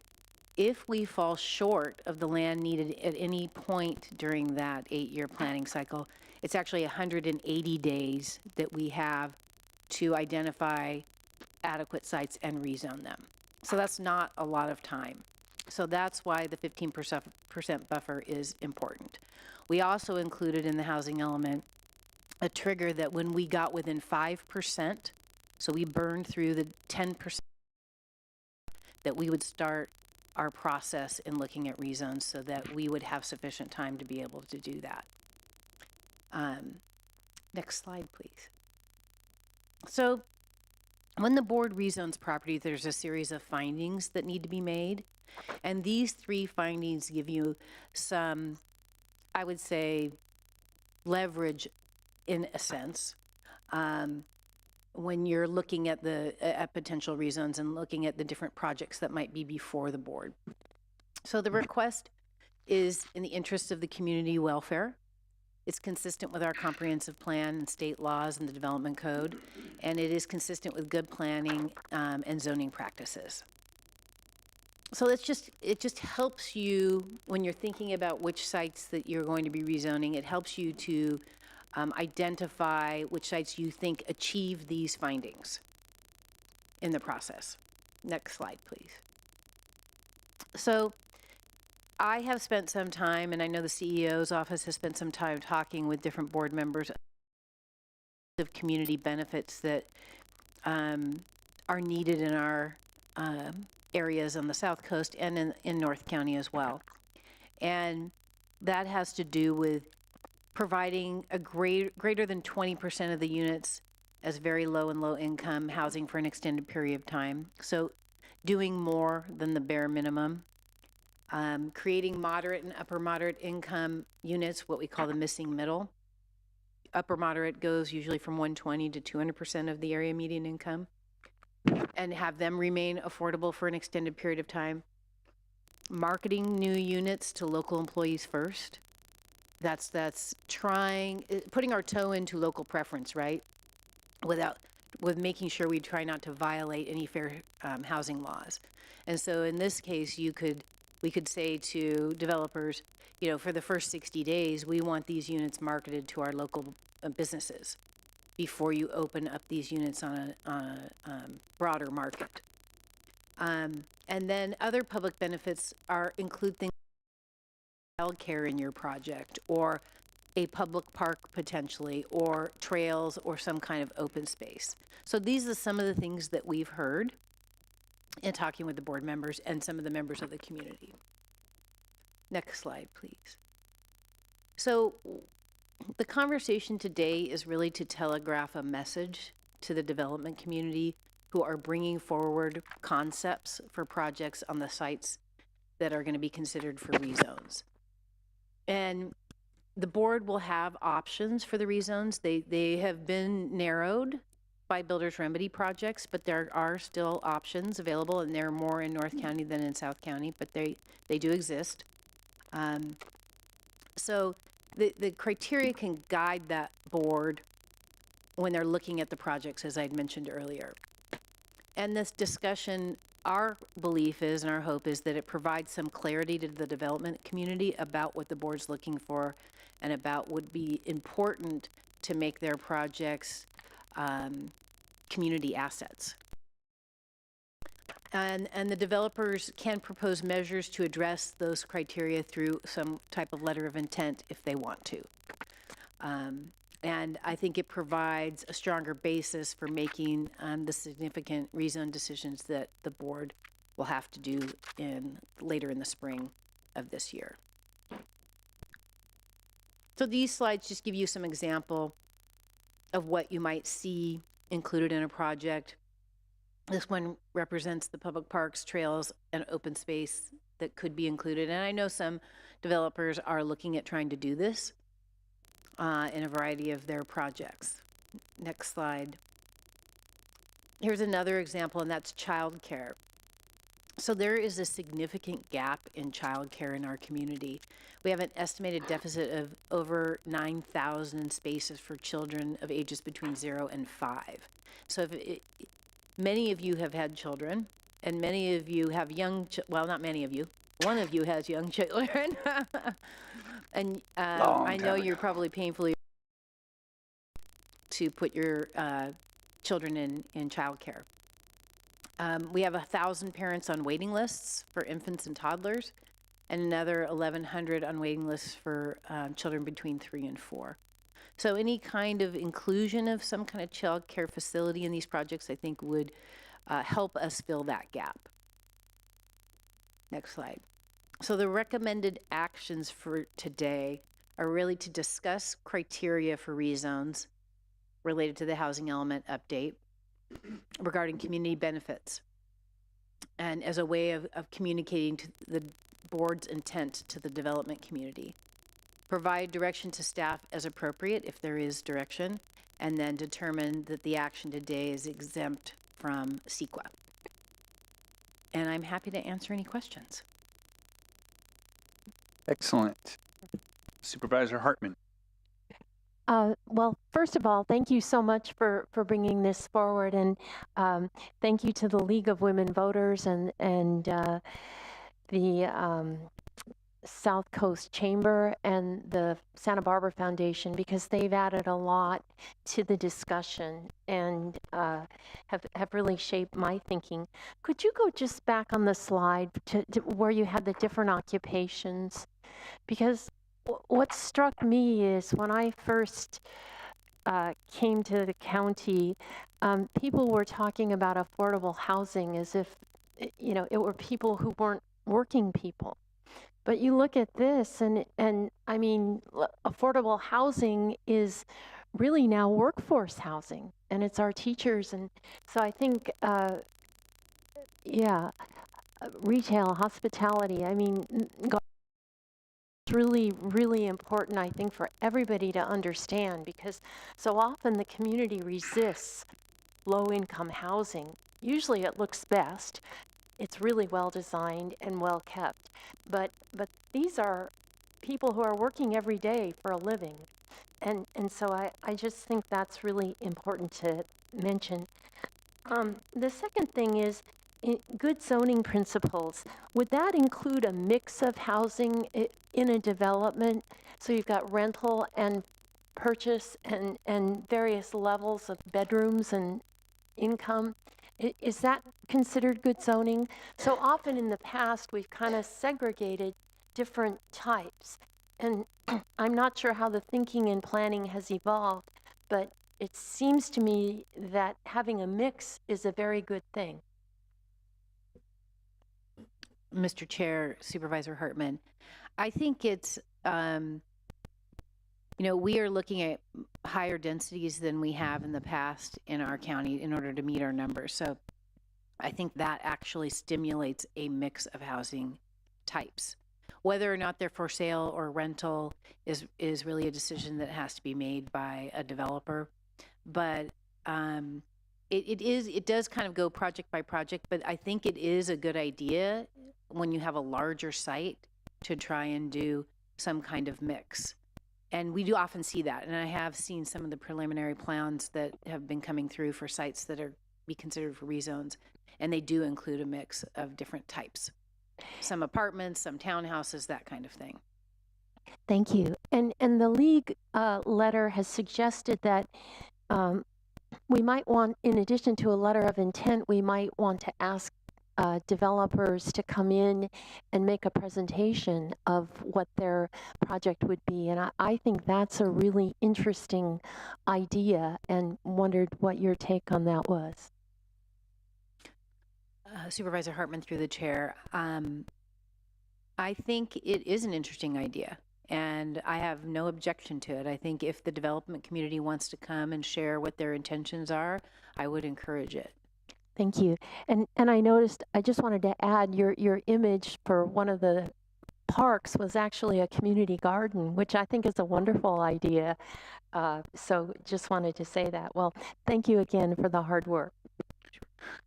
Supervisor Williams and Supervisor Capps. Yeah, I wanted to echo my support for the league's, I want to echo Supervisor Hartman's support for the league's suggestion with my support, because I do think that the best way, and this is part of this process, is the best way to ensure that this has the maximal public benefit is for every project to have to show us the public benefit. And, the things that have been articulated here, I think, are enormously important, especially affordability and local preference. But all the others are also important.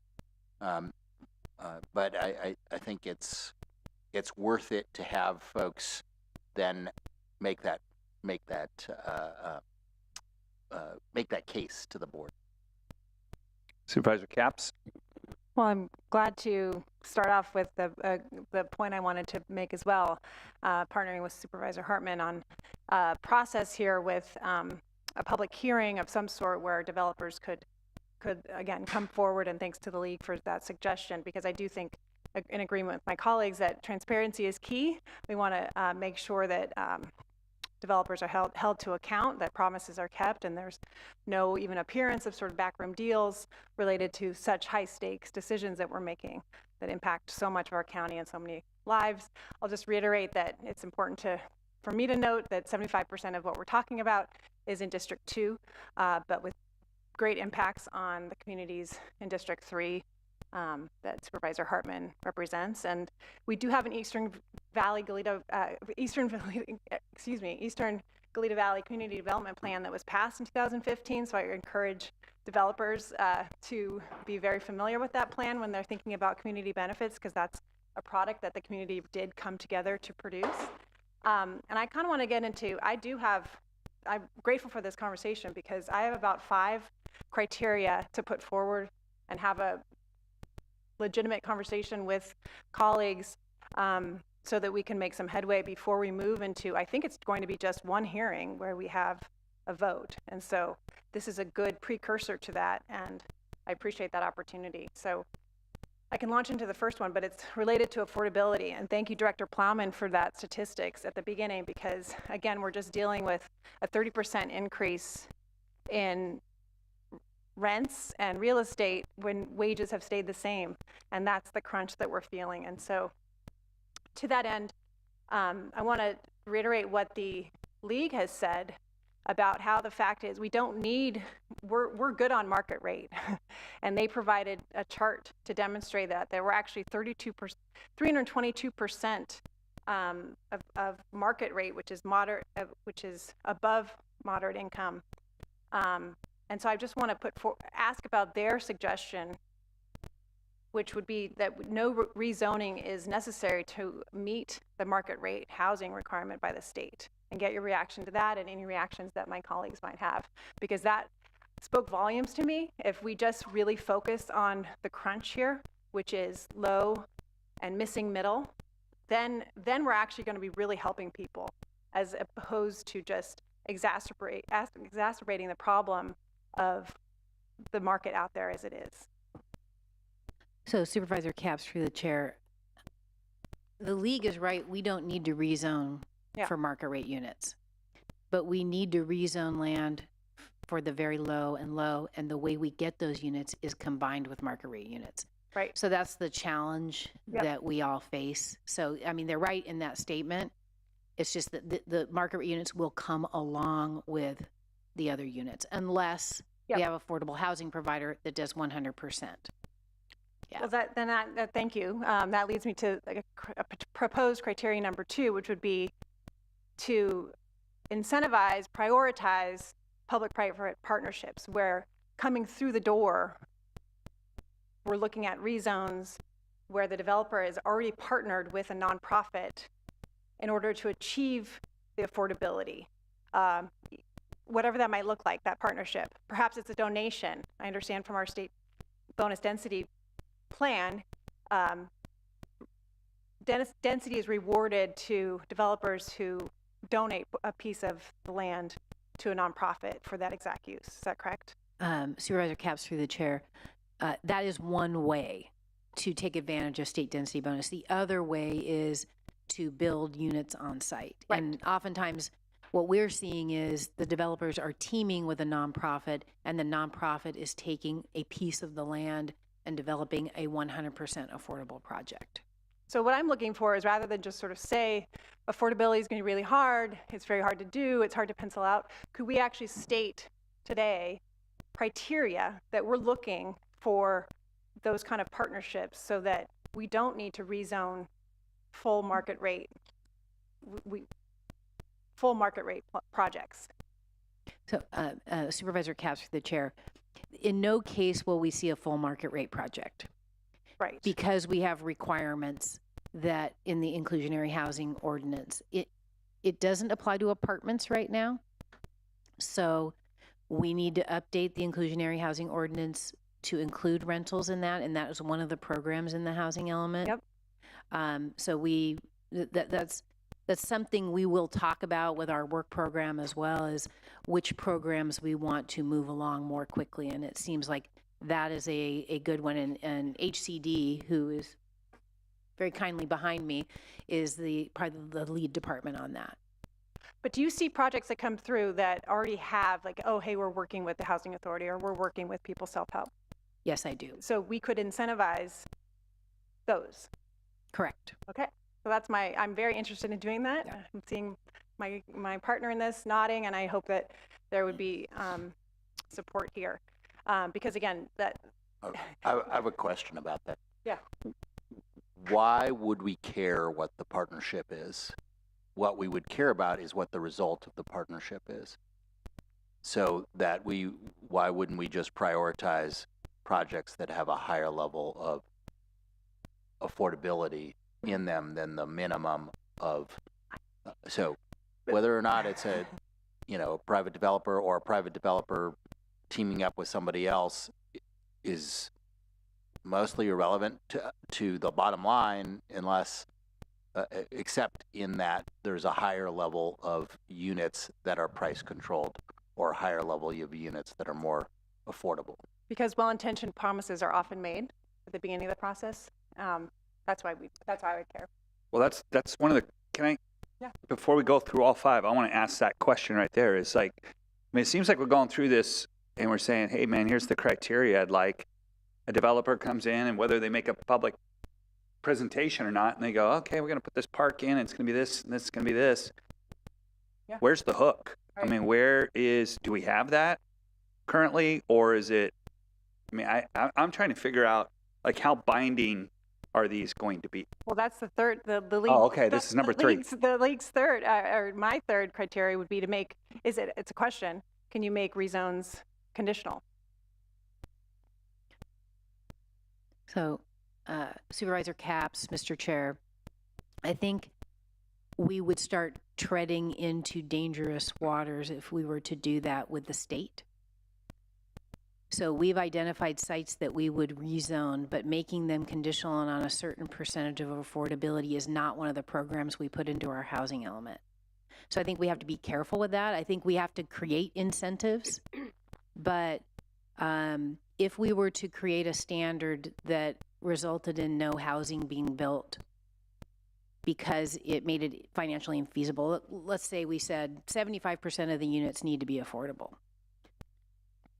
that's probably not viable for a market rate developer. I mean, I know it's not viable.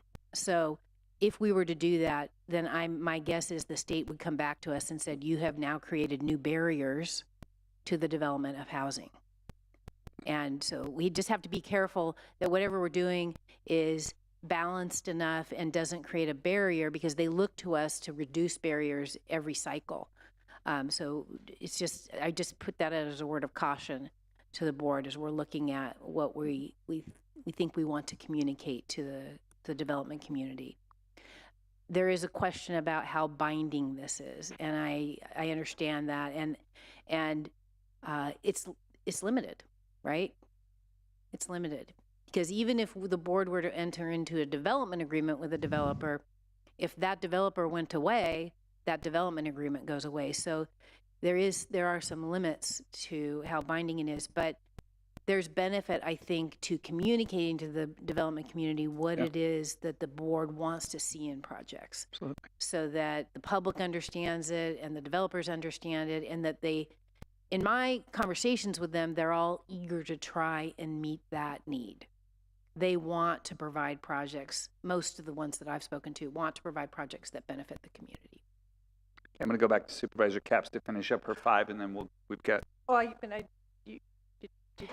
think the Supervisor Hartman wanted to weigh in on that point. I wanted, excuse me, too. to underscore your point about the need for low-income housing.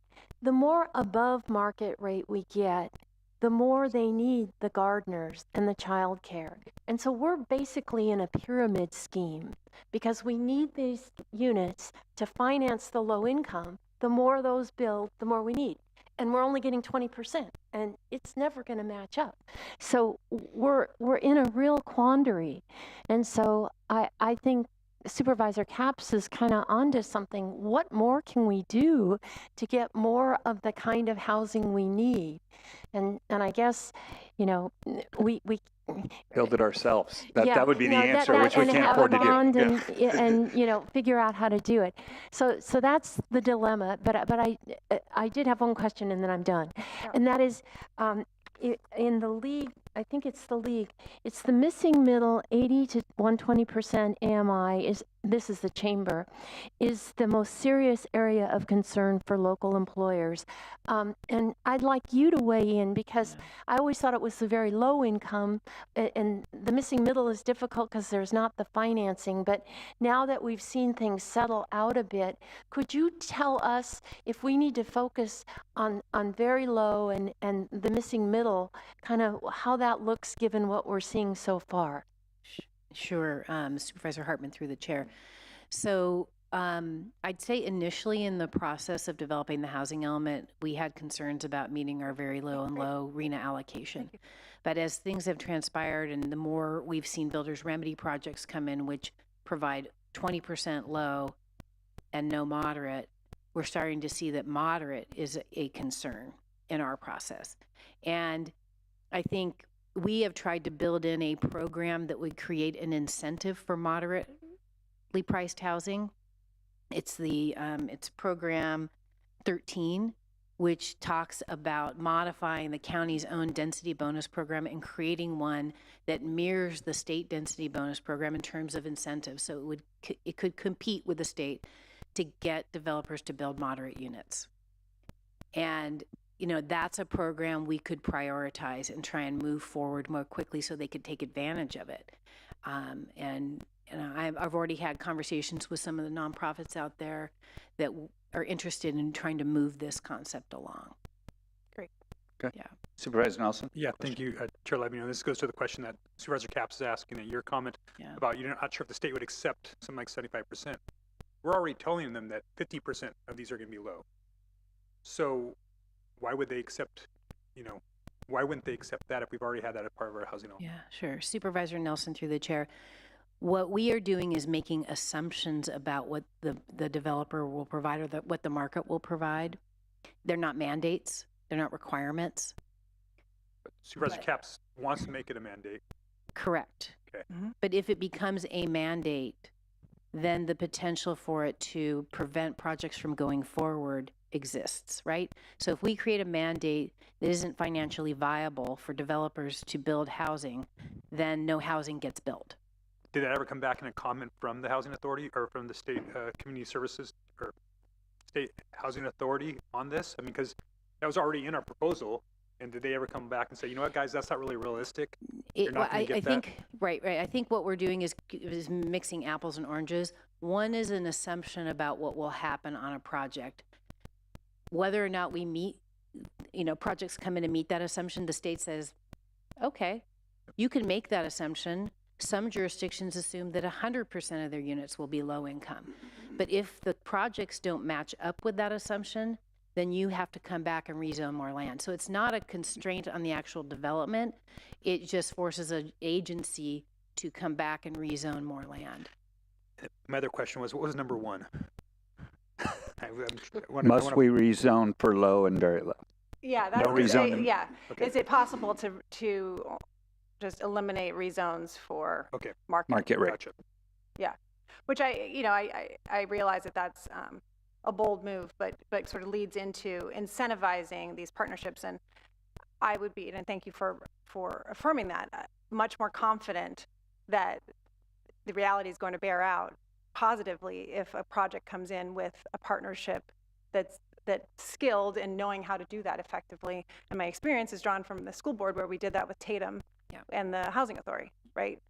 And so that's just something I think would be it's not requiring, it's not mandating, it's just saying, hey, that sounds like a good project to me if you come in the door with a partnership already in process. So we're on to number 4. Okay, thank you. So number 4 relates to workforce.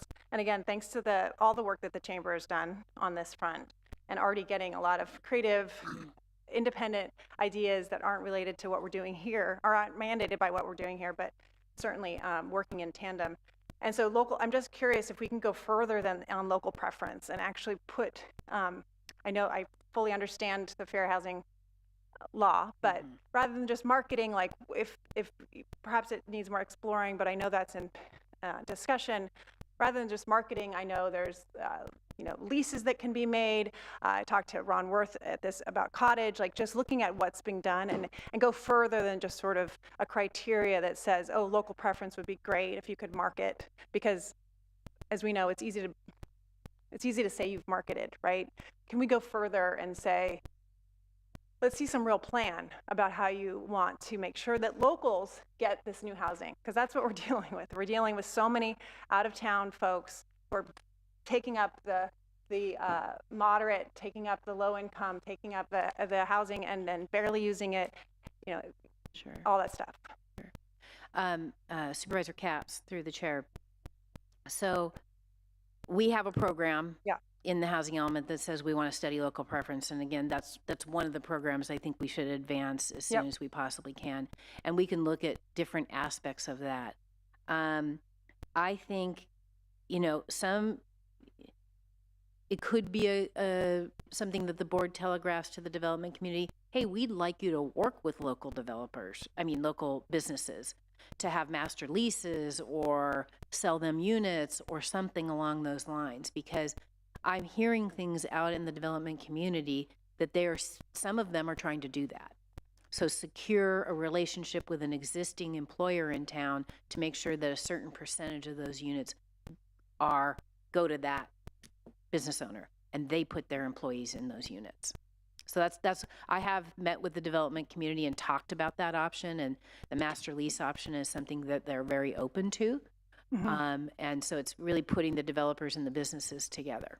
And do you think in terms of process, like we would be ready for this spring decision with rezones of any of these potential agreements to be ready for prime time? I'm kind of looking at our chamber leadership in the back and getting a thumbs up, but that's what I'm looking for, is not just like, oh yeah, we'll do it, we'll market, but more like, okay, we're actually working with Santa Barbara Unified, just as an example, and we're partnering, and this is really exciting, because I do believe it's extremely exciting, and it's not just low income. I want to be clear, because I do get some emails. I talk about poverty a lot, and I've gotten emails saying, hey, what about me? I'm a nurse. What about me? I'm a professor, and I'm et cetera. So it's really that missing middle plus the low income that I'm talking about. I think Supervisor Caps through the chair that the hearing that we're talking about, where it gives the development community the opportunity to come and talk about their projects, is really a good time for them to Great. be able to try and share what it is they're trying to achieve. Great. They might not be able to announce exactly who the employer is because negotiations could be underway, but I think it would be good to hear what they have to offer. Great. Yeah. So my last one, unless anyone has anything on local preference, is just related to county sites. No surprise. But yeah, I mean, and when it comes to workforce, I just need to point out that I'm really pleased that Supervisor Hartman and I, working with staff, were able to get 320 units. I give us an A for effort, but it's really just scratching the surface. We have 4,000 employees, a third of whom don't live in this county, presumably some of them because it's too expensive to live here. So we're offering 0 currently. And I just think, I believe strongly that we need to lead by example. And so I'm looking for a criteria that actually states that actually puts forward, hey, we have skin in the game. We have a lot of underutilized property all throughout the county. It's even part of our housing element that we have to turn in or categorize completely unused property. So I am interested in a criteria that's also supported by the league, that we assess all county property for housing and potentially rezone. Doesn't mean we do it all at once, but we need to be ready for the no net loss. And our county sites are the perfect place to go if we have 160 days. Rather than going back into the Goleta Valley for more ag, let's look to ourselves and say, hey, this underutilized parking lot, I could, again, speak to the example of the one that we just parked in today. 2/3 of a block here in downtown Santa Barbara could have, 300 units for people that really need it, with all the transportation, with all of the commerce, all the things right here. And that's not even on our radar yet. Yet it's just to me, so blatantly obvious. So I would like to see an actual criteria that builds on previous efforts of a housing study, and the housing element has pieces of this, but actually say, hey, county staff, let's assess all county property for the potential for housing. I'd love to hear what you might have to say, or any of my colleagues on that front. Supervisor Caps through the chair. So we do have a program. I have a lot of programs. Good. That prioritizes the disposal of county-owned land. So it's a program we've already built into the housing element, and I think this concept fits within that. That program tends to be focused on the sites that we've already identified, but certainly the board can give direction to general services and planning development to work with them to look for other potential sites. I have a question about county sites.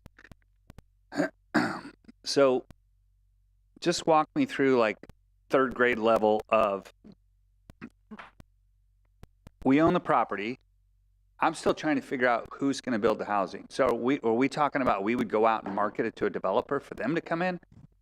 So Because we can't build right, a house. Right, Mr. Chair, I think there's a variety of options that the county hasn't fully explored yet, but that's one option where you team up with a developer and the developer builds it, and maybe some percentages ends up being market rate to help finance it. I don't know. I mean, that's one option, but that's probably not the best option because we really probably need to put moderate housing on those things. But I haven't really personally explored what the financial mechanism would be, or the relationship with a developer would be for the county to build housing. But I think that might be part of the workforce housing study that Housing and Community Development is preparing now. And so that's also a program on our housing element, and those two sort of come together. Okay. So Wade. Yes, Mr. Chair. We are bringing next board meeting to your board a contract to analyze just that. Sweet. How to most effectively develop a program where we can leverage our county-owned sites for workforce housing. And Awesome. it also includes, there are specific sites that we are taking a look at to begin with, but the contract does allow us to add sites to that list. Okay. And- Supervisor And do Hartman. we get the credit under RENA? Because you can't trade credits, so if it's our land within the city, we do get the credit. We do get the credit, yes. Okay. But do we, Mr. Horton, we still need to rezone. We don't need to, do we need to rezone? We do not. No. We do not need to rezone because the county is not, unless we're in the coastal zone. Okay. So coastal zone, we probably don't want to go into the coastal zone, but in the inland area, we are exempt from our own rules and regulations in the zoning ordinance. So Okay. we do not need to rezone the land. Great. And I'm really happy, that's music to my ears to hear the next meeting. We'll look at that contract, but I just want to see, Mr. Horton, if that's the contract for the whole housing study, I don't want this to be a years-long process. Again, I know that this conversation is about rezone votes for the spring, but I'm thinking ahead because of this no net loss law that we have to deal with. And if we don't meet our targets, we'll have 160 days. So I want to make sure that we're ready with potential county sites that are on unutilized land. So can you walk through, I know we haven't even hired the consultant yet, but any potential time frame for an assessment of county sites? The report would be due on May 31st of this year. That's and good. for the specific sites that are identified in the RFP. And if you have additional specific questions, I have Mr. Devonick here sitting behind me that can answer those questions. That's great. And and right now that's 9 sites, I understand? 9 sites with 13 APNs. Yeah. With 13 what? APNs. Okay, got it. Great. And I'll just add, I had a brief conversation with Ron Worth of Cottage in terms of how to do this. I mean, they've done it. I mean, it is new territory, but hospitals aren't in the business of housing. Right. And I just do think it's the future. Yeah. And I just had never heard, I mean, we keep talking about it, but I've never heard the actual mechanics of what's the deed restriction, who gets to live there, how long they got to commit to, what happens if they decide to leave, all those kinds of things. So I'm glad that's coming. Supervisor Williams. Oh, yeah, we've been talking about particularly the juvenile hall site and moving that forward for the past 3 years. And I'm glad that you're talking about it because I want us to have more urgency to make those sites happen within this 8-year time frame, especially if they're employee units, because we desperately need employee units so that our own employees can survive. So but that leads me to my own caveat for the support to push that is we can't limit it to, if we want it to be for our employees, the sites that we do want to be for our employees, we cannot limit it to low and moderate because that would exclude a vast number of our employees, as it would include the vast number of employees that we need desperately to recruit and retain most acutely, like sheriffs, employees. So, I just think that we should do a number of those as low income or with housing authority or other nonprofit developers, but there should be some of those sites like juvenile home where we've already designated that as employee housing. We should stick to that. And if the downtown site is not in the inventory and you want it in there, I would support that because I think that's it's a hot piece of property. I would love for it to be added. I don't believe it's currently in the 9 list of sites, and I do believe that list needs to be updated. For example, Hollister Lofts is in that list, and that's already way further down the line. Yeah, exactly. So if we can make sure that the list is of 9, if we're limiting ourselves to 9, and I hope we wouldn't have to, that we actually make sure that it's the right 9 and potentially add, thanks to Supervisor Williams, support it in his own district of this county lot here. I mean, I do think, I said it in the vote for the housing element, parking lots is a great place to start. And I look to Fairfax, Virginia, where they actually are looking at all of their parking lots, and that's how they're achieving, it's it's double the size of our county, so you can half this number, but they're achieving 10,000 new units by just doing government parking lots. That's their goal by 2030. So I just want us to be creative and realize that we don't need single level parking lots. I'm not taking away parking lots, but I don't think we need single level parking lots that take up, almost full city blocks.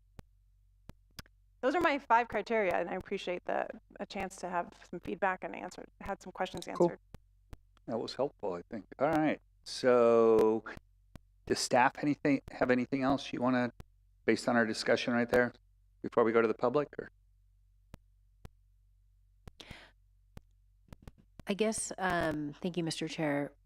I think this is all very helpful, and I guess the thing I would emphasize for the board is probably the need for us to focus moderate housing on the county-owned sites that we've identified in the housing element, because the dearth of moderate sites that are being proposed as some of the projects are coming in. So I just wanted to put that out there so that you're aware of that as we're working through this, and when we get to the rezones, we may want to transition. Right now it's a mix, but we may want to transition to moderate for those sites. All right, Supervisor Nelson. Yes, thank you, Supervisor Labanio. Just a quick question before we go to public comment about the builder remedy projects as well as some of the proposed projects. We have them as part of our housing element, but are we rezoning those parcels or not? Because I think that's a really important thing for us to understand or know moving forward, because that's probably a decision point for this board. Sure. Are we gonna? So we went through the builder remedy process, and they're saying they were going to do this project.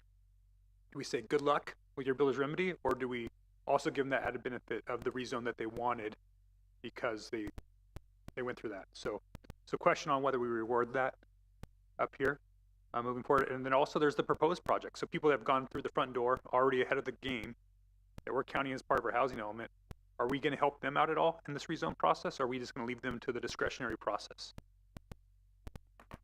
So Supervisor Nelson, through the chair, all good questions.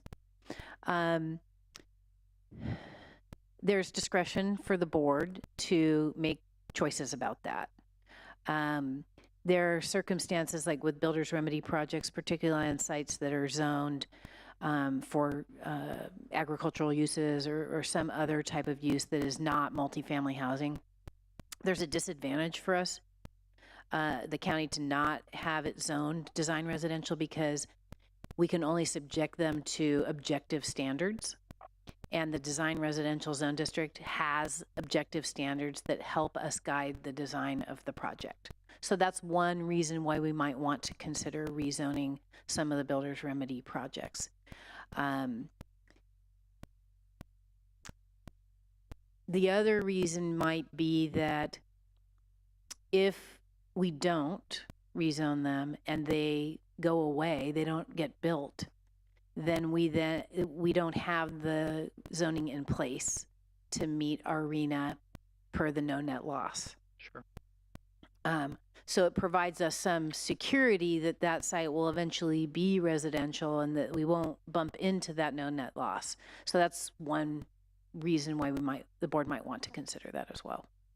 So I think moving forward, we should think about that, because maybe as an incentive for some of those with the builder's remedy projects to maybe inform us that they're no longer moving forward with the builder's remedy, that they want to be part of the housing element, that our rezone process, because there's a lot of benefits that come through our rezone process that they may not be getting through builder's remedy. And I really do think those are two different doors. And so I'm glad we're all up here and we can say this out loud. I think that we should keep those doors separate for at this point, unless completely compelled. If they decide to drop out of the builder's remedy project process, we do have an opportunity within 180 days. We've most likely already studied it, because most of these sites were already a part of this, the PEIR here. So there would be an ability for this to go back to the drawing board and now have them included in the housing element under the housing element policies that we're going to set forth for these rezones. So that would be my opinion on builder's remedy. The other ones are these proposed projects that we have in the pipeline right now. The people that they weren't waiting for us to move forward on the housing element, they actually started proposing projects that are denser, that are potentially going to satisfy our low and moderate. I'd hate for them to go to the back of the bus here, because, they're already moving forward. So I want to make sure, I know there's some projects in the North County that I've been trying to advocate for that really hit a lot of my criteria, that I want to make sure that those are going to get rezoned in the process moving forward, because I think that again, it's all about incentives with these projects, right? And we want to incentivize good behavior, and those that want to invest in our community, and those that have already put their money where their mouth is and put projects in and applications in, we should be helping them out with that rezone process, because otherwise all these other projects jump ahead of it. And then you have a community that's saying, hey, well, that's a discretionary project, don't approve that one, because you already had to approve all these housing element ones. So that's where there's a rub there that I'm very sensitive to. I hope that staff is as well.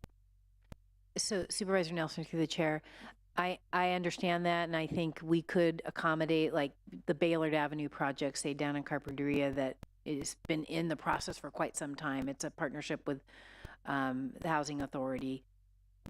The board has the discretion to rezone that as part of our housing element, and other pending projects that were included on the list. So that is something you can certainly consider when we're going through that process. Right, thank you.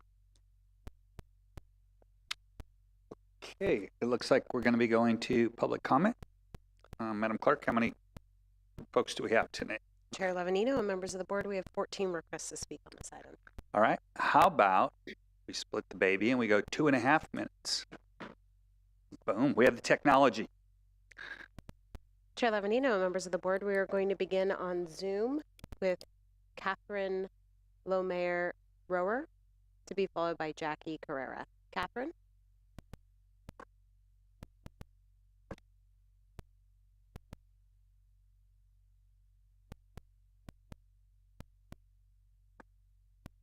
Okay. Catherine? Hello? Yes, we can hear you. Please speak loud and clear. Thank you. Awesome. Thank you. I really appreciate that the focus of the criteria here is on incentivizing participation in this incredibly important project. I wanted to highlight, though, that as I look through the criteria, what seems to be missing is we're missing the mark with criteria that will work legally in terms of zoning and CEQA as well. What I see here is criteria that are focused on the desired outcomes, rightly so, importantly so, but I'm not seeing anything about site selection sort of feasibility factors, and I'm wondering where those criteria are going to come into play, or at what point in this process are those criteria going to be identified? And I'm talking about things like when you're trying to identify a feasible site, does it have services available? Does it have water and sewer services already available on the site, or are they easily extendable to the site? What's the proximity to public transportation, to bike lanes? What's the capacity of the local public school, the elementary school, to serve the site if we're bringing in a larger student population? And I don't see those factors anywhere here, and I'm hoping that they're addressed somewhere that we just aren't seeing yet, or that they will be soon. So thank you. We will now go to Jackie Carrera, to be followed by Merrill Brooks. Jackie? Good afternoon, everyone. Chair Lavanino and members of the Board of Supervisors. I'm here on behalf of the Santa Barbara Foundation Board and staff, and I really appreciate the opportunity to comment generally on today's discussion, but also to submit for the record our foundation's commitment to partnering with you and others in ensuring our county has housing that is affordable for our workforce, and which is essential to our individual and collective health and economic prosperity, which is a priority for this foundation. As you well know, our county is an increasingly expensive place to live, and the Santa Barbara, Santa Maria region has the 5th highest housing cost in California, which leaves most of our community members precariously housed. We continue to face this housing shortage, which creates hardships for our workforce. And to address this, we know we have to protect, preserve, and produce affordable workforce housing. And the item that's before you today is an important step in producing the workforce housing needed to alleviate some of the financial strains on our workforce. We just produced a housing affordability report at the foundation in which we outline a shared and cross-sector understanding of the county's housing affordability challenges and offers actionable opportunities for philanthropy, which is our sector to contribute to the solution. Findings from the report recognize the imperative that the county has to increase the supply of affordable workforce housing to address their community's needs. The county's housing production has not kept pace with its growth. Between 2013 and 2018, we've added 1 new housing unit for every 4 jobs. I'll skip all the data associated with that, but what's happened is this lack of supply has created financial hardships for our workforce. And in 2022, nearly half of our county residents identify as renters. And that same year, 55% of those renters spent 30 to 50% of their income on housing, and 29% spent over 50%. And these are some of our childcare providers, healthcare personnel, our retail and service workers, our nonprofit professionals, and I think most importantly, they're our neighbors and our community. So it's essential that the county practice practical and effective land use policies and to produce the workforce housing that's needed for those who keep our county moving, that we support a workforce that can live in our communities that they serve, that help employers like you all, like us, like so many businesses recruit, retain staff that need to provide a lot of these crucial services, and to promote stability for families with children who, of course, are our next generation.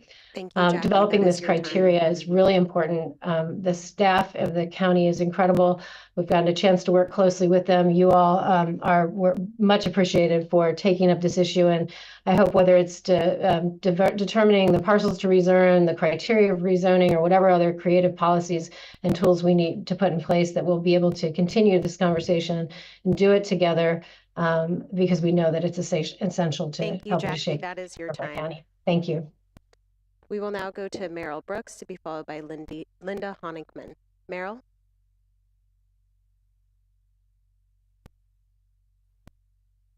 Are you able to hear me? Yes. Yes, we can. Okay, Please proceed. Okay. Good afternoon, Chair Lavigno and supervisors. Today I'm speaking on behalf of Citizens Planning Association. I'm here to speak in support of the proposals for criteria to be considered in determining the parcels that will go through the housing element rezone process. CPA has attended all workshops and hearings regarding this process. We have argued all along that the state mandates would not produce the type of housing needed to solve our affordable housing crisis. But CPA today is very pleased that today we are finally focusing on community benefits. CPA agrees with comments made by League of Women Voters, which suggests the rezoning be focused on those parcels which will actually produce very low and moderate price housing. We support the idea of establishing a trust or special funding by employers or some nonprofit groups such as Santa Barbara Foundation to help fund very low and moderate housing. CPA supports the staff suggested lists of benefits such as childcare, parks, and open spaces to include trails. We also agree with the suggestion in the letter from Ms. O'Gorman that benefits to the communities could be found in some of the existing sections of the community plans, such as Eastern Goleta Valley Community Plan. The work has already been done. The community plans already reflect good zoning and planning practices that you should require. We also agree with suggestions by SB Can. We agree with the comments they made regarding the needs of housing out at UCSB, which should be addressed. We also agree with their comment about the builder's remedy. We personally feel that the puny 20% requirement for affordable units and only 80% of market, well, more than 80% of the affordable units would exacerbate the pressures on the residential communities. Thank you for taking the time today to look closely at the housing element and to establish criteria to rezone parcels that might actually create low income and affordable local workforce housing. Thank you.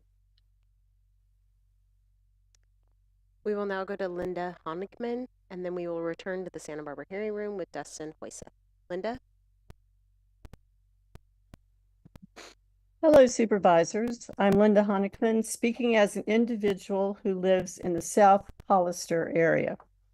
It is hard not to focus on the builder's remedy projects that could produce thousands of small rentals for above moderate incomes. But if we can start thinking beyond current threats and have a vision for where we want to get to, it may help our final site selection. Put on your future hat. It's 2031, and we are still living in the county with less stress.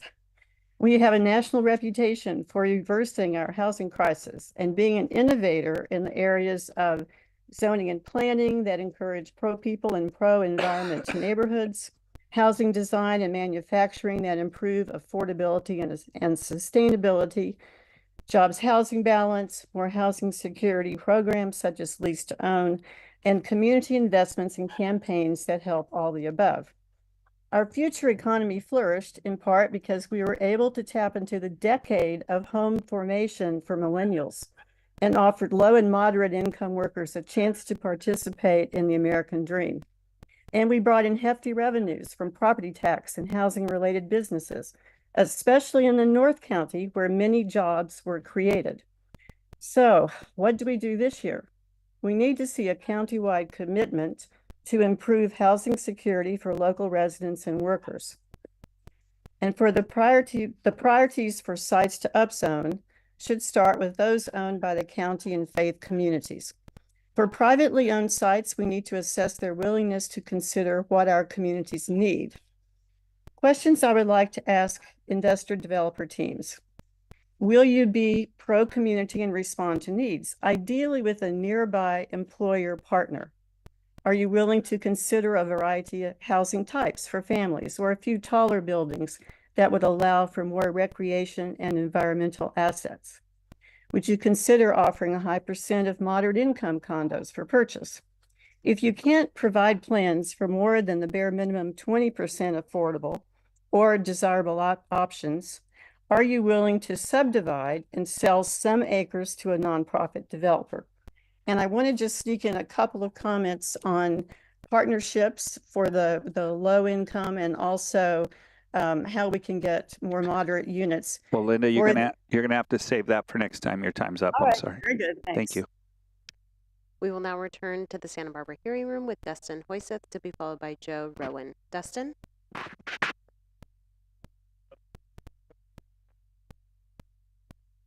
Miller go before Joe Rowan. Just we strategically were trying to get Sure. Well, that's up to the clerk, but makes sense to me. Yeah. Thank you. Absolutely. Sorry to be a pain. All right. Hello, Chair Levanino and Supervisors. I'm Dustin Hoyseth, Public Policy Manager with the Santa Barbara South Coast Chamber of Commerce. The Chamber is excited to see the county considering these criteria for rezones, as it will help to offer additional clarity to the property owners interested in a rezone, some of which are the same people that we have been working with to lay the foundation for the employer-sponsored housing consortium program that you've heard us mention. It has been a great pleasure and privilege to work with the various members of the community as we have worked through the development of this program and the specifics of how we can create something that will provide long-term benefits to the community. To do so, we need buy-in from employers, property owners, and government, all of which I have felt we have. At this point, it's just a matter of putting the right pieces into place. Through the months of January and February, the Chamber is working to secure letters of interest and letters of intent from employers and property owners in order to both lay the foundation for the creation of these consortiums and demonstrate to the county who is committed to this for consideration during the rezone conversations. We urge the board to prioritize workforce housing throughout this rezoning process, support the employer-sponsored housing consortium program, and recognize the clear community benefit offered by properties that partner with an employer-sponsored consortium. Several of the properties included in the county's potential rezones have already expressed an interest to work with the Chamber on this program, and we are at varying levels of progress with these differing partners. This is a benefit that we hope the board will take into account as they consider the rezones this year. In some ways, the initial success of this program relies on the successful rezoning of the sites looking to partner with early employer-sponsored housing consortiums. However, as our efforts on this program have progressed, we've seen an increasing interest from employers and property owners alike. We expect that this interest in the collaborative model will only increase once we have a successful pilot project we can point to. Additionally, in the long term, some kind of commitment from the county to provide an incentive for future property owners to participate in future relationships with a consortium, but that is a conversation for a different time. Thank you for your time today. Thank you. We will now go to Kristen Miller to be followed by Joe Rowan. Kristen? Thank you. Good afternoon, Chair Levanino and members of the board. I'm Kristen Miller, President and CEO of the Santa Barbara South Coast Chamber of Commerce, representing almost 1,000 members and 75,000 jobs. I'm happy to be here today to see the board discussing criteria for rezones that will more clearly define community benefits and give property owners a more straightforward path to providing much needed housing for our communities. I am also here to champion our work on the creation of an employer-sponsored housing consortium program in Santa Barbara County and how it relates to the criteria you are considering. The Employer-Sponsored Housing Consortium is an innovative solution to several of our region's housing challenges, in which multiple employers will enter into a partnership to acquire property, which they can then provide to local employees. Last year, the Chamber hired an outside consultant with experience in employer-sponsored housing initiatives to help us put this together in hopes that it will work for our community. We're trying to create a statewide example of how employers and their employees can benefit while also playing an important role in solving our local housing crisis. You'll be hearing from our consultant, Joe Rowan, next. Over the past 7+ months, the Chamber has held discussions with employers, property owners, county staff, and others to better understand this topic from several perspectives and develop a model that will be successful here. We have made significant progress on this initiative, identifying rental and ownership models to satisfy employers and property owners alike.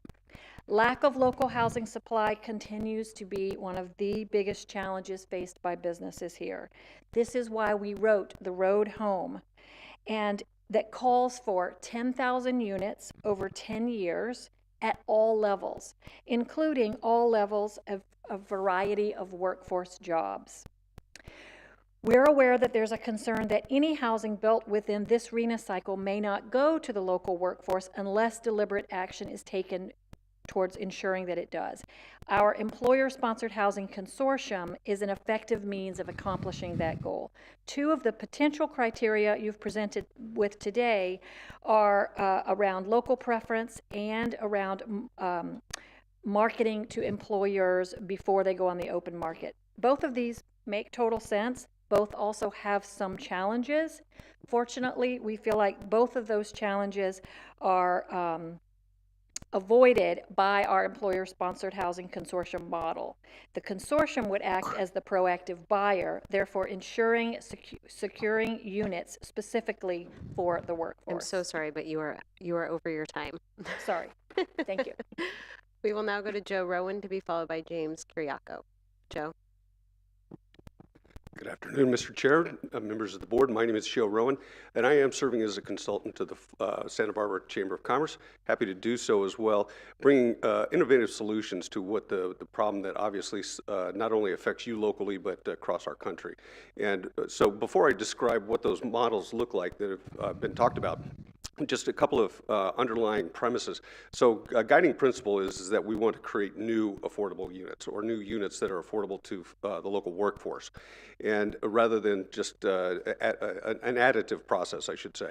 And the other, I think, element to this is that we want to, again, ensure that these models are durable, so that they do perpetuate long-term, and that they are highly accountable to the public, but then also it's scalable so that this can be replicated in other parts of the county. And both of the models that have been talked about share some similarities in that it's multi-employer. And we feel like the multi-employer consortia actually provides better benefits because you avoid that single employer type housing that carries stigmas. It also allows greater separation between the employer and the employee, because that does create some very difficult situations longer term. So in creating these partnerships, multiple employers will come together, and under one model, they would actually acquire properties and then make those available to their employees. But then it also allows the employers to work with the developers to design the product itself, so that these products, the housing units are configured to really replicate what the workforce is looking for in terms of location, you know, how many bedrooms, et cetera, some of the elements that were brought up earlier in terms of other amenities. These can all be designed into the project. And so the employers then are actually reflecting the local workforce. So under one model, they would actually own those properties, and then it would make them available to their employees. Under a separate model, they would actually be under a master lease agreement. So again, depending on the employer itself and the type of workforce that they're trying to serve, they actually would have two different options where they can participate in one and or both of these models. And so with that, hopefully, again, these can be incorporated into your program. Thank you. Thank you, Joe. Supervisor Hartman, go ahead. Thank you so much for being here. You've actually developed some of these in Colorado, is that correct? Actually, what I have been doing, and thank you for the question, Supervisor, we actually have seen this type of model that is being done is very common outside of the United States. What we're very used to is single employer type housing programs, and again, that works in rural areas. Obviously, it also works in resort areas. It does not work in an urban area, and so these multi-employer programs that actually we're importing this model from outside of the United States. And does it work for purchase and rental? It does. It actually is designed to do both. And again, this would be reflective in the employers being very instrumental in the design of the project itself, so that you can actually incorporate ownership and rental within a single project, and it reflects, again, the type of workforce that employer is trying to serve. Thank you. And appreciate that question, and welcome any further questions. Thank you. Thank you. We will now go to James Kiriako to be followed by Otis Califf. James? Thank you. Good afternoon, members of the board. And of course, my iPad went to sleep right in that moment. Start his clock. No, I'm just kidding. Hold on. Good afternoon, members of the board. James Kiriako speaking on my own behalf.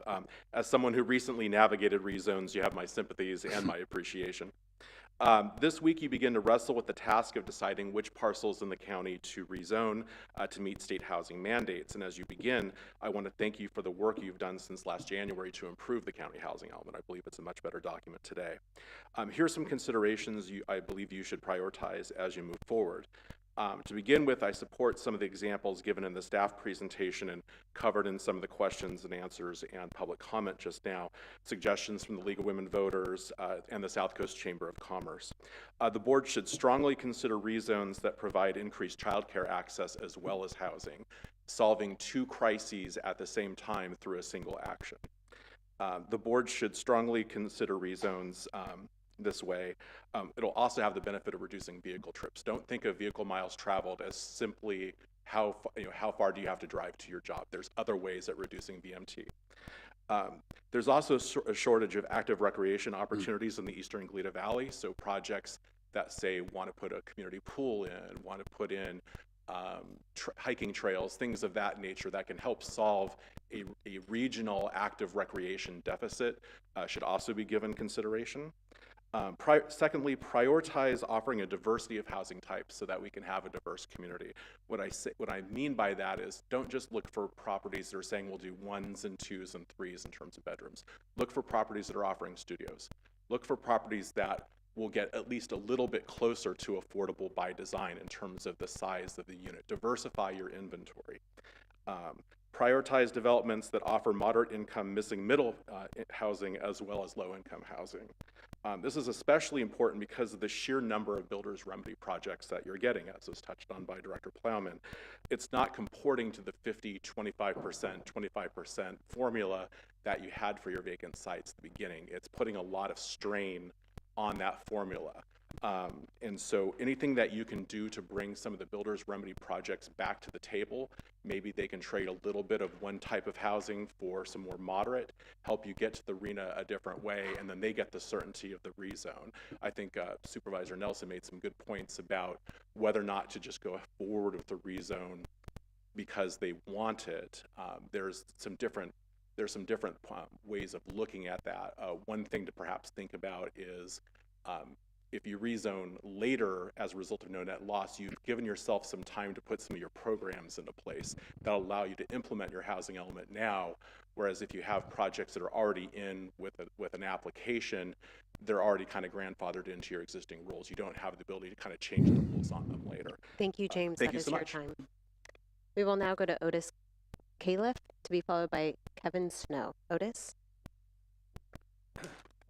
Afternoon, Chair and Supervisors. My name is Otis Califf. I'm Chair of the CRATEC, the County Riding Hiking Trails Advisory Committee. This is a real hard issue, I can tell. And clearly the easiest route for the P&D bureaucracy to comply with the state mandates is to build as many boxes as possible without extra concern for quality of life. These people are your employees, and this is your last chance to instruct them to require public amenities to make life in these boxes more livable and more environmentally just. Excuse me, more environmentally just.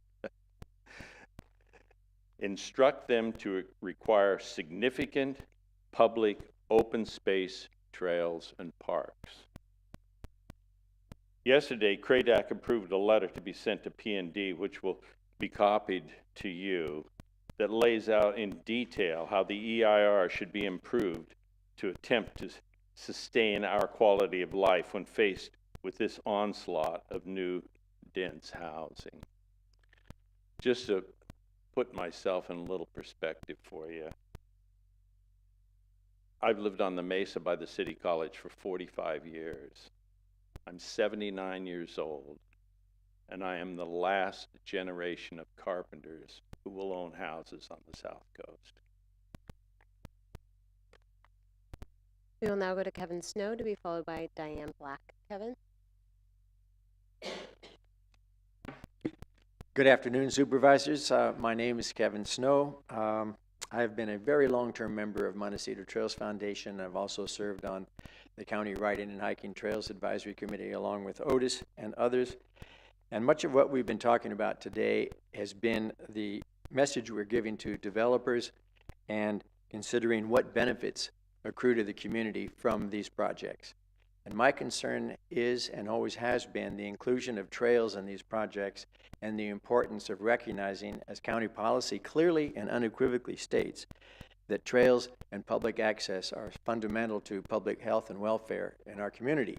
So part of the trade-off that may come with rezoning and with approving these projects, I think, needs to include clear recognition that the importance of trails and public access. You know, my initial reading of the environmental impact report, you know, there's a number of things missing in there. I'll just relate a few of them, which you'll be getting, you know, in the letter that will be coming from CRATAC. But one of those is the lacks an adequate discussion of the importance and analysis of impacts to the county's public trail system by these revisions. And it employs narrow thresholds of significance that undervalue the importance of parks, recreation, trails to public health and welfare. And I just think that as these projects come forward, the importance of trails and access just needs to be given greater acknowledgement of being important to the benefit and welfare of our community. So I thank you so much for the effort that you've been making. I hope this project doesn't get jammed through in too short a period of time. It just seems this is so complicated and so many issues are engaged that I'm hoping that P&D will consider the revisions necessary to the EIR impact statement. Thank you. We will now go to Diane Black to be followed by Jeff Nelson, who is our final speaker. Diane? Chair Lavanino and members of the board, I'm going to start at the end of my letter since I didn't get there the last time. We're asking that you hold a hearing, and you've talked about that, to allow developers to explain what their concept of development is. We're also asking that you not lose sight of the desperate need for funding of affordable housing, and hope that you'll prioritize that consideration of a bond or tax measure immediately, and don't wait several years, because the good sites are going to be gone. So that really needs to happen. And then thirdly, that you immediately establish a requirement for local preference, so that any housing resulting from the housing element will contribute to solving the problem we have, instead of just perpetuating the situation that's existed. So now I'm going to jump back to the numbers. There are 4,271 above moderate units in pending projects, including your true pending projects, builders remedies, and ADUs. We only need, and I'm talking about South Coast, sorry. We only need 1,325. So we are already over by 322%. Given this reality, we really, really need to focus on affordable housing at every level. And the best way to do that is to provide land and money to develop. Otherwise, the county, if we continue to be on the path that we're on, we're going to be facilitating overdevelopment of market rate units that will not be affordable to the majority of local workers and families. I couldn't even afford a house on my salary when I worked here now. You need 1,073 very low and low income units and 854 moderate income units above and beyond what is already in the pipeline. Your model assumes a much higher percentage of affordability that is assumed more than any program would actually deliver. It's up to 75%. You've heard like 20% is about the most you're going to get. So if we continue down this path, you may end up with an additional 8,000 market rate units above and beyond the almost 3,000 you're exceeding to get the 2,000 affordable units you need on the South Coast. So you're going to cut me off again. Darn. I didn't say a word. Okay, so I'm just going to pretend I didn't see the clock. You've been here long enough that you know what it is. Let her say a little more.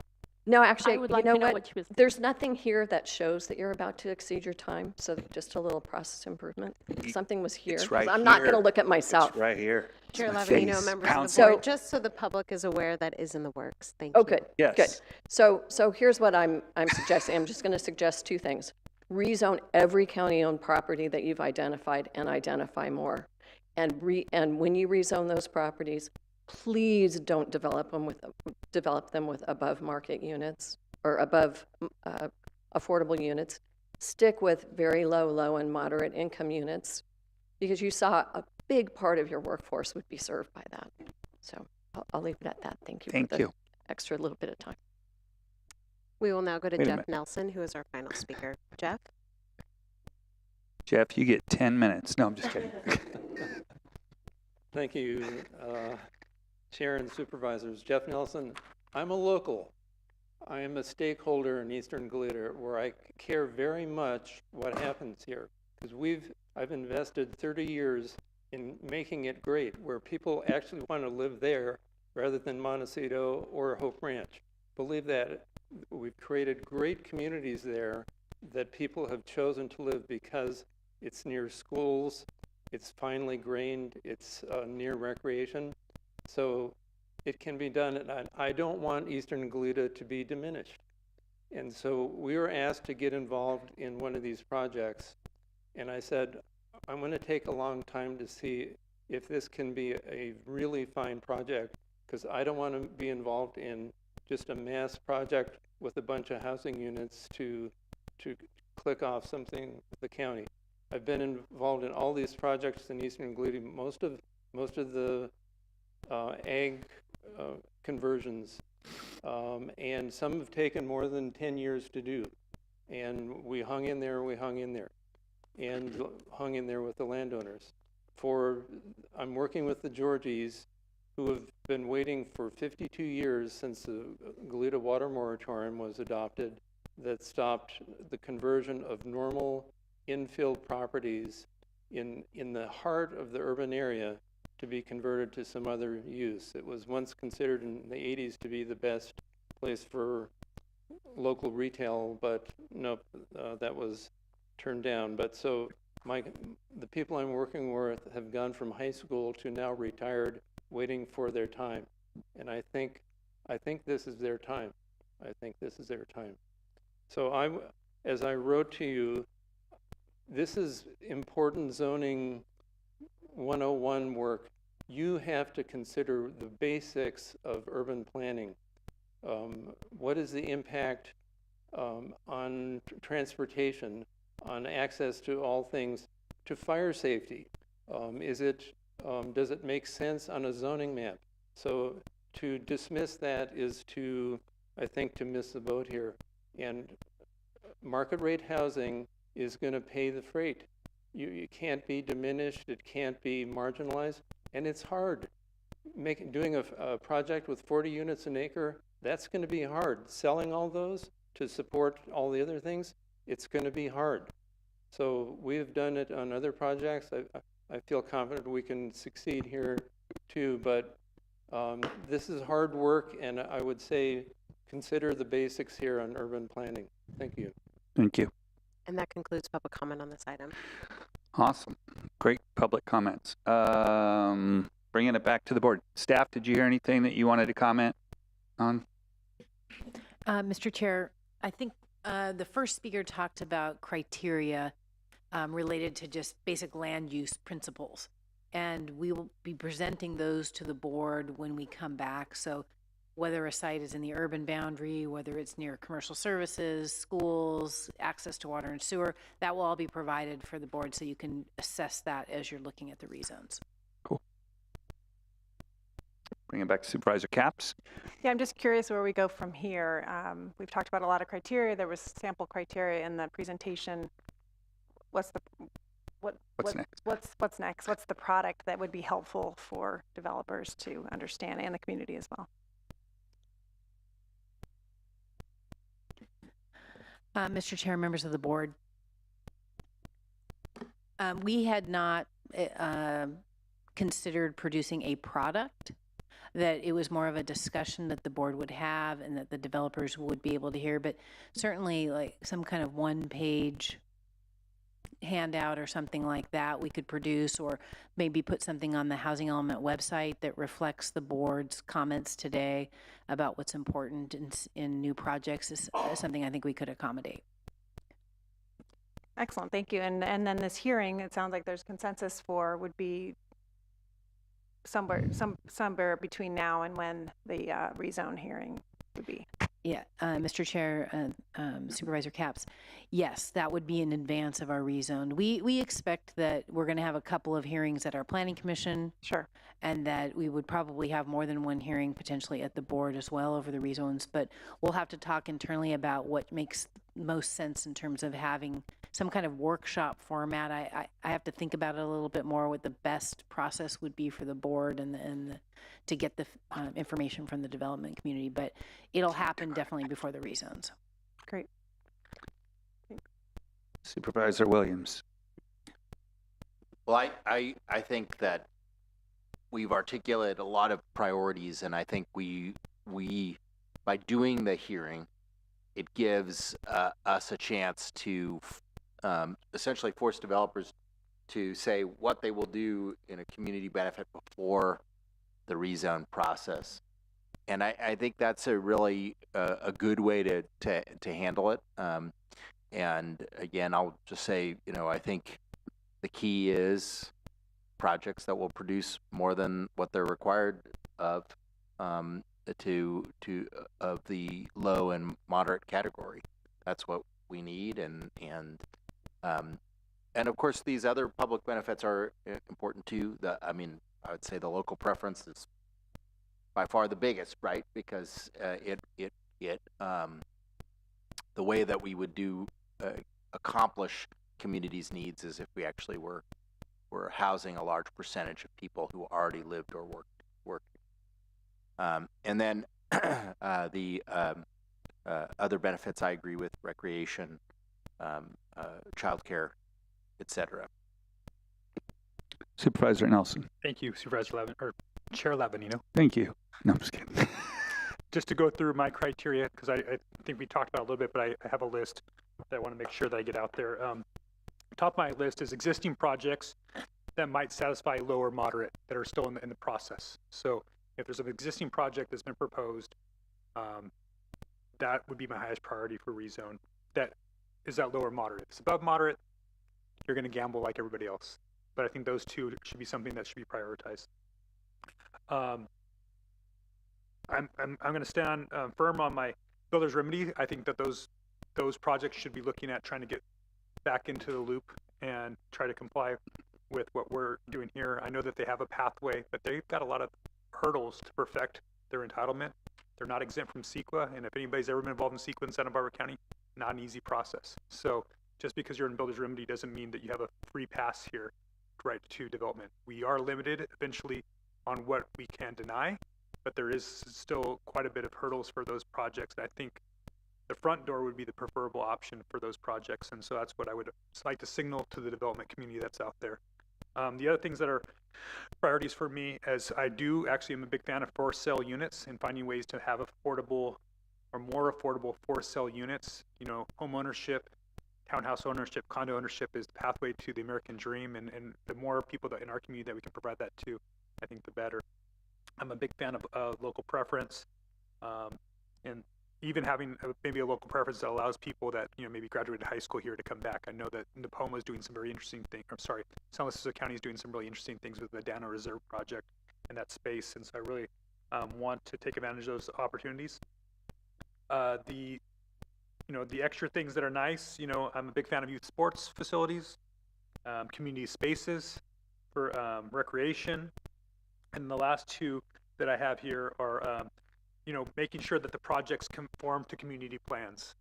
You know, we have these community plans, and then all of a sudden the housing element comes on top of it. And how does that blow up your community plan? And I want to make sure, you know, when you come and look at your project, you know, how does it fit the Orchid community plan? How does it fit the Eastern Galita Valley community plan? So think about that as you approach us. And then the last one is the job housing imbalance. You know, making sure these projects are along corridors, if that's the case, and making sure that we're not further causing that problem. And in the North County, that might also mean a project that might have a commercial component, so that there are industrial components that has some jobs that go with the housing. So that's my list. Looking forward to the discussion as a board in the future. Great. Supervisor Hartman. Before I speak about my criteria, I wonder if we might call Ms. Black back up. She served for a long time right in this field, has seen other housing elements, and would like your advice, particularly on strategies for the moderate housing, but anything else that you could add. Well, before I forget, I forgot two important parts when I began speaking. I'm speaking on behalf of the League of Women Voters, so I want to make that extremely clear. I know the board members know, but I don't know if everybody in the room knows. And secondly, thank you for holding this hearing and for hearing from us. Strategies for moderate. I think the idea that your staff has to do a bonus density program at the local level that does successfully compete with the state might be one way to go. I say that with some hesitancy because, you know, I want to make sure we provide all of the affordable housing we need, but we need a lot of tools to do that. And so I think that is probably the best one. Thank you. Thank you. Okay, so what's our? Did you? I'm looking for deliberation. Yeah. Go ahead. All right. Well, Oh, you had. That's right. I'm sorry. That's okay. Go ahead. Well. Yep. 2 seconds. No, I'm just kidding. Well, the criteria that have been laid out in the memo, I think are good ones. They aren't really ranked, but I think what we have learned is how important the moderate is. And so we need to see that from developers, because that's, if we can't get that, then we have to have a lot more higher income housing. And so I think one way to get that is with the partnerships and the employer consortium. And so I really think that the South Coast Chamber has done yeoman's work in helping, well, making these partnerships, educating the community, giving us a strategy. So I would like to see those partnerships, as well as partnerships with housing authorities and others. The more that can be up front, the more security we get about the kind of housing we'll get. And it's not just that first tenant or first buyer. It's how we keep it affordable over time. That's the key, because it'll jump up and it'll soon be. I mean, we already see the price of a median home in South County is $2 million. Who can afford that? So, these employer consortiums, I hadn't realized it was a European concept, but it's a great one, and I just think you're so innovative for bringing that to us. And so, for me, seeing that developers partnering up is really critical. So for moderate housing, low-income housing, housing that's durable in those income categories over time, ideally showing partnerships as a way to demonstrate that. And then I think other public benefits, and I just want to emphasize public, because you can have an enclosed community and you can have amenities, and I understand that that's what people want, but as we get more affordable, the amenities go down, and so we've got to make it public trails, public parks, public whatever, that would really catch my attention and support. So that's it. Excellent. I think it was a great discussion today, so definitely needed. We are now, I guess item B here was provide direction to staff as appropriate. I just want to make sure, do you have any other questions about anything you need as far as clarification on any of this that's been thrown at you all over the place? But Mr. Chair, I think we understand the criteria that the board has presented, and we will draft something up and put it up on our website. Great. So can I get a motion for A, B, and C? Yep. So moved. I'll second. Go ahead. Okay. Oh. That's fine. All right, we have a motion and a second. All those in favor, vote aye. Aye. Any opposed? Passes unanimously. Excellent. So with that, we are adjourned to Tuesday, January 23rd, 2024, right here in the beautiful city of Santa Barbara. Future housing site.